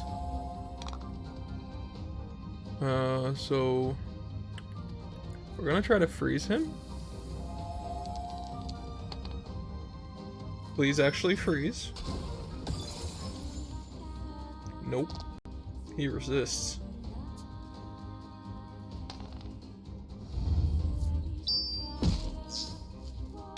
That's a problem. I have to heal you though, otherwise you will die.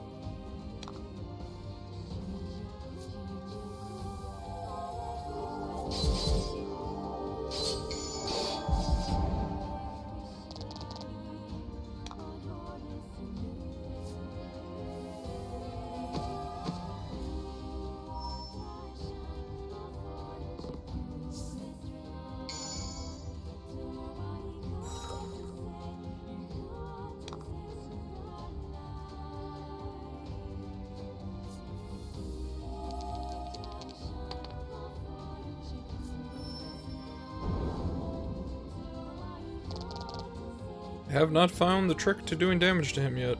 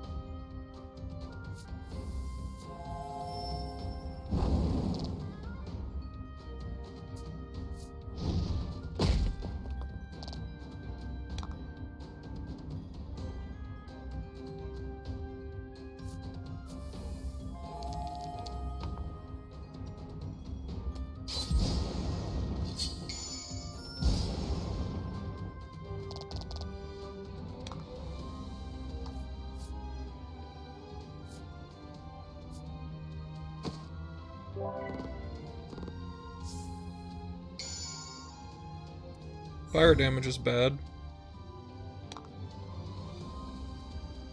But I might as well take advantage of it before he does it.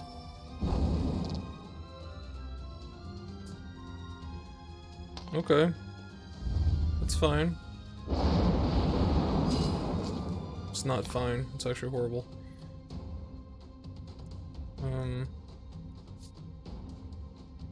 No. No healing yet.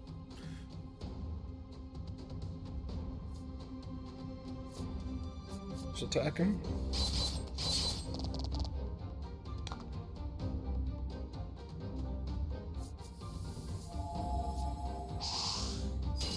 course that missed.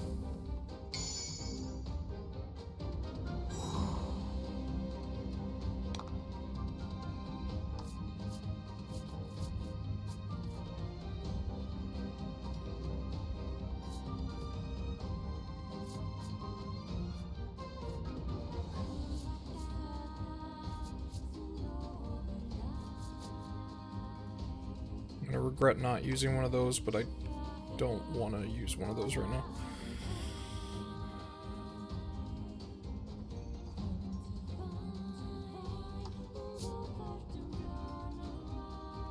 It's 3 wind damage.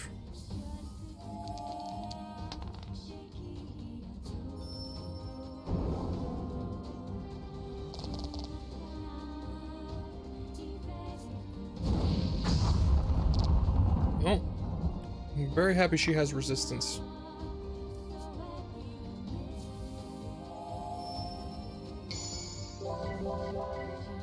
And at that crit.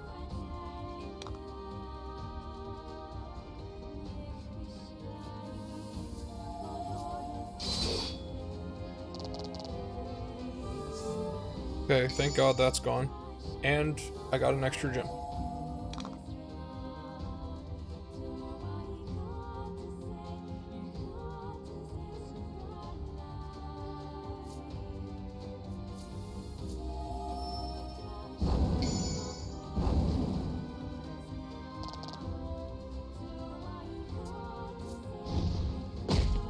Oh, that was close. We're not even gonna have you heal yourself, you're just gonna use one of these, because it'll do more.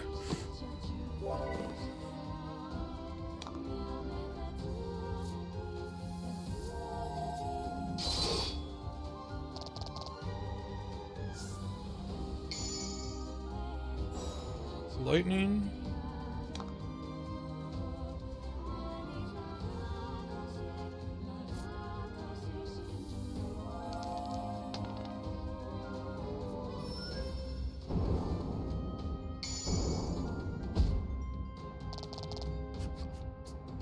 We shall strike you down, you exclaim, slashing out while cheering on your comrades. But at that moment, Of course. That guy shows up and heals Vince the damn thing. appears. Its wounds healed, the dragon looks more lively than before. You too would be troubled without this dragon, he says, standing in your way. Stop spouting nonsense, the normally collected Melanie shouts. It seems Melanie has lost her composure before her mother's killer. She unleashes a fireball imbued with her hatred. But it is repelled by the dragon's tough scales. And the dragon returns the favor by spewing fire from its mouth. Rude. Both of them. You seem to stand no chance against the revitalized dragon. Melanie looks distressed. Vince climbs atop the beast's back. The flapping of the dragon's wings sends forth one wind blast after the next. Stay out of this, Vince commands, then flies off toward the western sea.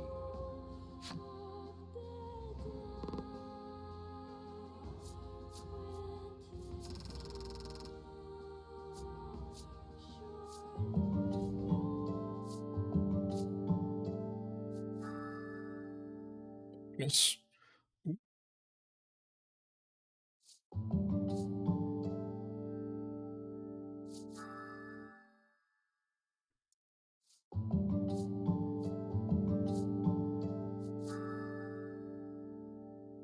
Even better, I got a stronger heal now, too.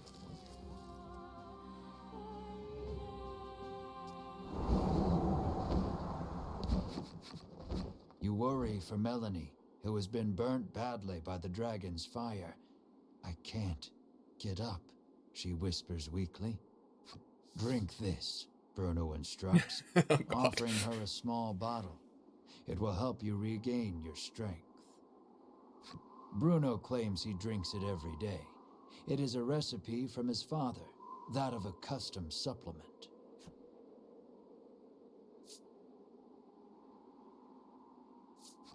Make her drink it already, you cry, your panicked expression urging Bruno to give Melanie the supplement. Yeah, they're just a group. They are a very special Melanie group. has a bad feeling about it, but downs it all in a single gulp. And suddenly regains her strength. At ease with her recovery, you descend the tower. The ocean spreads out before you to the west, whither the dragon went. Return to shoreland in search of a boat to pursue the dragon.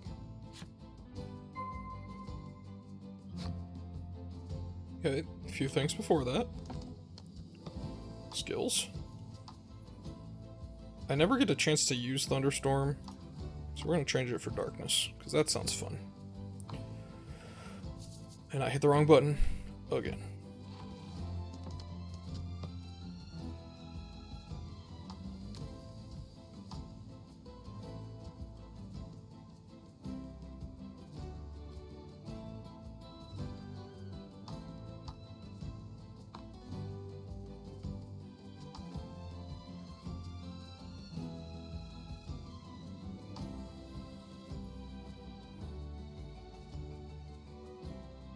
Trying to decide if I keep this other heal on here too, just because it only costs 1 gem, and the new heal costs 2.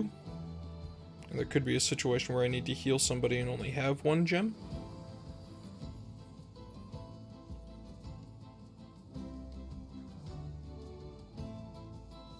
Yeah, we'll just do that for now, and hope I don't regret that later.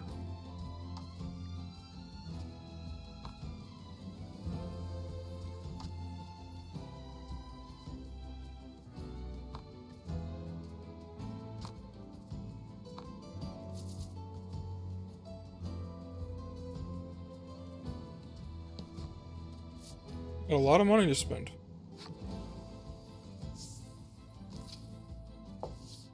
When you return, Oreo approaches. It seems like something has happened to the town. He says a raging wind blew through and destroyed the town. You surmise the flapping of the dragon's wings is to blame. You explain that you need a boat to go after the dragon, and Oreo's look turns grim.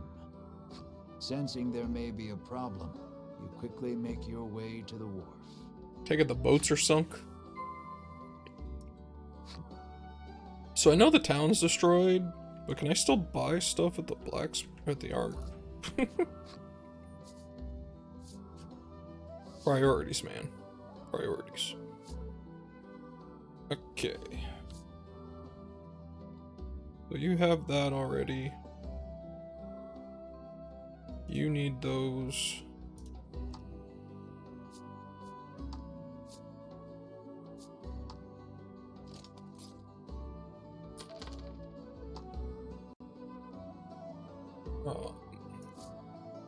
You probably need this, yes.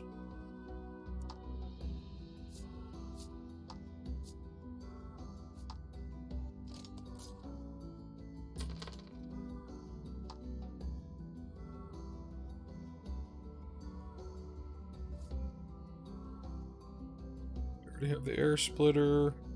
You already have combat gloves. What are we doing with armor?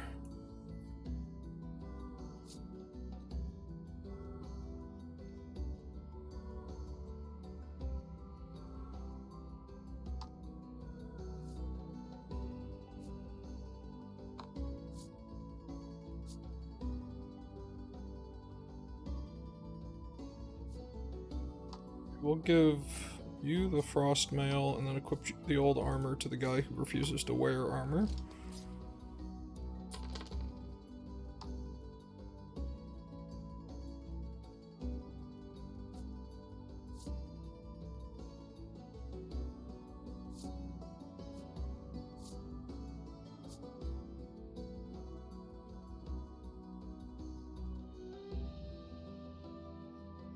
I could afford to give them both the fairy dress.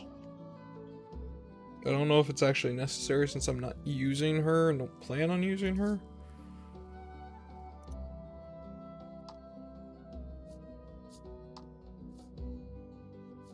For now, we won't.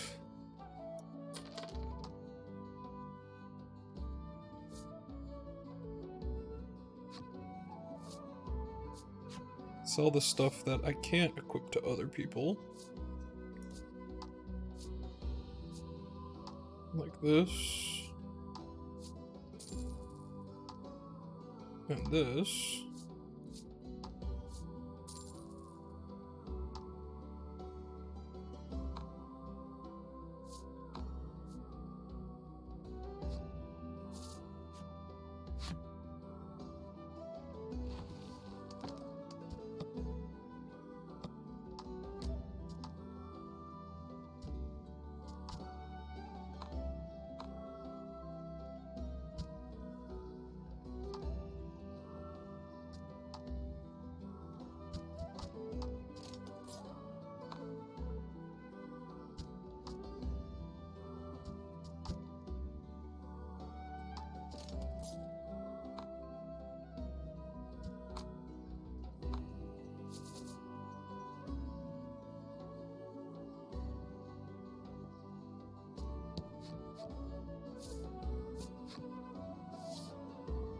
You stock up on some things.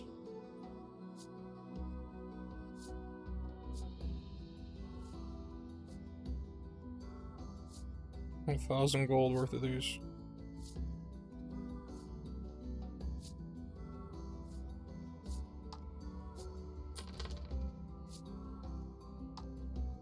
And I need some revives. Buy 2 of these.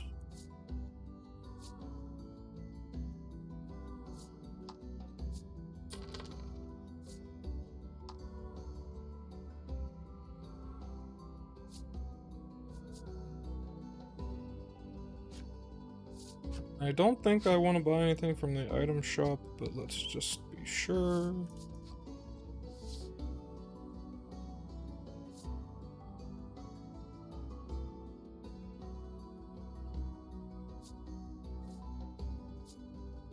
Yeah, I'm good. Well, I'm going to save it here, and we will pick this up on a later date.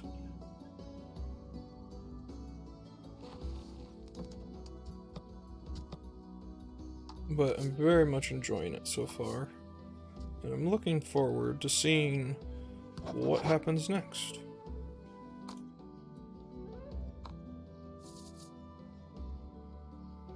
Busy week coming up, so probably won't see me again on stream until Thursday at the earliest.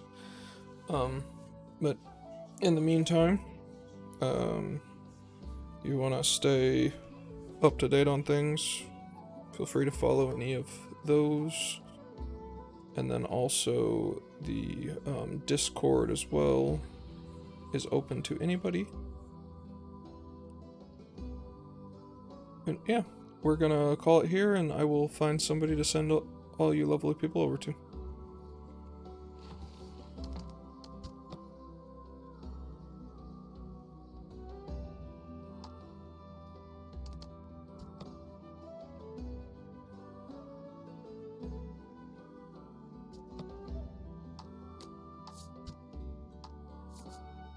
Well, I hope everybody has a wonderful week. Take care.